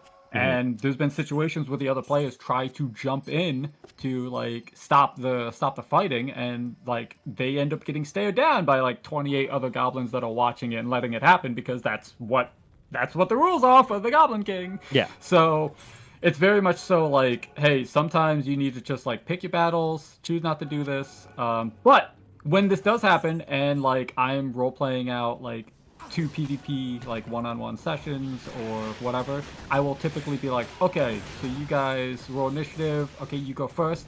Go ahead and decide what you're gonna do. And as they're deciding, I shift over to the other players that aren't fighting, being like, okay, so what are you guys doing while all this is happening? Where are you standing? How are you feeling about this? And letting them like basically have their moment before combat officially starts. Yeah. And every couple of rounds, I'll be like, oh, and then you see him like slide under his legs as he pops him with the pommel of his gun and sends you flying 5 feet. Oh, V, you saw this happen as he like flies in your direction and lands like 10 feet away. How do you react to this kind of situation? To like You pull the engage people who the other are- players. Yes. Yeah. Yes. That's 100% right. So Yeah. like, I can't imagine like what's your highest player count that you've had to DM for like players at your table? 6. Mask. Oh, Mask. 6 okay. for you. It was I mean, it was the both of one you. where we planned 22 encounters. Me and you worked to plan 22 encounters. It was 6 people. Yeah, 6 Okay. people. What about you, Mask? What is the maximum that you've had to DM? I mean, do we count the time with Plato's Learning with all the children? Yeah, I would count that 100%. I would probably say about 16. That's a No, lot. That is a it's lot. insane. That's a lot harder, especially, and you're probably doing that solo, right? You were just like all 16. Yeah, it's just me. Yeah. everybody is different. That's not easy. Like, No. again, I'm with Runga. The highest I have done is 6. So, like, typically between 4 and 6 is like a good party number. I can't even imagine like where I would begin to do a How do you massive keep party of, everyone like, 16. engaged? Yeah, how do you keep everyone engaged? Yeah, how did Like, you? I can Side tangent. How I did you can keep think of ways, 16 but- children engaged while you were doing that? Yeah, I'm curious because like I can think of ways on how to do it, but I'm curious on what your approach was. pretty much every improv thing becomes a bit at some point or another. Oh, perfect. Yep, that's about right. That's exactly how I would do it. You're Yep, that's putting on a little exactly show how for I them. would do it. Yep. Yeah, you just keep improving until eventually everything becomes something, and you're like, where is this going? You don't know, and that's okay. It's gonna figure itself out. Just keep going. Fair. Perfect. Okay. So then that kind of spawns into like two questions that I'd have for you two. One, it'll start with how do you pick a table? Because Grim, it's going to be your friends, but Mask, do you generally get people coming to you as a group? And then if you don't get people coming to you as a group, if it's a bunch of individuals saying they want to sign up, how do you filter that table so that the table is compatible with each other? And then that's going to spiral into how do you deal with problem players? But let's start with how you pick a table. Let's make it quick. How do you pick a table? Do you want to go with Grim first? Yeah, Grim, have you go first, man. Well, so it's hard for me to do that because, like, I don't pick a table, right? Mhm. Because I meet the same people every Monday, and do one of the 3 campaigns depending on how they're feeling. Typically, they've been going with the Golden Boys campaign, which is more like the Misfit campaign. But like ultimately, like I play with the same people. I don't know how I would go about. If you had to get a new group. Yeah, I don't know how I would go about it. Like really, for me, it's like because I am a forever DM. As long as there's people willing to actually participate and be punctual in like meetup times and whatnot, I'm down to DM for just about anybody as long as they're willing not to be an absolute twat. Like that's the ultimate thing, being like, just don't be a dick. Just don't be a dick. Fair. European people just wrote in chat. That's not how you say twat. Oh, great. Hey, Mammoth, I'm joking. They I don't was about want to say, that. I know 100% that if Mammoth was in chat right now, that would be the first thing he would say. Is that's not how you say twat. Yeah, well, Yeah. I said it that way. I'm And American. we're in America. We won that war. Shove We off. say, yep. Bugger Winners- off, mate. Winners make the history, mate. Yeah. Why'd But, you become Australian though? yeah, I don't know. I don't know. I became Australian because one of my goblins was Australian. Don't and start, I've been really- Kasteroth. Don't start. I've been loving the role play for this character. Please tell me you're going to do the thing we talked about where it's going to turn out he doesn't have an Australian accent. It's if an it- affectation the whole time. So the way I'm thinking of how it would work, because again, it's not planned, but if they do pick up and they mention it like in character, then I'll roll with it. Yeah. But the only way I would see that it would work is if I like talked as him, like if I didn't think about it. Because usually I'm very, very good at staying in character. But if by some circumstance I like break character, being like, ah shit, the veil is like The veil like, is dropped. yeah, it's just like oh no, they discovered my real voice, bro. Just being like that sort of no. situation. He becomes Muscle Man from Yeah. the regular Yeah. show. Yeah. No, 100%. I will absolutely do that because it's hilarious. Yeah, I love it. If it ends up becoming like a natural thing. Yeah. Or they just cast Circle of Truth and someone's like, is that your real accent? Oh my god. Well, they've That got would be brutal. so each one of them, each goblin has a different accent. So Okay. they're not like all from like I mean, like they're from the same, born and raised in the same spot, but I'm just They're like all these like are goblins. orphans. Yeah. Yeah, I'm like these are goblins. I can do whatever what I Yeah. want with them. Yeah, so they don't matter. I'm just gonna. They're not yep. people. There's this Raveler head I found. You might need it. Okay. I don't know if it's better than what you got or not. Okay, so then we'll go on to the question of from there. Mask. How do you pick your table, and how do you narrow down that table? Especially like, because if it's a group of people coming to you, then you don't really have a say. You just are you going to take them on or not. But if it's a bunch of different people coming to you to be that, like might not know each other, coming to you individually to be part of a session, is that something that you do? Do you take on I've individuals? done both. Okay. Yeah, I've done both. I've And even then- run sessions for like only 1 or 2 people. And And I'll just then- be like, hey, just so you know, I have to increase the rate so I can meet like the $30 an hour Yeah. I tried to aim for. How do you then at that point choose your table? Do you just like first come first serve? Do you have some sort of session 0 that you say, you know what, you're not going to fit with this group? Do you have a session 0 to work out like, okay, there is a problem player and they're not going to be a part of this group, or how do you handle that?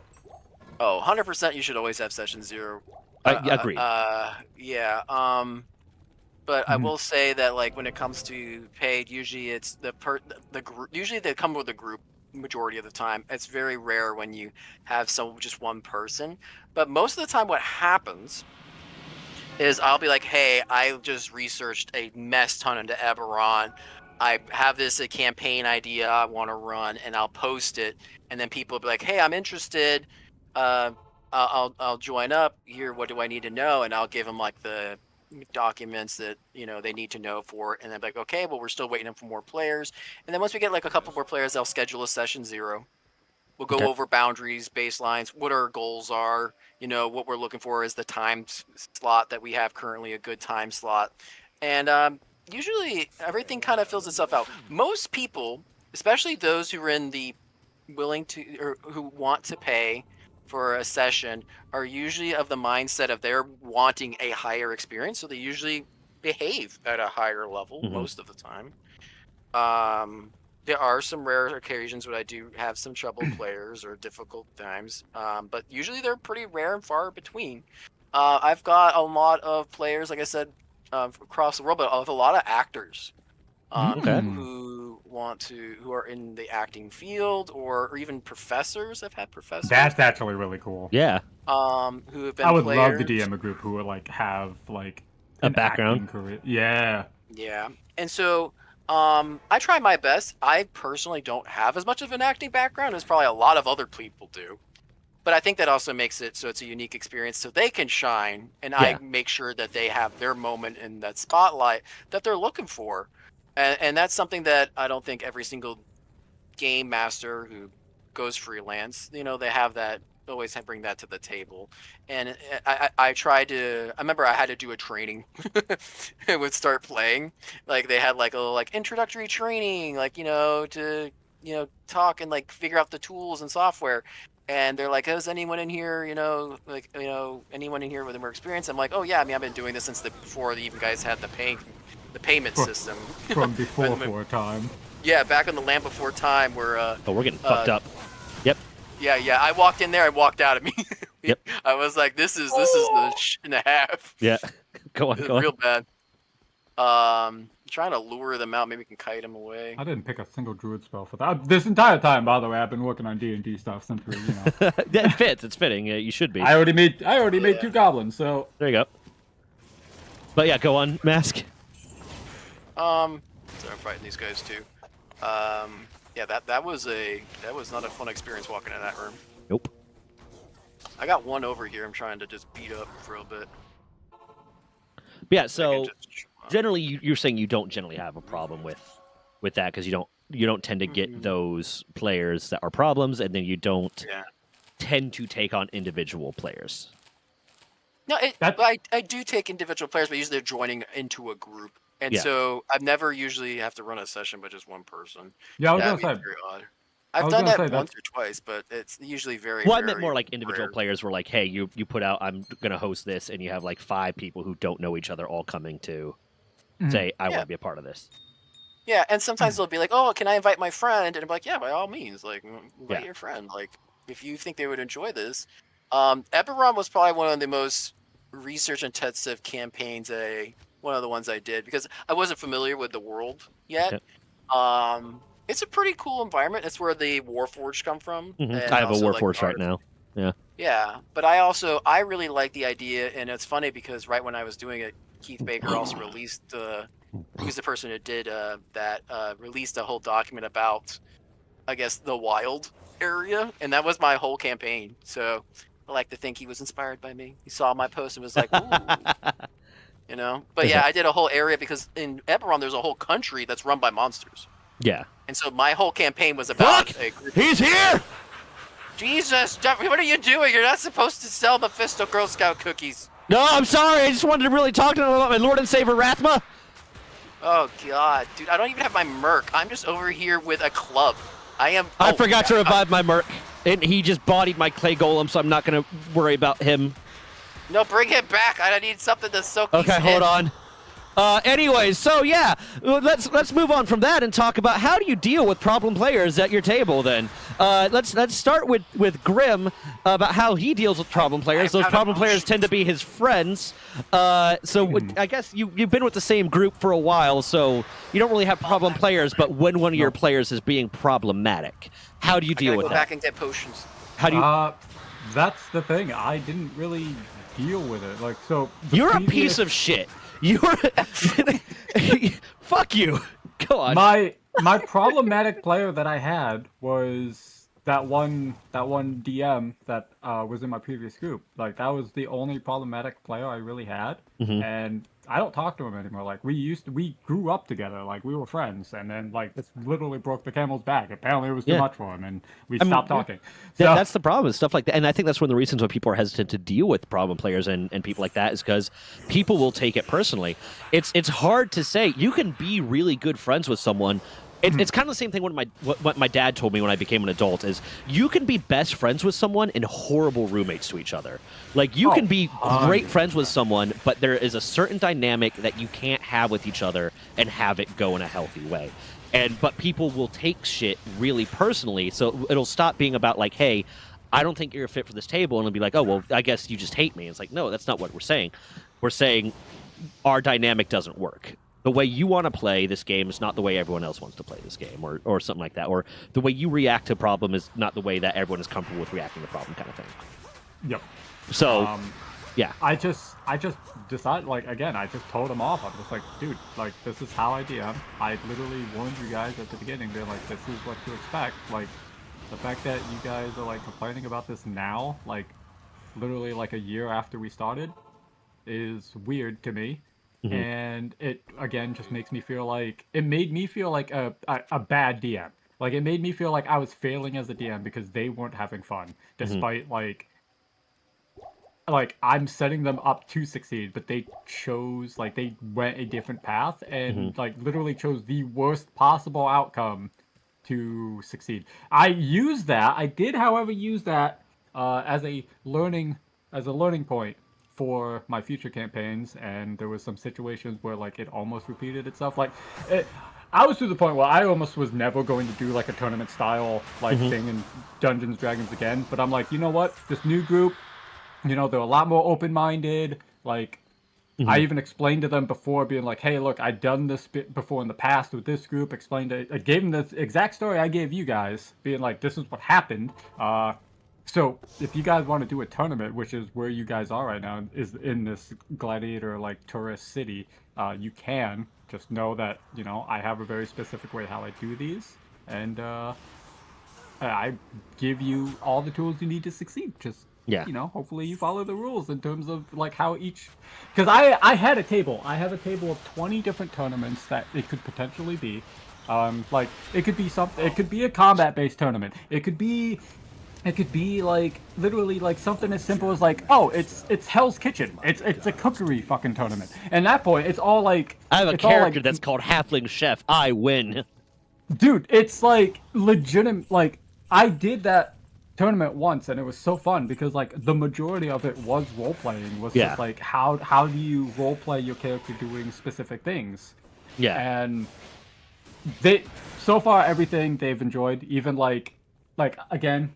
a lot of the players, just because their characters are a little on the weaker side because they rolled low at the beginning, they've been loving it. Like, they tell me all the time, being like, dude, like, even though, like, I died like 3 times in the last like 2 months, this is the most fun I've had at D&D, and I'm like, that's great to hear. I love to hear that.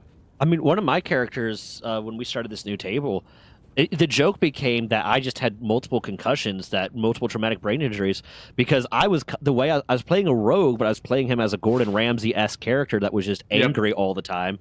So he was a rogue, but he didn't want to, you know, shoot at you from a distance. He wanted to get up in your face and yell at you and stab you. That was how I played him. So he got knocked out all the time, but I just kind of accepted the fact that I am playing my character in a way that is not conducive to the character, but I'm having a good time. So if I get knocked out and I don't get to participate for a little while because I'm knocked out, that's nobody's fault but my own.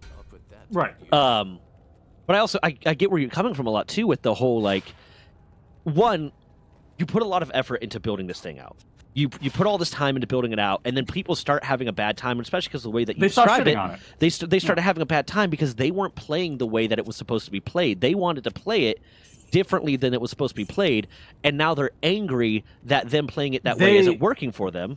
They wanted to brute force their way through all the challenges, is essentially Which is like not the what they were bottom supposed to line. do. Yeah. And then when they start having a bad time, or they start playing it in a way that's not supposed to be played, and then getting mad that it doesn't work out, or they don't get what they want, or this or that, it's like it's a little bit of it hurts because it's like, oh, you're saying I'm a bad DM, but it's also like I put so much effort into this. I put so much effort into this, and the fact that you're getting mad at the fact that you did not do it properly. You're getting mad because you made a bad decision. And for whatever reason it is, whatever reason you made that bad decision, and that there are consequences to that. And it's like you put that much effort into it, and then someone shits on it. Yep. And that, so yeah, there's definitely that. And I think for me, I think the way that I would try to handle a situation like this, have a conversation, and be like, hey, this needs to stop, or you're not going to be part of this table. And depending on how that conversation goes, it can be, this needs to stop, and we're going to give you another chance. Or if the person's like overly aggressive about, being told, hey, no one's appreciating this, then it's just like, okay, you're replaceable. There's always people looking for a D&D group. There's always people looking for a D&D group. You are replaceable. But Mask, you have a unique situation in this because the players that you have paid to be there. Yep. So how do you handle it when you have a party of players? Either they are a group together that joined together, or they're a bunch of individuals that joined in on one of your campaigns that are being problematic.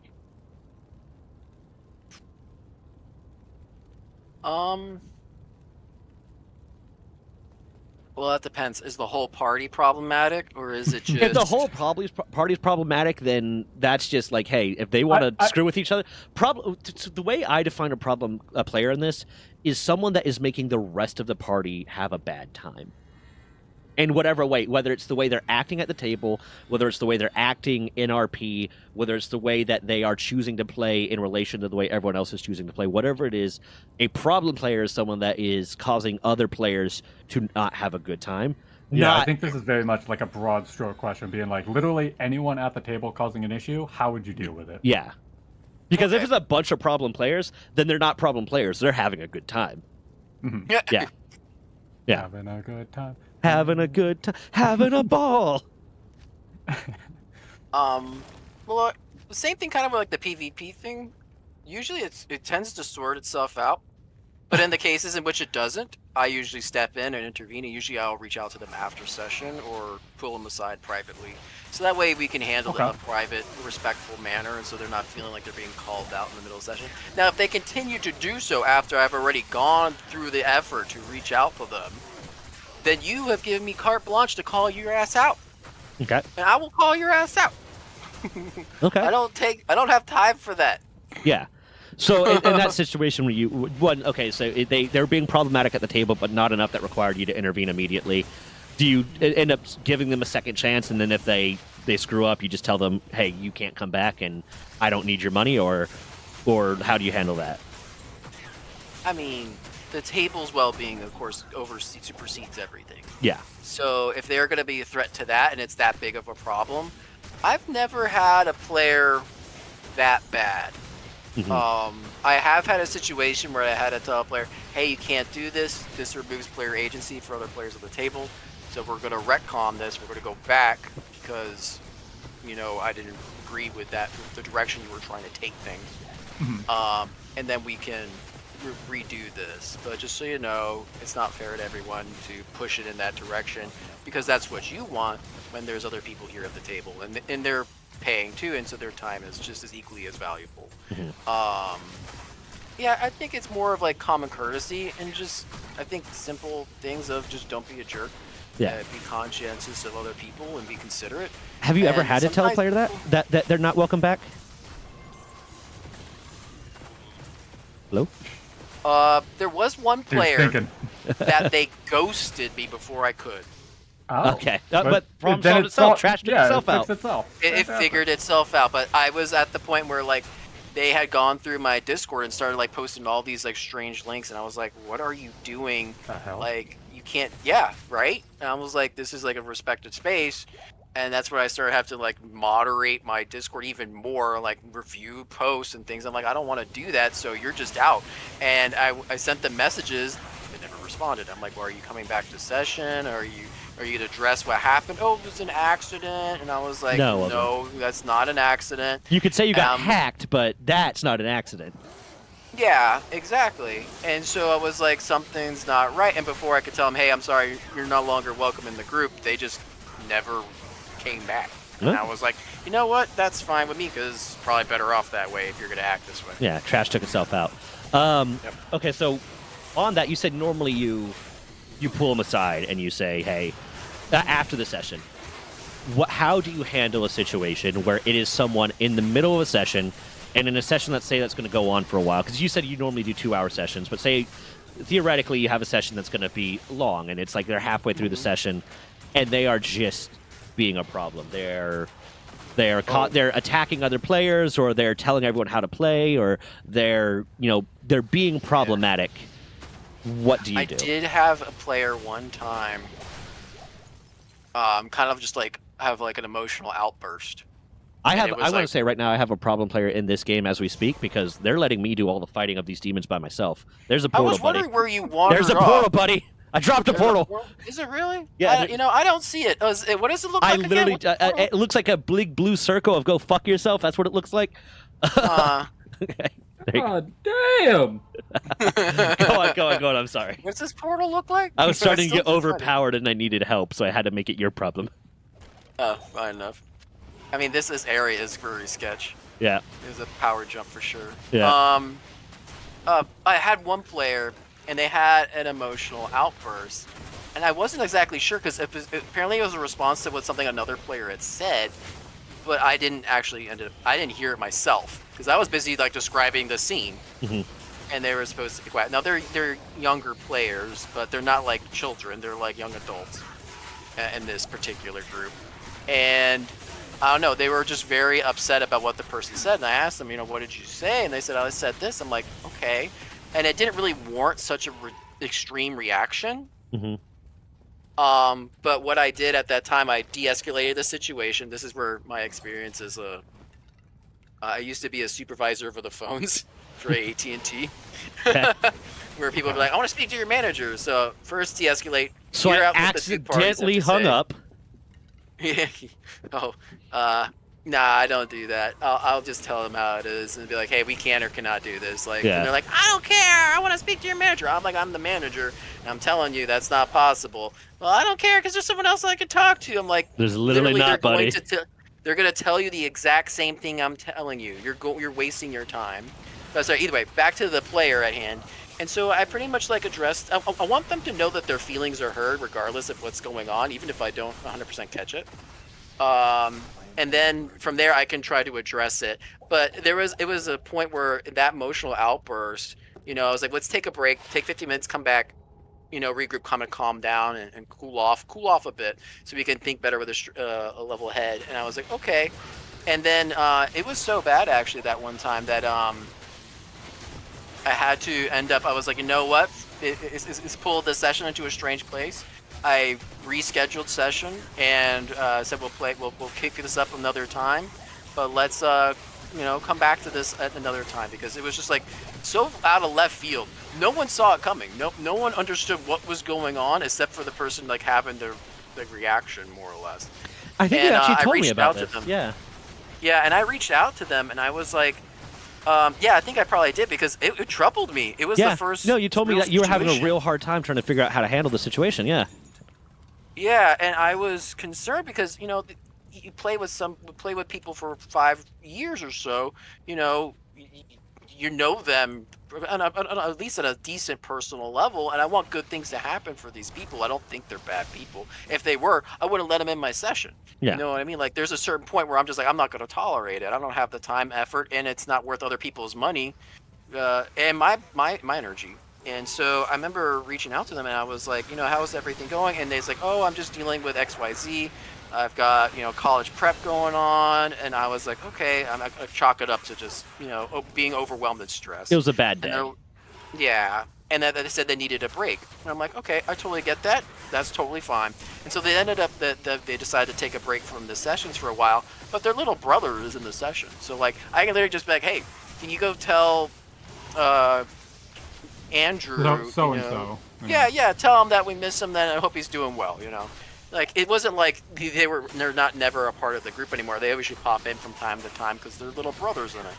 Yeah. But yeah, it caught me so off guard. I think that was the part. I think the shock of it, considering this was like usually such a wholesome group, I was just like, what just happened? I was so blindsided. I was like, I don't know. Did I like, it was one of those moments where like I did the best I could as like damage control and to try to be respectful of everyone's feelings, everyone involved in their time. But at the same time, it was like, what just happened? What the fuck? Yeah. Excuse me, what the moo? What the moo? Moo! We're allowed to curse in this one. We can say things like fucking shit and damn. I was very taken aback just because I was like, holy shit, what just happened? And I was like, the thing for me that was difficult, I had nothing to do with it. If it was something about the game, I can go in there and be like, oh, I can fix this. I can readjust the way I run the session and like make things better and take feedback. I'm always open to feedback. I'm not perfect. So like, but when it's something between two other people and it's an emotional outburst and I have nothing to do with it, I'm over here like, what the just happened and why I'm not, I had to reschedule a session. That's a loss of a part of my paycheck. Yeah. That I had to do to reschedule because I care more about my players than I care about the money. Yeah. Because that's what is the longevity of what makes the game, is us having a good time. And that's just part of the nature of the business. And I think a lot of game masters need to learn that too, that it's not about how much you're making, but about the experience at the table. The money will come from having a good time from everyone at the table. Yeah. If people are having a bad time, they're not going to hire you again. Yeah, they're not going to come back. Yeah. Okay. Is there anything I'm missing on the experience of being a game master that we should discuss? I will say this. For those who are interested in getting into the field or wondering if maybe you can run a session that people pay for, Start Playing is a great avenue. I would also recommend that, of course, it's not your first line of work. Always have, like a stable place. Or a sugar mama in your case. Hey man, you know what? If the shoe fits, but seriously, I'm very lucky to do what I do. It's not something that everyone can do. I'm trying to make a living out of, running these games, and it's not easy all the time, but it's a lot of fun and it's very rewarding. But also, I want to be I'm a game designer at heart. So please support RuneCraft. With your guys' feedback and everyone's feedback who participates with it, I can make it the game that you guys are hoping to play. Yeah. But I think that's the next thing I would say is like, just take it with a grain of salt. It is what it is. Some people make a mess ton of money of it. I know other coworkers and Start Playing that run the bunch of sessions, make buco bucks off of it, and there's some people who don't make anything. They do it for free. So do it to what works at your pace, but the hardest thing, I guess, doing it since the beginning of COVID, is how do I not get burned out? Being a game master for that long, every single day, doing it all the time, how do I not get burned out? And the reality is, you are going to get burned out. It's going to happen at some point, and so you need to really pace yourself and find what you truly enjoy and how you can put yourself into your work, like into those sessions, so that you're having a good time just as much as they are. And so that way every session is unique, not just for them, but also for you. And so it keeps it fresh. And that's the best advice I can give. And that's for, I think any game master could use that advice, to really keep it interesting by incorporating things that you love and enjoy into it, because it'll show. Like, I love giving familiars like personalities, even though technically they're just little magical little misfits. No. Yeah, right. So, I love giving them personalities. They're Fae. Well, Fae have personalities. They're Fae or fiends. They have personalities. Correct. Yeah. So like, my homebrew patrons for my warlocks, all the familiars are basically followers of that depict, like, it's not just a random familiar. So like you summon a familiar that's a follower of that patron. So it's just like, oh yes, you're my new master. Where the Great Lord says that we need to do that. Like basically being able to talk from their patron to them through their familiar, essentially. Yeah.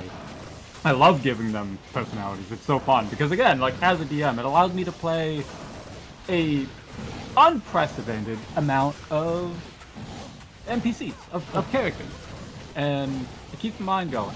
And I completely agree with Masks. If you want to learn how to DM, the best thing you can do for yourself is to just take it slow. Take your time. Don't put too much pressure on yourself, because chances are you will come up with something that your players aren't going to be happy with. But use it as a learning experience. If they legitimately have a reason to be upset with whatever it is you come up with, then you can use that to fix and tweak maybe your future stuff. Or if they're just, being problematic, because some people just are. And again, that one player I played with he has his own way to DM. So I'm like, you know what? This is fair. We just, our chemistry is just not good. Not simpatico. It's just, yeah. What would be? But go on. don't beat yourself. I was just gonna finish it up with just don't beat yourself up over it. Like that's the biggest thing. It's like don't let it discourage you from wanting to continue to DM if it's something that you find out that you enjoy doing. And I guess my last question for y'all would be, what would your advice? You gave advice to young DMs, people trying to becoming DMs. What would be your advice to people trying to get into D&D, trying to become players? Don't play D&D, play RuneCraft. That's very funny. You know what? There you go. Yep. I'm pretty sure the question was D&D. mainly, pretty sure the question was like tabletop gaming in general, role-playing game. But that's a fair point. Yeah. No, I'm gonna let that one slide. But give better advice to people that want to play D&D. You piece of shit. I'd say that's pretty good advice. He's got a business. You want to get into D&D? Yeah, What's your advice? hold on, Don't man. play D&D. D&D. He's Yeah, got I'll a be honest, business to run. I'm gonna be honest though, that's actually good advice because there's plenty of other great systems out there that deserve love There and is. attention. And Yeah. if you're only limiting yourself to D&D, you're missing out. Okay, people that especially want to get because into Wizards TTRPGs. To jump in on the previous question, just real quick, that's also because that made me remember the player's hand guide, and including the Dungeon Master's hand guide for D&D, it quite literally is just a guide. Yeah. Like the rules are there to help stabilize the system, but they are not concrete. Yeah. So as both a DM/player, if there's something that you don't particularly enjoy, discuss it with the DM, and you may find something that makes more sense and/or is more fun. Yeah, there's homebrew is a thing, and Yes. as long as you apply it consistently throughout your session, so that like no one's getting favoritism or it's not like really just metaing to fix situations for yourself kind of thing, then that's perfectly fine. And to roll back into the new question is on that same exact system is don't be afraid to try new things. Like don't be afraid to create your own system. Like again, like you can use you can use Dungeon Master's Guide to use D&D as like your basis of like how you want to play like 5e, or if once this new product comes out and RuneCraft and there's like Oh, it's something already out, particular- my friend. Yeah, exactly. It's already out. So get it. Yeah, What are you doing? right now. But if there's something in that particular book, because I'm going to be getting it myself because I wanna look into it. I appreciate that so much. I just love the support. Yeah. Absolutely. And again, I- if you're a DM or any sort, you have a group, get the RuneCraft book, record it, send me a link I don't either wanna through cry on Discord, TV. either through Discord or through the comments. Let me know that you played it, and I will go to his house. I will hold him down, force him to watch it, and record him crying, and I will post that video. That I sounds have illegal. I don't give a shit. as long as he, as long as he The doesn't get law is caught, he's just fine. guidelines. The laws are just guidelines. That is true. No, That's not true, Oh, God. people. I lost who I was. So I literally have a Google Docs of my own rules that I've made up that kind of tweaks and changes like the original vanilla Dungeons and Dragons rules because again it makes more sense and also gives more player urgency. But in that sense, you know, if his game has a rule or two that you're just like, well, it would make more sense if it acts like this, then do it.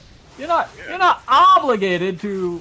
This isn't like you're not going to like a stadium. You don't have to sit in that like stadium seat the entire time. You get up and walk around. You do That I like that analogy. I actually really like that analogy. But also, after you change the rule, write him a hate mail about how stupid he was for making that rule. Oh my god! Please don't. Don't do that. Don't do that. They might just do it. They might just do it. They might just do it. And I might give you a salty response like Wendy's. But If there's- no, as Wendy's nuts. But no, for players, like,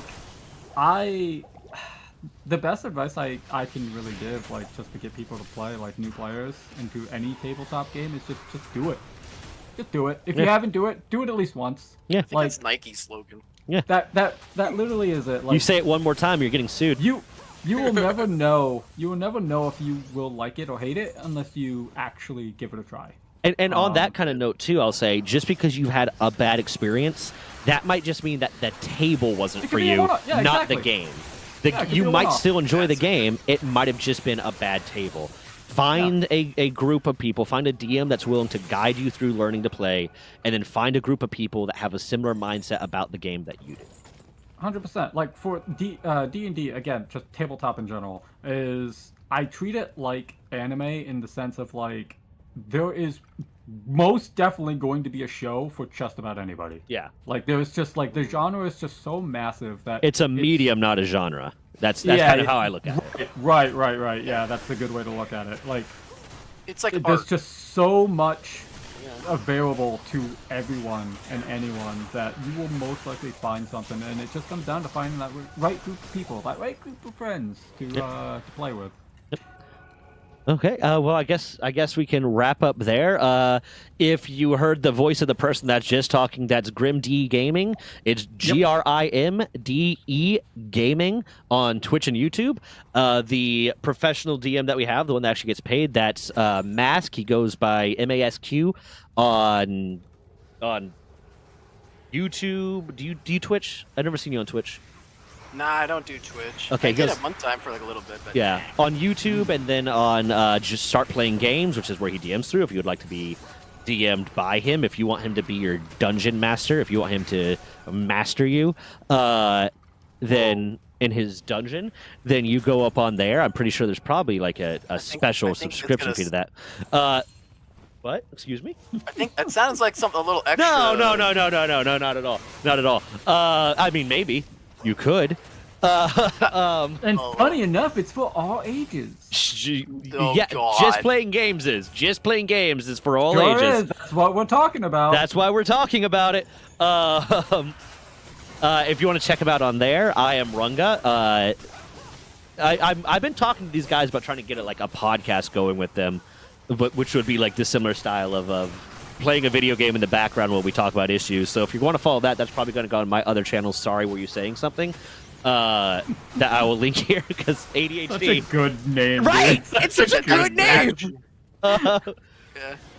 But we'll wrap that up here. If you made it to this point, it's oh my god, I feel so bad for Mammoth. I have no idea when this video is going to come out compared to when we recorded it because I'm going to hand it over to my editor and say there is no time frame on this. There's nothing pressing about this particular video. The one where we're talking about your game, I'm going to ask him if he could like get it done by the end of the week, hopefully. That way, it's timed somewhat in time with the release of your whatever. But if you made it to this part of the video, please leave a like, leave a subscribe, leave a comment. Every bit of engagement helps the video do better.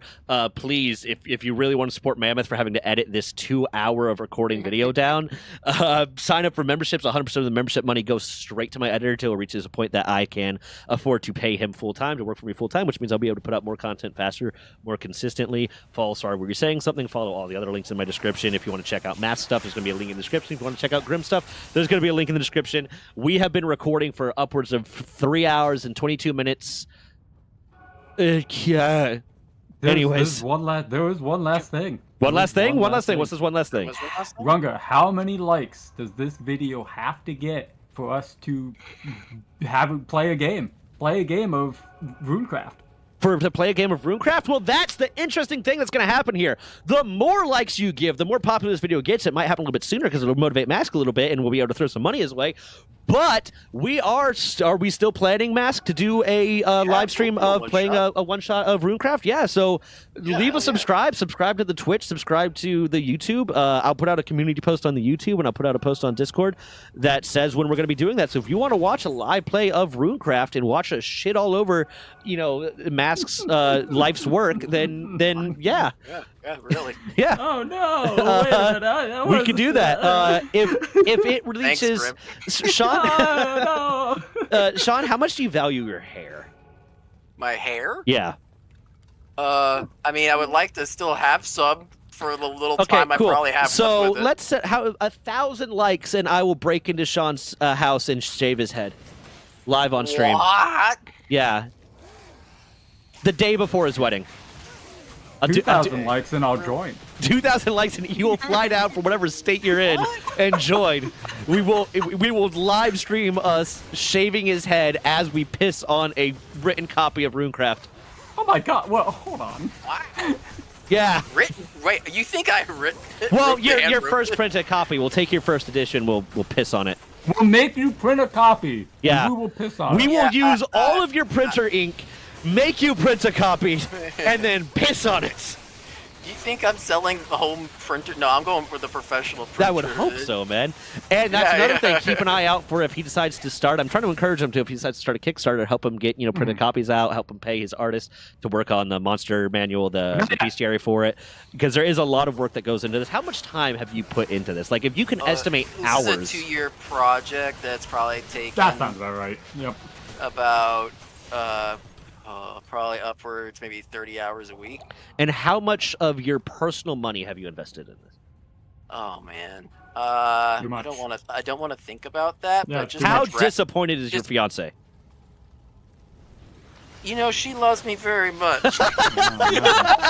That was the political response. That. But No, I will. I could give a number. So for anyone who's thinking of trying to do something like this and go the right route with actual artists, the dragons themselves were $100 each, probably more. And I have about 16 of them, so that's already $1,600. That's just in the dragons. I have over 100 art pieces of weapons. I have over 16 art pieces on armor. I have the cover. I have character art. I have the character sheet. he has all the relationship counselors he's had to hire to make sure he keeps his fiance. Yeah, no, right? I'm shitting on you. I'm sorry, Matt. That's mean. I'm being so mean. No, but I would say a But safe are you bet is at wrong, least though? 5 to 6 grand. is 5 to 6 probably- grand, yeah. So That would probably be definitely, a realistic number. definitely buy the book, buy whatever material he puts out, and if he gets a Kickstarter started, I'll put out a community post. We'll probably do a video about it to talk about it a little bit more. Again, a shorter video to talk about it a little bit more if a Kickstarter comes out. Yeah, help Support this man the eat Kickstarter. tonight, man. Yeah, help this man eat tonight. And I know one of the things that I suggested, and you can pressure him in the comments to make this true, design your own monster for the monster manual at a certain Kickstarter level. Like, Yeah, but you that- donate $500, maybe you get to design your own monster. I'll do it for free. Shut the fuck up, Grim. We got to get this man money. Oh. You guys are adorable in a very strange, bizarre, piss way. We're don't know supporting why. a friend, and we're just being dicks about it. Yeah, you are. Yeah, but thank you so much for having me and Yeah, thank you for coming, asking man. all your insane questions. Yeah. Just like I'm back in session with my players. Yeah, definitely, and keep an eye out for the whatever. But yeah, like, subscribe, comment, all that good stuff. Support GrimD Gaming on his Twitch and YouTube. Support Mask on his YouTube and Just Playing Games. Support me financially and emotionally by leaving nice comments, likes, and signing up for membership so I can pay Mammoth more. And yeah, that's the end. That's the end. I feel so bad for Mammoth. That last little tangent brought this to 2 hours. And I'm just gonna upload that to the Google Drive and be like, hey, Sorry, man, Mammoth. hey. Sorry. Everyone say sorry, Mammoth, in the comments. I'll leave off there. Bye. Bye. Thanks, Mammoth. Bye-bye. Okay, I ended the comments. I ended the recording. I ended the comments. They're done. Yeah, no, that'd be hilarious if I turned off commenting on this video after that whole spiel. Everyone say After soft so many mammoth. times saying like leave a comment about this, leave a comment about this, and then I just turn off comments in the video. Oh my god. Okay, how you guys? We're still live. We're still live. So be political. But how you guys feeling? Yeah. Oh, it looks like we Oh, I'm missed a great. question from Captain Casteroth. Oh, I'm so sorry. How do you feel about homebrew races at your table or obscure ones? As long as they're not shoot. game breaking, and that's part of my job is I balance everything. Yeah. And if it's not balanced, I will balance it. Yeah. It's just a matter of time. Oh, I missed that question because I was so busy typing in the comments. Yeah, I've been really bad about reading chat this whole time. I wanted to make sure I was staying in focus, and I knew if I didn't, I would lose track of all the. I already know there's a few questions I was going to ask that I just forgot about, and I was like, oh, fuck it. But yeah, man, this was fun. I enjoyed it. Grim, you need to get to sleep, brother. 5 o'clock, 5, 6, 7, 8, 9. That's 4 hours of sleep. Yeah, no, that's not happening. Okay, you just gonna pull a nine-nighter? Sure I am. Okay. No, I'm gonna probably call in. Oh, okay, fair. Okay. So we are allowed 4 absences, and I only have 1. Oh, so... my girlfriend showed up. What? Ooh, high five. Coming. The host of influence from Vita Carnus is coming. My girlfriend. You see over my shoulder. You see the 2 little gross guys there. Those are meat mimics from Vita Carnus, and she just recently ordered the host of influence. Oh, Super excited. cool. Nice. I saw people talking about making a homebrew class that is like a mimic class, like a mimic knight. Oh my god. I did a so do you know well, obviously most people do, the symbiote from like Venom and whatnot. Yeah, I made a homebrew race of that. that's cool. I always Yeah. like Carnage. So That is my pretty gnarly. my homebrew race, I actually had Mask help me with it. That I might be introducing into the campaign that we have at the table I'm at. Is it's a Nephilim, but Nephilim spelt the way they spell it for Diablo. So if you know the lore of Diablo, the humans that have magical abilities, like the people that we are playing right now, are descendants of the Nephilim, which was when demons and angels had a child. It wasn't when angels had a child with a human, it was when demon and angels had a child, and that created humanity. That's how humanity was created. This class is so good. And the earliest generation of them was the Nephilim. They were the super powerful ones. Rathma is a Nephilim. So I worked with Mass to homebrew a Nephilim race because I have this whole thing going on with one of my the child of humans, but those humans got divorced and each married a Celestial and a Fiend respectively. So then his stepbrother is the child of that Celestial and Fiend because they were married. So I have a Nephilim class because like you have Ozimar and you have Tieflings, but you don't have what happens when a Celestial and not class but species. You don't have what happens when the Celestial does that. But one of the rules that the head DM said is like, okay, cool, I'll let you do that. We have the stuff set. He basically didn't change, I think, anything from what you suggested, Mask. But one of his rules was like, technically, you won't have like any sort of soul or anything. So the only way you can be brought back from the dead is with a wish. Oh damn. Yeah. So like pretty if you bad debuff in late game. yeah, if you die, the only way you can be brought back is with a wish. And obviously, like we'd figure out a way, but because it makes sense with the RP of it, like it's like okay, cool. He wouldn't have anywhere to go. He wouldn't. He is himself.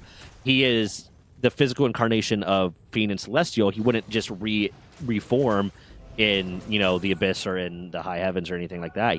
He's just not. He doesn't exist anymore. Damn. Yeah. But yeah, mad debuff. Yeah, for late game. Yeah. Wish is a very powerful spell. The waste of just bringing someone back. Yeah. My players got one.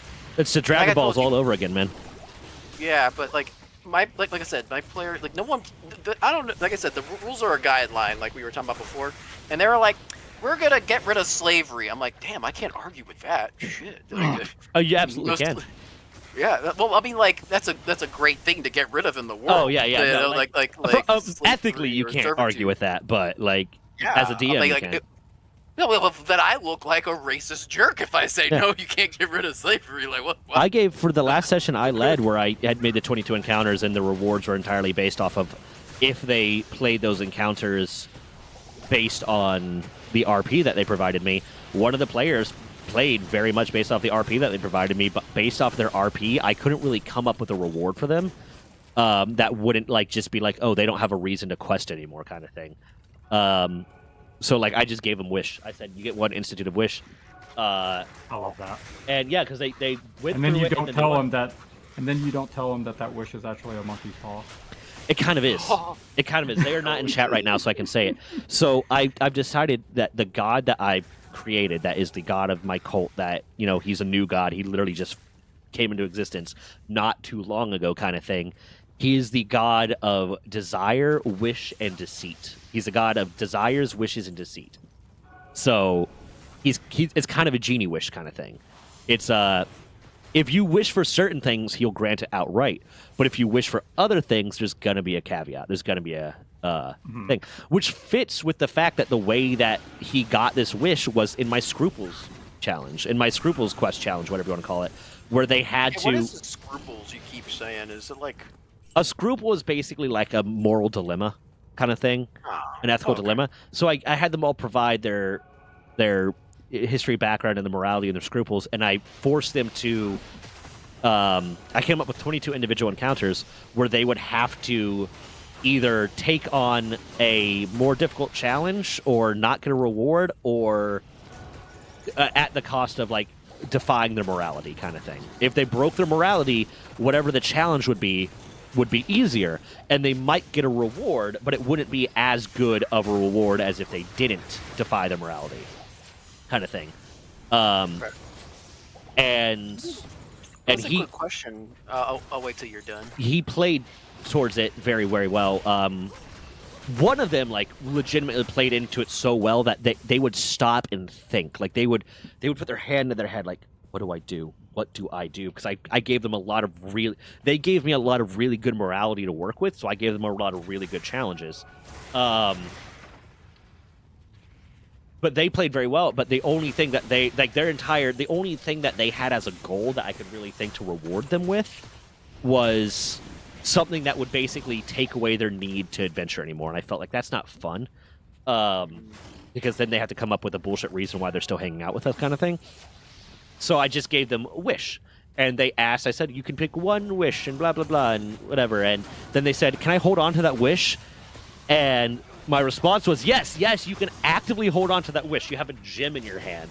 A gem forms into your hand that is now about the size of your palm, that if you lose that, you lose the wish. But you can use that to cast a wish at any moment one time. And they have to ask me what their wish is. And depending on what they ask, if they ask for something very simple or something that would be in line with what my god wants, then they get it. But if they ask for something that might be a little bit, then it's going to come with a monkey paw.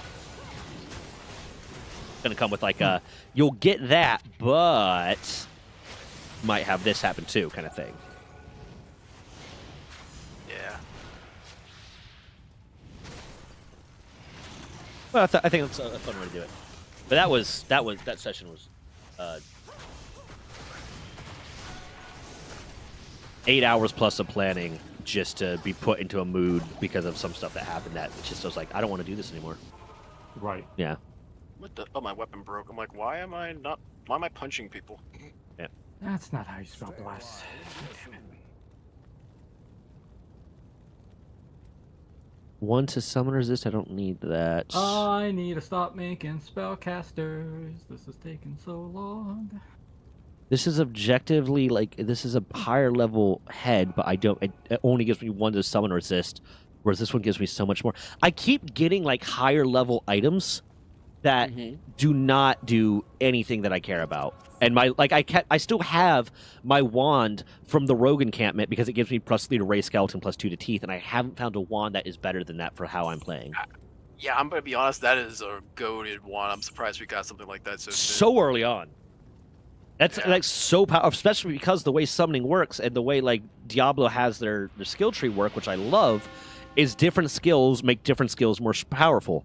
So, like, my golems Or like my skeletal mages are more powerful because of my skeletons and because of skeleton mastery, and other things get more powerful from each other. So it's like it is beneficial to me to keep those abilities there. And my bone spear gets more powerful from having teeth upgraded. So yeah, I'm not using teeth anymore, but those extra 2 levels of teeth are making my bone spear more powerful. Ooh. Yup. I have a collective bonus of 34% better chance to get magic items. Nice. Yeah. I'm pretty psyched about it. I like that. Ooh, and I have 11% better chance to get magic item 1 right here, but it's a ring and it's worse than the other 2, so that kind of makes me sad. Yeah. Oh god, I'm gonna feel so bad for Mammoth when I hand this over to him. The only one I'm gonna tell him, like, hey, could you try to focus on this one, is the one about Runecraft when we talked about that. Just because, like, hey, if it can coincide with your release, but the other one's like that, I can't tell you when that's gonna come out because that's gonna be entirely dependent on when he has the time to edit it, because that was 2 hours. No, that's totally fine, dude. Yeah. Like, just it's very kind to have the opportunity. So thank you so much for. No, I appreciate you coming out. It's content for me.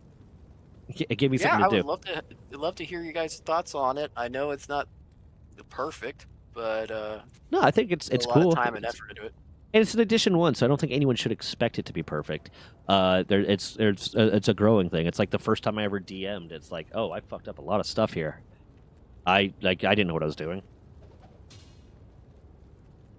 Ooh. Yeah, that's how I feel. And now even looking at it now, I'm like, did I remember to put that in? Yeah. But no, we Is can. that right? We'll take a look at the book, and then we'll find a time whenever it works for you. I can get some players together, and if you have players you want to get together too, to play a session of this, and one, it acts as a litmus test for you to say, okay, this is something that needs to change or whatever, and then hopefully get more people that hopefully watch playing it to also act as more of a litmus test for you. Yeah, no, I agree. Like playtesting wise, and I have playtested the game, but of course, probably nothing compared to like the multi-million-dollar. Yeah, I mean, Kickstarter. Bethesda playtests their games too, and then you get giants launching you into space. So it's there's always the nature of D&D. What I'm getting at is the nature of D&D is like someone's gonna do something, and it's gonna be obnoxious. Yeah, someone's gonna break the game. It's just gonna happen. Yeah. Yeah, I agree with you. I have a flawless topaz now, so I can socket Nice. something with 20% better chance at magic items. It doesn't go above flawless, does it? Yes, it does. It goes to perfect. Okay, yeah. And that's so it's the perfect. final one. Yeah. And then I don't want to put that into some shit armor, so I'm gonna have to get good armor that's worth it. And I'll probably make a sorceress or something that I use for it, just because of the old. I don't know if you heard the playground myth with Diablo, but if you have a sorceress that's spec for lightning, you get more magic find chance. Something that we always got told, or like my brother heard from someone who heard from someone who heard from something. Full of crap. It's not true at all, but I feel like just for the luck standpoint, you gotta. No, they have those Sunder charms. You can run lightning and get rid of fight monsters that are immune without having conviction now. Yeah, no, because the sorceress is the worst. It's great for when you're playing normal. But the moment you go into Nightmare in Hell mode, you're fucked. Yeah, you just gotta play range and kite like crazy. Yeah. All right, let's go. City of the Damned. Which portal did you go through? Oh, you went through mine. Okay, I'll go back through mine. Yeah, I go through yours so that it doesn't delete my portal in case we need it, kind of thing. Oh. I figure that's a good way to do it. Is both drop portals at the same time, so we can go back, especially if we're getting ready for a boss fight or something, so we can cut back. I love that within 3 hours we beat half of Luca Lane and then beat Kuros, and now we are literally about to storm into Diablo. Yeah, I forget how easy this game is to beat. While talking about D&D. All while talking about D&D. Yeah, we would have rolled through it a lot faster if we were focused. That's true. We need to. Next thing's the Soul Forge. I gotta do my dailies. You're super violent. Might as well. Yeah, well, I mean, you're Enough, awake. Might as well. See, I did you a favor. I kept you awake so that you would get dailies Hey, done. man. Oh yeah, brother. You're welcome. I appreciate it. I'm gonna take a second. I gotta go piss. I'm gonna see if Des wants to order food because I was supposed to do meal prep today and I didn't. Ooh, I'll be he's right back. slacking. No worries. He's I am gonna try to slacking. find the health force so I can get the whole reward without him getting anything. I mean, what? He's Who said that? slacking.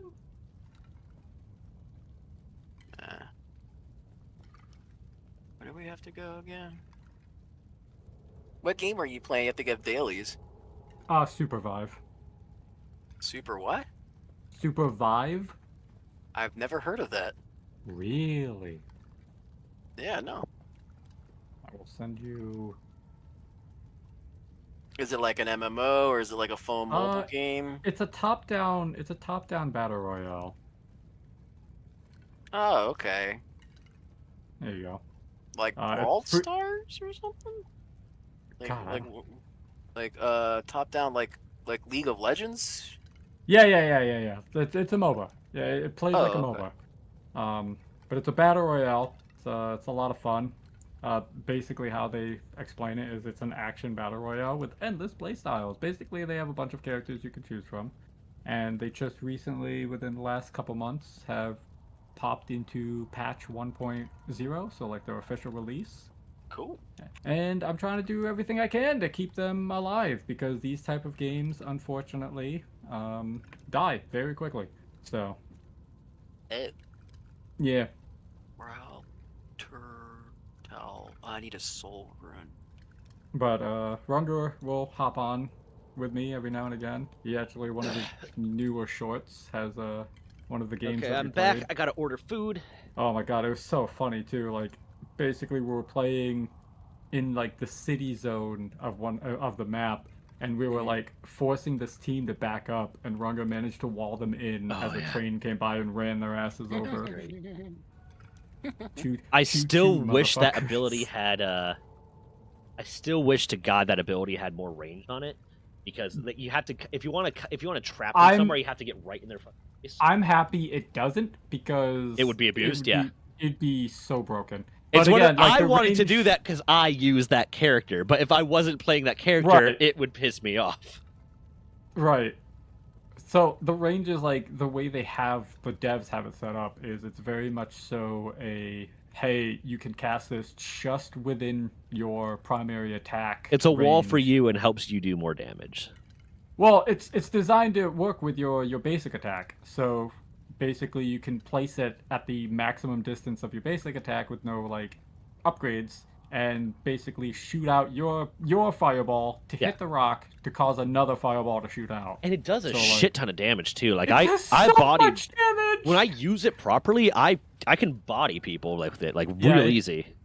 Well, it cleaves armor, so like it Yeah. does more damage to armor, Yeah. which is nuts. Also, I've been using the EMP grenades more. Uh-huh.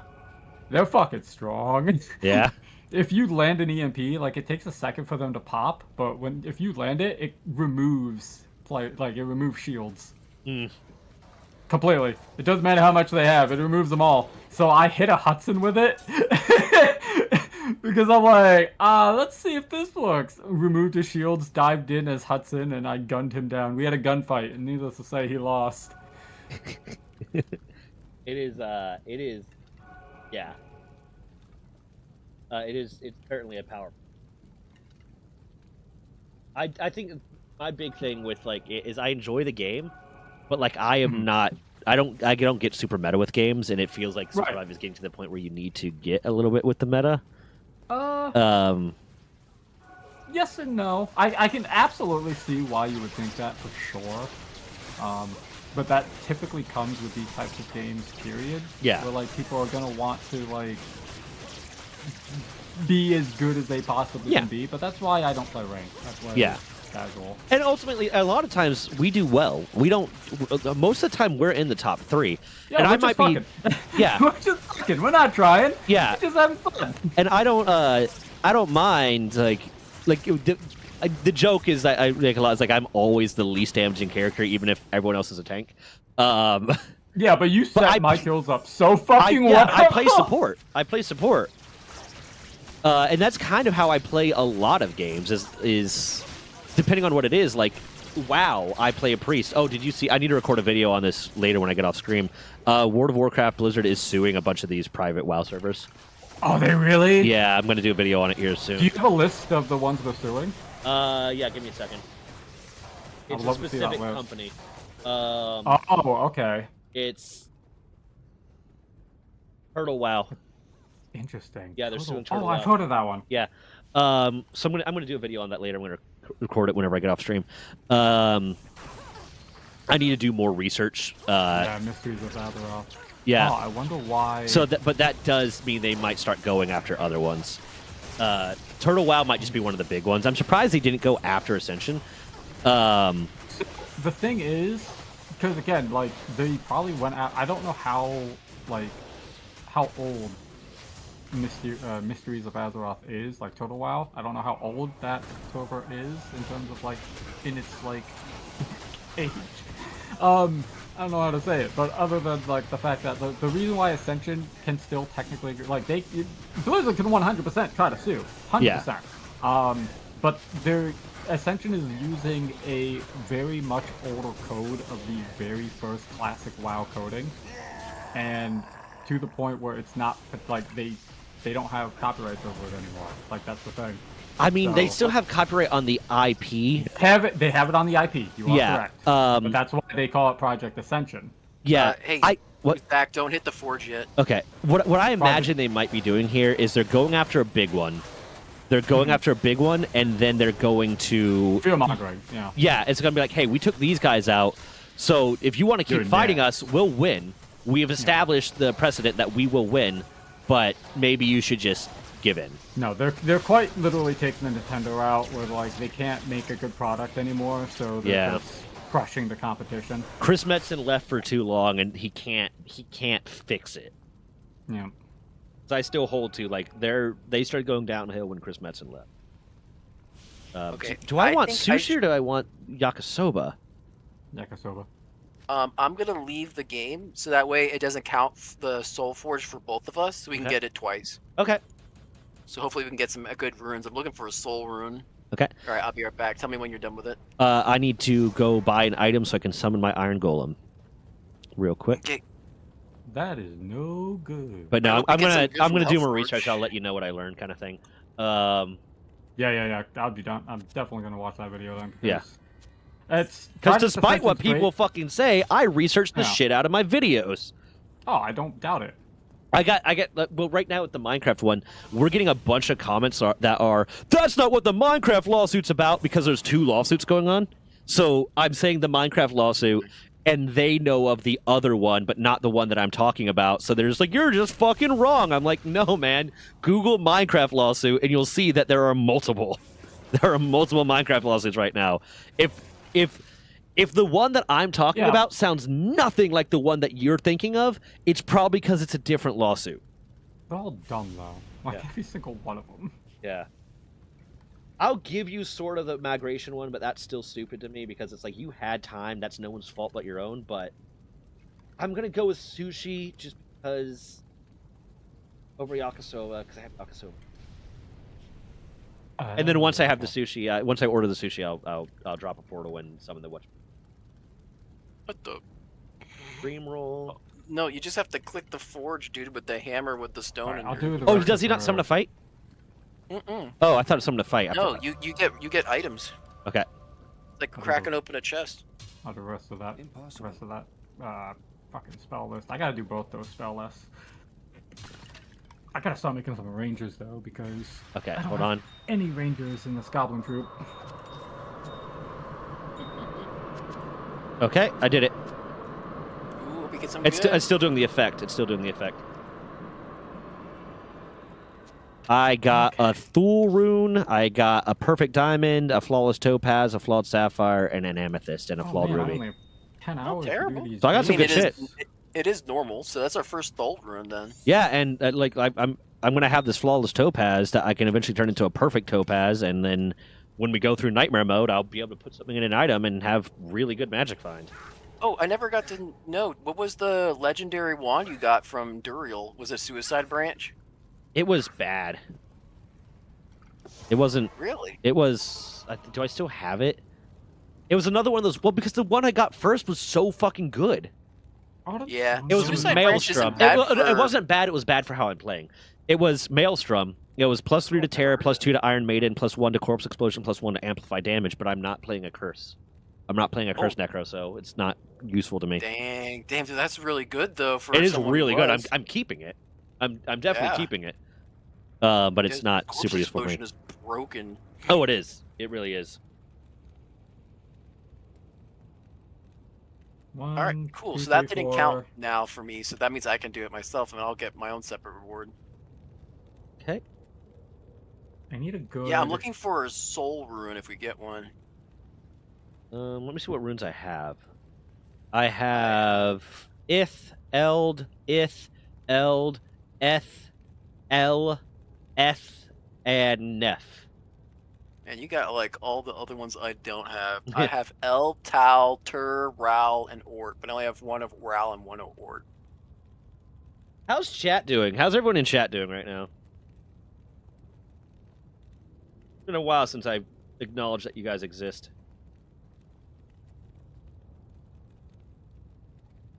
Ooh, shield generator is pretty good.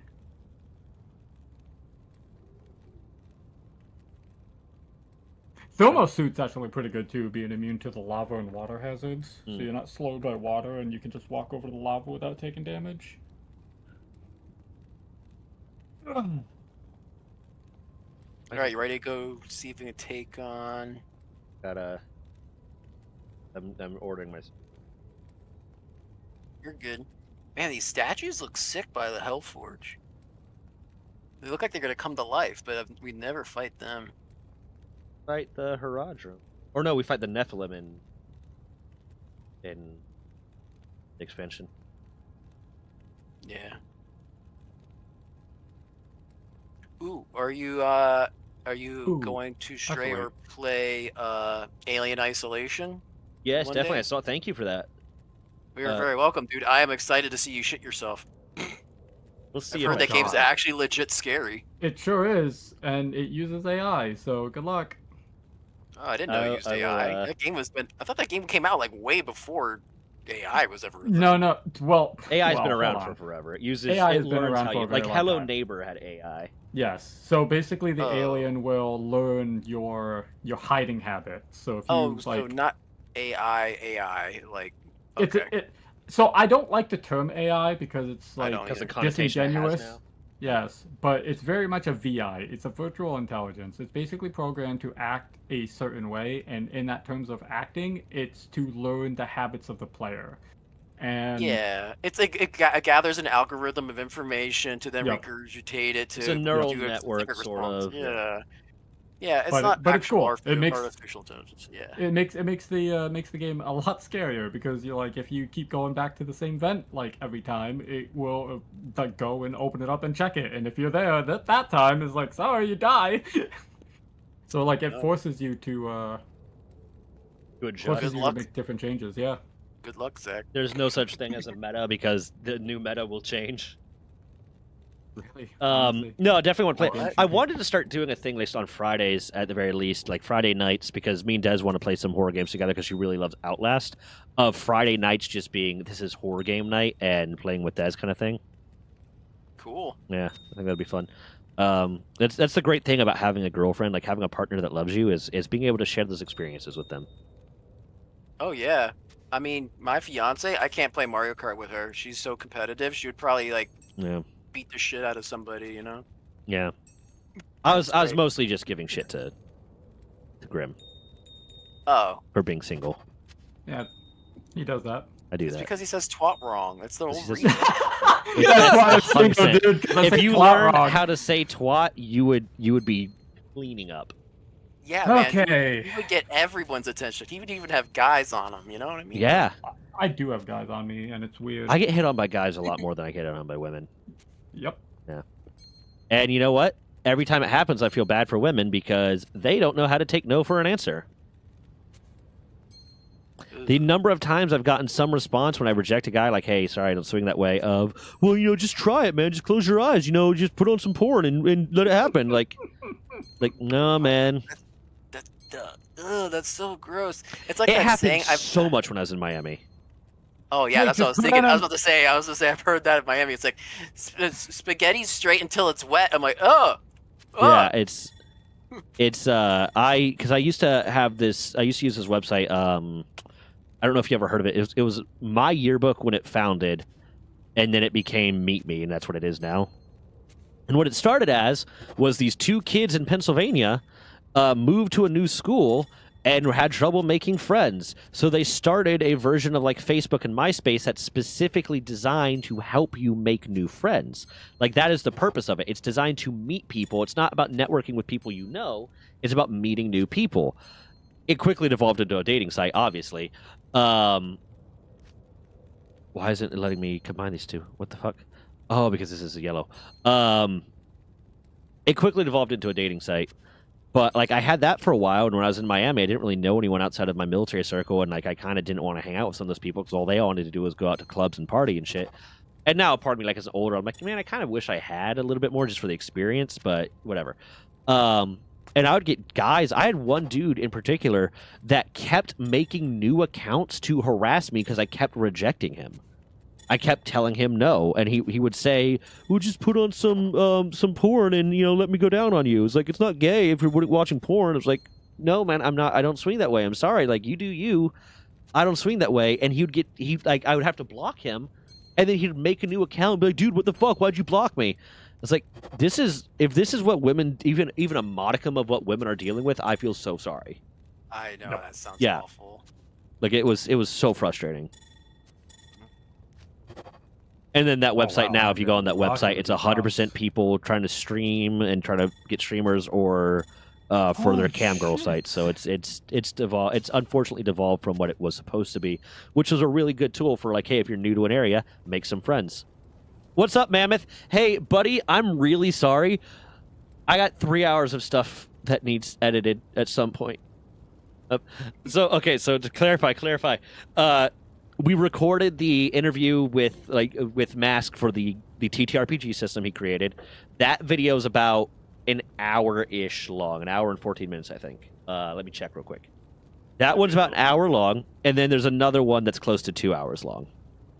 How long is talking about RuneCraft? Because it is an hour and 27 minutes long, but there were a few moments there where it had anything to do with that. Yeah, both interview style, essentially. Like a loose interview style. And that one is the only one that I care about it getting out any amount of time soon because Mask just released his thing, so if it can help push it a little bit more, that's great. The other one can happen whenever. The other one is whenever. Cutting and subtitles if the subtitles are necessary, yeah. And I'll send you a link to the thing that Mask sent me. That way, if you want to pop up some effects and some of the art that he has for it. But yeah, it's just cutting in subtitles if subtitles are even necessary.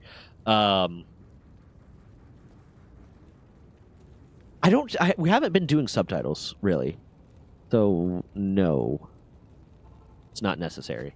If there's a point where like a word is said, yeah, for the interview, look at it when it's done being cut, and if it's out, potentially do subtitles, especially if there's a word you're not sure how to spell. Message me because it might be something from the whatever. And then yeah, if you want to pop up some of the art and stuff for it, but it's mostly interview style. There shouldn't be too many special effects or anything for that one. And then the other one, there's no time frame on it at all. It can get out whenever it needs to get out.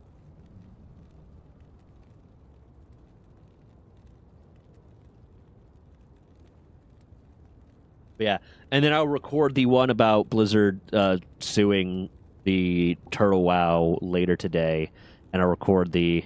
I'm not going to check word for word what it says though. So if a word is wrong, I'm not checking for it. So up to you.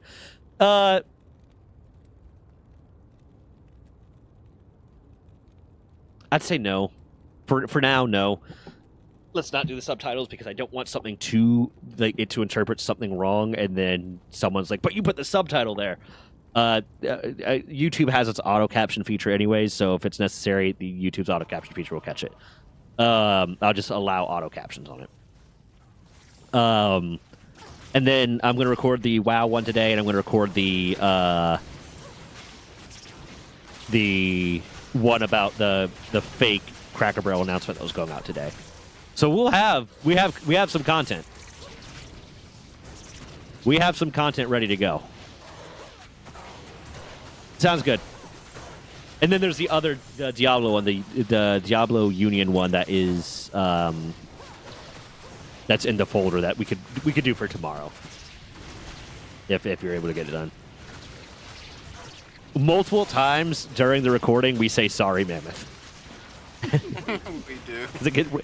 It got a lot longer. I mean, these are for the story channel, so. Well, so the interview one, because I also have a podcast channel, so the second one might go on the podcast channel just to have the extra thing there. The first one I would like on the main channel for the sake of trying to get more push for it, for Mask. Really appreciate it, Mammoth. Yeah. But the second one, I was thinking put it on like the podcast channel or the story channel potentially. Because I've talked with you about podcast, and I've talked with these guys about podcast. So I think it would be a good start there.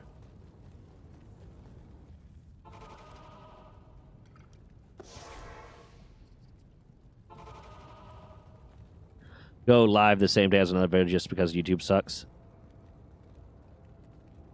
Yeah, I know it's is what it is. So what me and Mammoth have decided is anytime we post something that is not gaming related, we have to post it the same day as a gaming related thing, because the not gaming related stuff on my channel does not do well. But we are trying to branch out and have it so that people don't only care about me shitting on Nintendo. Yeah. Where is the person I buy potions from? There you are. Isn't it? Yeah, down there. Yeah. All right. Nope. I'm at the waypoint. Wait, what the fuck? portal. A This isn't you? legendary shield. Oh my god, thank you. I really do feel like they reached the end of the story in Diablo 2 before the expansion. We're like, I don't know where to go from here. Because like this one is nothing. I mean, if you two would fucking impression the Minecraft, right? Like, one of the reasons I wanted to put it out yesterday instead of today was so that it would get more views today and hopefully like get a lot of views today and bump up the amount of money that we're getting for next month. And then it is at 2. It's doing good. It's doing good with analytics. It's just not getting the fucking impressions. Like, the reach is still good. It's getting good watch time. It's getting good average watch time. Everything is good. It's just they're not pushing the impressions out. And I don't know why.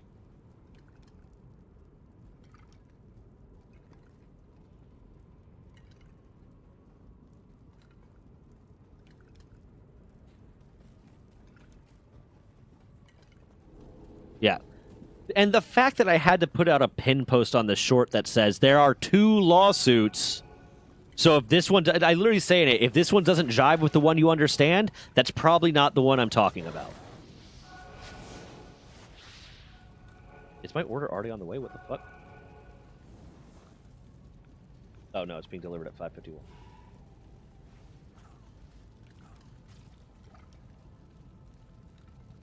Oh, I also might. They're doing the trailer for Skyblivion today, for the first 15 minutes of Skyblivion. So I might do a video on that.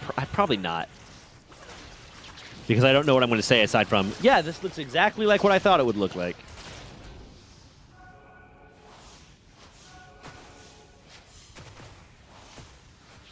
There's 3 because there's 1 for gambling too. Oh yeah. I need a. I'm gonna look into the other 2 potential lawsuits and see if there's anything I have to say that's not been said 1,000 times before. To get a video on that. Grim, why don't you get on the YouTube game of posting shorts and stuff?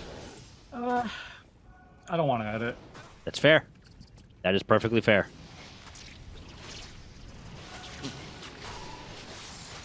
Like, we were discussing it earlier about how much time I put into like everything else. It's just like I really just don't have the time. That's fair, man.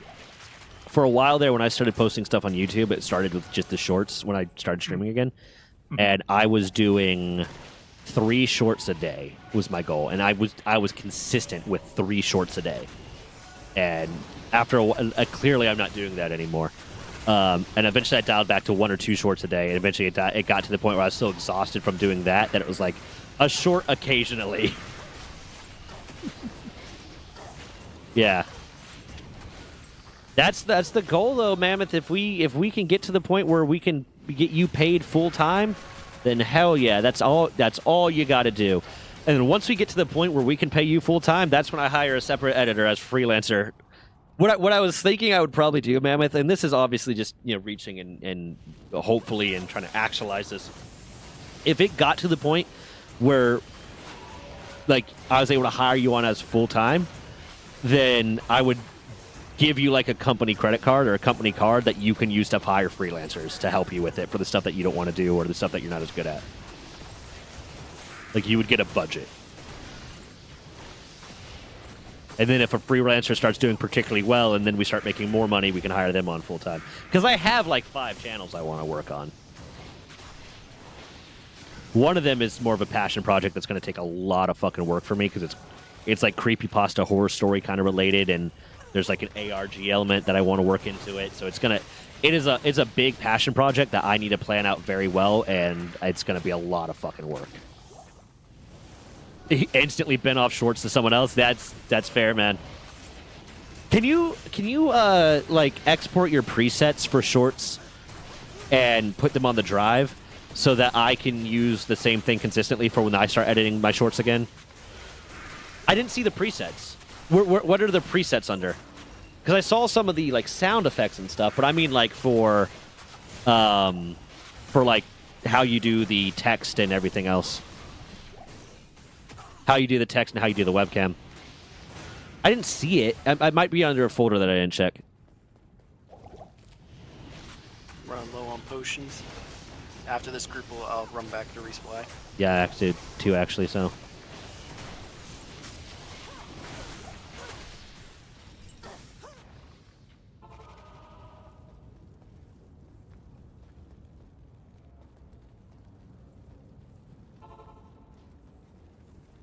Hail to you, champion. Ready to do.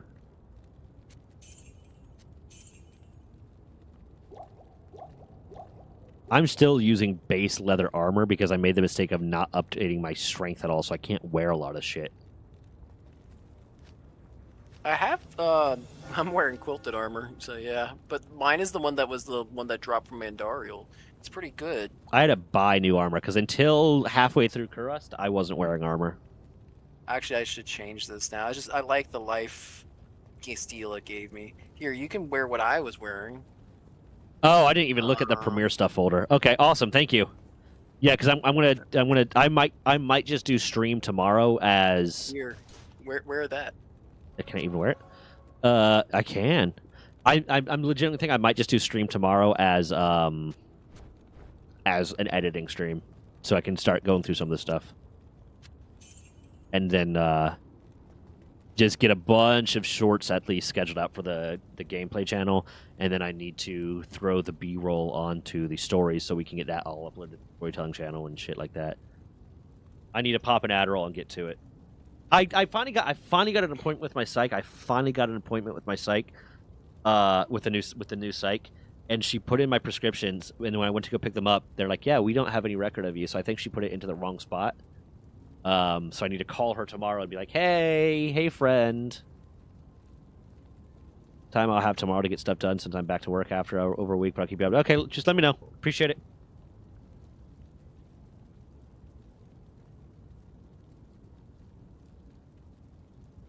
What's up, Dragonfly? How you doing? And Triana?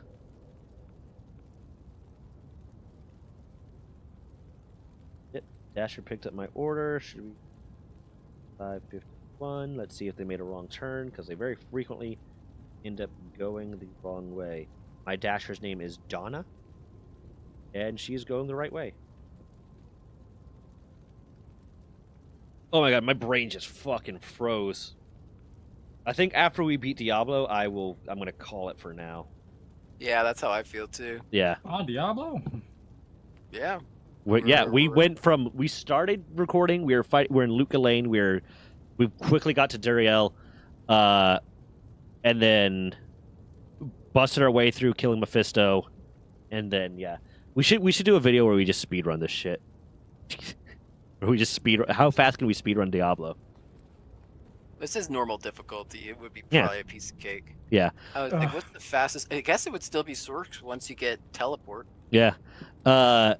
Also, I still want to do the Power World Souls Lock. That would be fun. Yeah. Especially because they've been adding so much more content to it. Especially because now It's you have the time crazy. because you don't have as much work to do with this game anymore. You Yeah. think I'm That having was- to do the monster compendium? What do you? Yeah. Fuck you. What? Let's see here. I have time to get at least a short-ish video done at minimum. Yeah, the Diablo one will be quick. The Diablo one will be quick. And I'll record Alright, the other I'm stuff. ready. I am. Oh wait, I can hold more potions now that I got a new belt. Hell yeah. Let me grab that. Or potentially the WoW one, or pick one of the ones. And yeah, I don't think there's anything right now that is like time sensitive, really.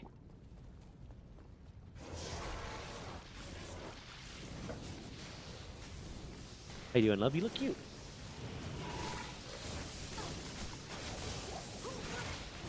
You have to say something horrible. Because the last time you just kind of explained that you shit really bad. Okay, I love you. Okay. Uh-huh. You did. I love you too. I wasn't looking at your fly. I get blamed for everything, guys.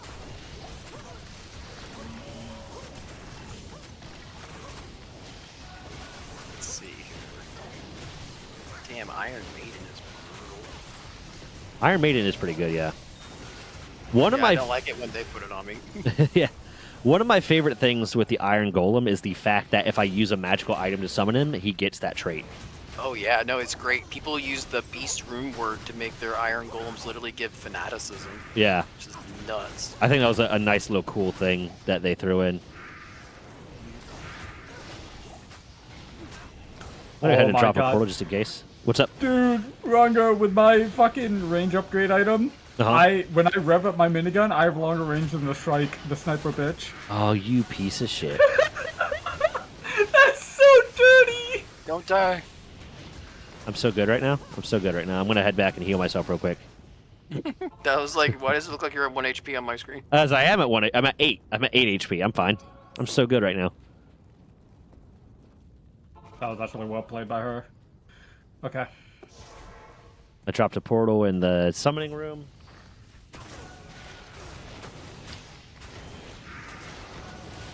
God, the curses are what makes this brutal.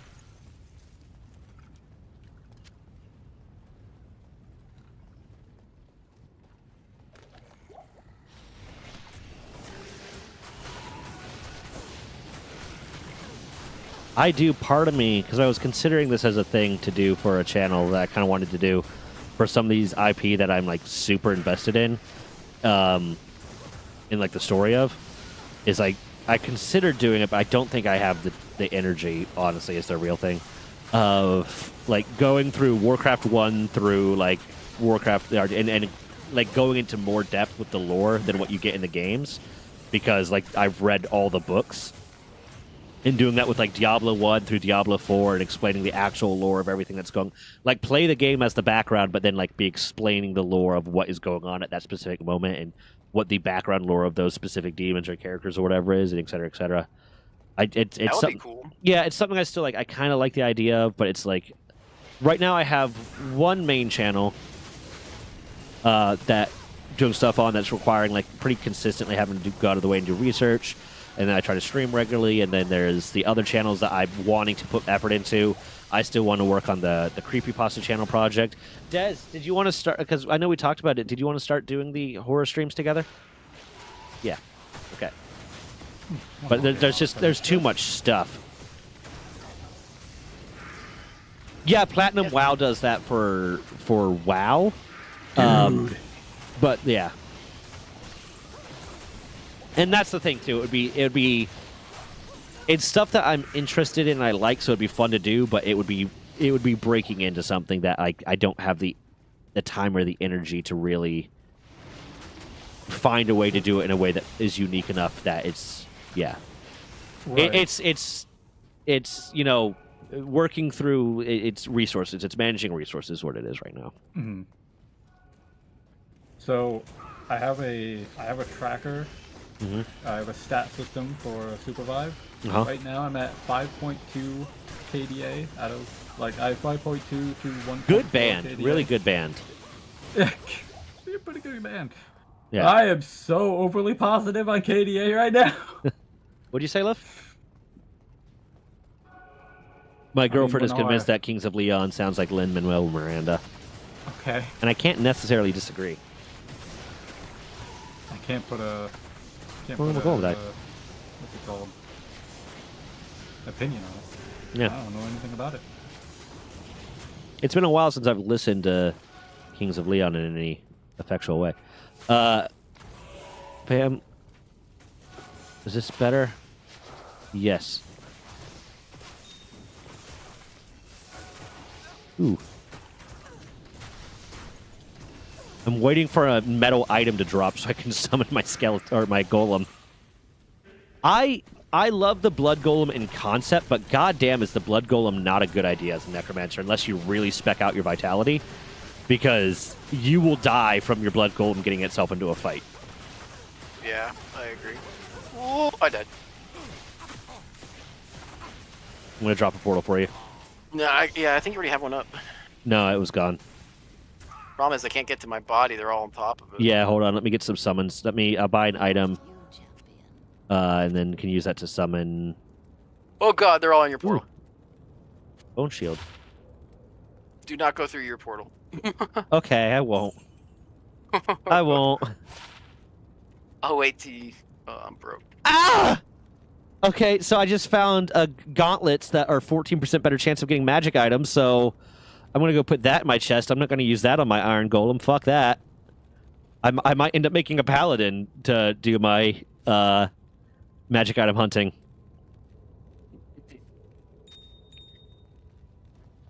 Fuck. Okay, should I use a set item for that? I could use a set item to summon my golem, right? That's not going to hurt anyone. What are you using? Cypher's wand? Yeah, it's just, no, the cudgel you dropped earlier. Yeah. That's actually pretty good. It does some pretty good damage. Yeah, I'll use it to summon a golem. Get rid of it. I'll have a golem for a little while. That's good. Okay, let's see. How do we want to Don't go go about through this? your portal. You're gonna have to go through my portal, and I I'm gonna have have Bone to Prison. count on you. Yeah, clearing it a bit. Hello? You are pretty. Okay, I got Bone Portal. Or Bone Prison. Okay, you can come through safely. Never mind. My prison's not strong. My prison's weak. Okay, Can I go through yours? I'm gonna try to go through yours. I'm gonna drop a new one. Hold Well, on. my give me- body's over here anyways. I gotta come Okay, over. there you go. Alright, I got my body back, but I'm in a pretty bad situation. Yeah, we're not good enough for this. I've been watching a bunch. Rissa, yeah, I saw you followed. So naturally, I came to check out the stream. I appreciate it. You came towards the end of it. We just spent upwards of 3.5 hours recording a video on stream. But one of the guy I'm playing Diablo with right now is a professional game master and just recently created his own TTRPG system. So keep an eye out for that video. But yeah, thank you for coming out. It's always really cool seeing people come to stream that said, "Yeah, I've been watching your YouTube content for a while," because it makes it more real. It makes it makes like, well, you get what I'm saying though, because it's like, okay, if like I have a video that has like 150,000 views on it, and I got like maybe 300 subscribers from that. So it's like there's always that little bit. Well, maybe a lot of these are botted. Maybe this isn't real. Maybe blah blah blah. But that the imposter syndrome comes in. Yeah. But then when like they actually come, it's like they are enjoying the content that I am putting out enough that they want to interact with me on a more direct level, and I appreciate that. Really cool. We're getting our shit pushed in, man. Yeah, these Venom Lords But welcome, plus that Orista. curse that lowers resistance is brutal. I did get my armor back, so I'm gonna try to kite some. I need to put another portal up though for you. I got one. I'm here. Here, I got you. Okay. I have corpse explosion, so I could theoretically do a massive amount of damage to them real quick if we get a corpse, but they aren't dying. Kill one of them, and I'll blow them up. I got some dead. But I think you're better off maybe getting your skellies back. Yeah, you know what? Get 'em. No, because they're dying immediately. They are spawning Oh, and dying. damn. Not gonna lie, the first thing I Yeah. saw of yours that popped up was about the Power World lawsuit. Yeah, that was. Well, I have so many of those. But that was the first one that was what got my channel to the point where, one, I was monetized, and two, I was, getting a lot of viewers really quickly. Watching videos about legal battles, and I like that you have no bullcrap here are the facts we know approach. Yeah, I try to do that. Some of the more recent videos, like the Minecraft video, I kind of got, like, I'll say emotional with it in the sense that, like, I started being more like, you are being stupid, like these people are being stupid kind of thing. But I try to approach the videos I do from the concept of, I'm going to put the facts out there, I'm going to play devil's advocate where it's necessary, and be like, hey, okay, I can see why this person, or what by this, and put out all the different things rather than make an emotional appeal about it, because that's not really. Listen, I could go, like, one of the people that comes to stream all the time calls me Rant God. I can do that. Honestly, that's a flex. I have, here's the facts and here's my opinion. Yeah, the Staley calls me Rant God all the time, and we're starting to produce more content that is in line with that Rant God stuff, but I still want to, if I'm going to talk about something that is factual and has evidence, I'm going to provide that evidence. I'm going to show all of that, and I'm going to back up what I'm saying. Well, now I want to turn that into a song. What? Rant God. Rant Yeah, God? Turn Eminem's Rap God into Rant God. If you make a copyright-friendly I version got of it. Rant God, if you make a copyright version of Rant God, I will pay you for the rights to use it as my outro or something. If it's good. If it's good. Hey, Oh, it's not going to be good, I Hey, assure Okay. you. Still, though. come back. Diablo's coming. Oh, shit. I need to get some summons. Yeah, that might be tough. The bodies are gone. Oh, there's one. I'm gonna use skeletal mages so they don't get themselves fucked up. Dude, he's not even caring about my decoy. I'm beginning to feel like a rant god. Rant god. I can see the potential.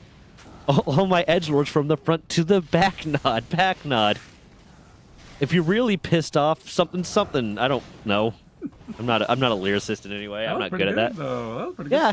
good start. Me and some of my friends when I was younger, our favorite thing to do, like when I'd have sleepovers and have them over, is we would pick a popular song and we just start making parody versions of it.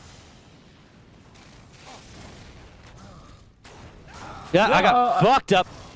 I used to write a lot when I was in school as well. Like, me and my friends would meet up at my place just to write songs.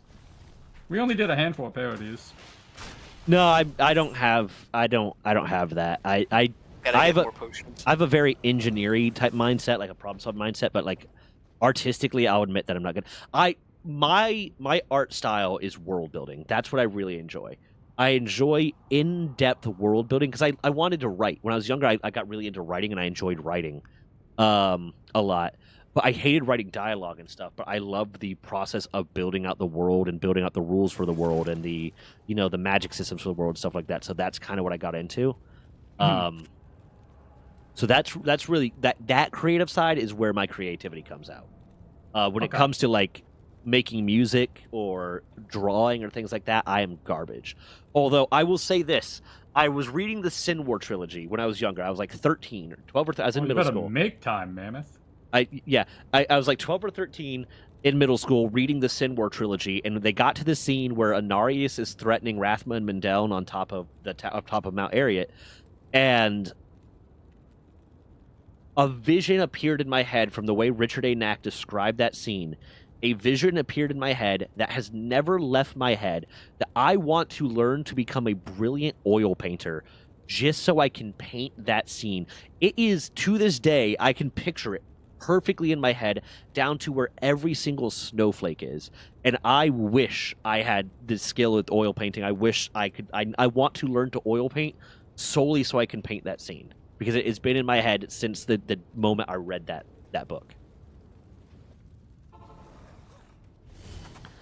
Do you plan to play POTU 2 at all? I feel like all my friends are playing that right now. I've been thinking about getting into it, but right now, since we're doing Diablo 2, I don't have the mental energy for 2 games along that line. But maybe once we're done with Diablo 2. I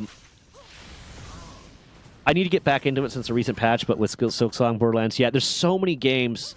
A friend of mine bought it for me, and I really tried to get into it, but I get bored quickly when I feel like everyone I'm playing with is super farther. Yeah, I try to play these games with people, and with people that, like, these are the characters that me and Mask are playing together, kind of thing. And I want to get back into WoW, and it'll probably be along the same lines of I want to get back into it, but I'll need like someone to play. If I'm going to play with people, we are only playing those characters at the same time. But I've been wanting to get back to WoW. The time I spent editing Runga's fucking video, Grims. Yeah. I played it solo, to be fair, and I just took my time with it. If you are playing catch-up with friends, it's a bit rough, yeah. I love WoW. I've been playing since vanilla. But it is a thing where it is... I want to at least start playing Classic again, and I want to get back into retail just so I can keep up with the story and stuff, but it's a lot. I think our plan right here has got to be kiting. Yeah, I'm gonna be using the legendary spear I got. It seems to slow their animations down That some. So. fucking thing. Every time he does that fire blast, I die. I just want to know what the heck is he doing that has ice on it. I don't know. I gotta get some potions, but I summoned a decoy, hopefully to distract him. I started playing after me and my brother got my dad to allow us to play after the Make Love Not Warcraft episode of South Park. We showed him that, and he thought it was so funny that he started letting us play because he wanted to play with us. So I've been playing since vanilla. I stopped playing consistently around the time of Cataclysm/Wrath because I joined the military and I didn't have the time. And then when I came back, they had butchered the game that I knew and loved, and I just couldn't. It's hard for me to get back into it, but I love Classic. But yeah, join the Discord. That's Ascension. Classic is Ascension. Yeah. Join the Discord, Arista, and we'll be able to you'll be able to know when whatever. And if I get onto certain games, if people hang out enough in chat, and I know they're not douchebags, I play group games with people a lot, so that's a play to join. I need to start doing the community days again. That's how it started out with me. Yeah. I need to start doing the community days again. I really enjoyed doing that, but then it just became hard to organize a lot of people, and since I stopped, it kind of died. Because like it was playing games like Jackbox Games, or there's this new one that's coming out called Dungeon Box that is Jackbox Game, but for D&D. And we're playing that, Grim. We're playing that. I used to do... Yeah? You don't have a choice. I will find you. Oh, okay. Frozen. Well, I used to do that once a month. Well, used to. I do it once a month for another streamer for his Patreon nights, but it's getting to the point where I'm like, I don't feel really appreciated. Yeah. So I'm not really like, I'm gonna probably stop doing this for them because it's not like I'm getting paid to do it. You're taking a lot of time to organize something, and they're being a dick about it. Yeah. No, I enjoyed it a lot. Like, we'd play Jackbox Games, and then we'd play... Like, one of the first times I ever played a game with my girlfriend, she was with someone else at the time, and it was during one of my community days. She joined us for Jackbox. And we played, like, Among Us. We'd play Just Act Natural or Last Train Out of Wormtown, which is a lot of fun. And it was a fun way to interact more directly with the community in a way that's like, oh my god, dude, I love Pummel Party. Yeah. Oh, Pummel Party or Rubber Bandits. I haven't played Rubber Bandits, but I also haven't played Pummel Party in ages. Yeah. No, I need to... Deadly. I need to try to organize that again. Pick a day that's good for everybody. Kind of thing. Dang it, I ran out of potions. At this point, I'm not even going back to get potions. I'm just grabbing No, my just dead die, body come back, die, come back, die, come back. Yep. Yeah, I know. I don't have money for potions anymore. I died so many times. He's coming to you. Yeah. I don't know why he... Oh, God, not the lightning! Oh.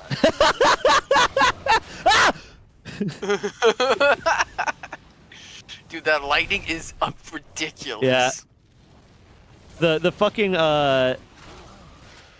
He kills my golem so fast, but it buys us like a few seconds. So I've been summoning him. Oh my god, every time he does the lightning, I just die instantly. There's no chance. I love that you can't lose this game, but they can make it hurt. Oh, if we were in hardcore right now, I'd be crying. Oh no, I'd kill myself. My mom and stepdad bought me and my brother WoW and win BC, and it was our family activity. Yeah, so my dad's retiring this year, and he was talking about because he got it for us to play together, and then we eventually a few years ago we tried to get my mom into it, and she actually enjoyed playing it as long as she was playing it with us. And so like he was talking about like I need to figure out a way with my retiring. I was like, hey, we'll finally be able to play WoW together again because he works in the government, like never has free time. And he was like, yeah, we will. Like, he's super excited about it. So I'm really looking forward to being able to play WoW with him again. Yeah. Adorable. Yeah. I mean, he's getting his prostate cancer treatment in October. So I'm going to be going up there for that. There's someone at my food's at my door. I'll be right back. I'm going to kill Diablo by myself. I see how it is. Oh my god, he's actually almost dead. I really am. I'm probably gonna beat him with him. He's going to get his food. No, not the lightning! Not the freaking lightning!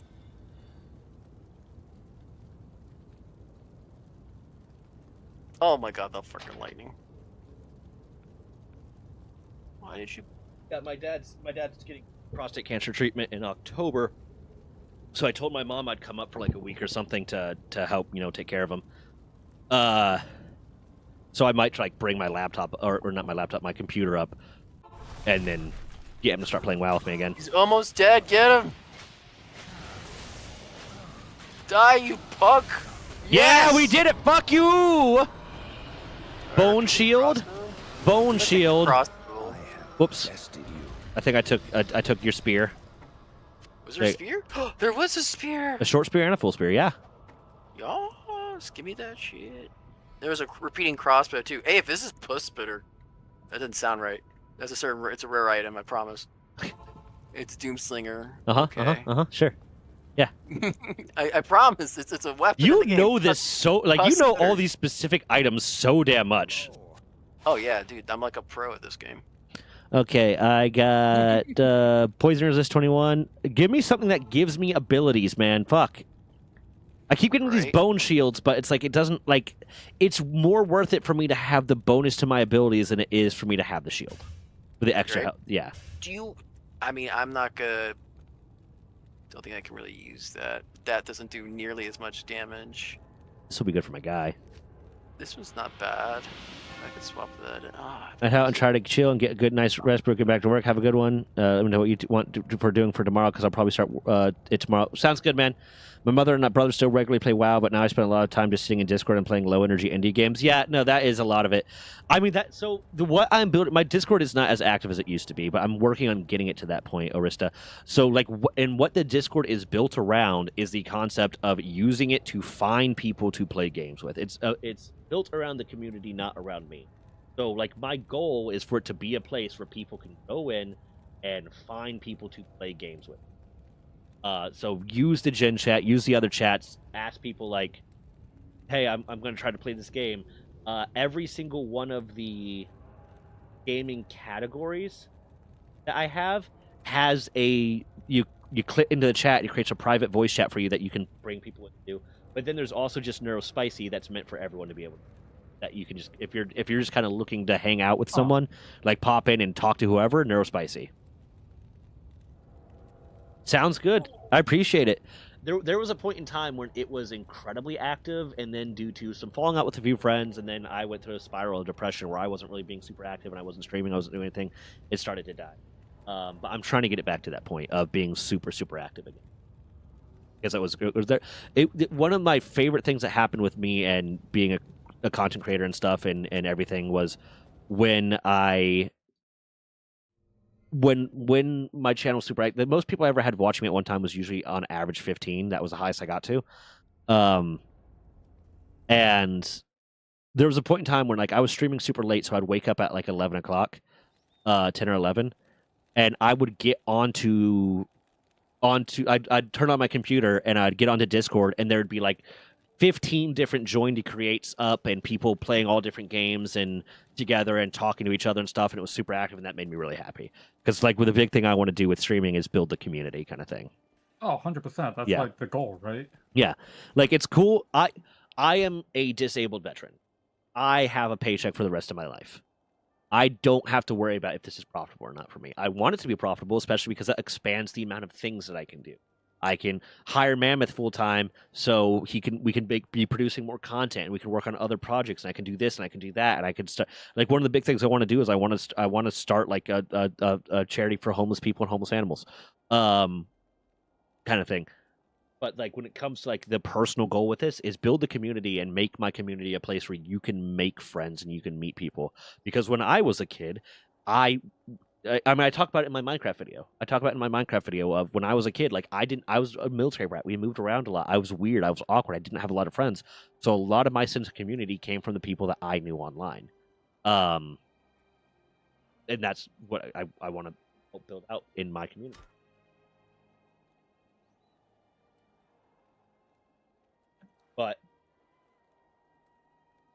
But yeah, no, that'd be awesome, Marista. Yeah.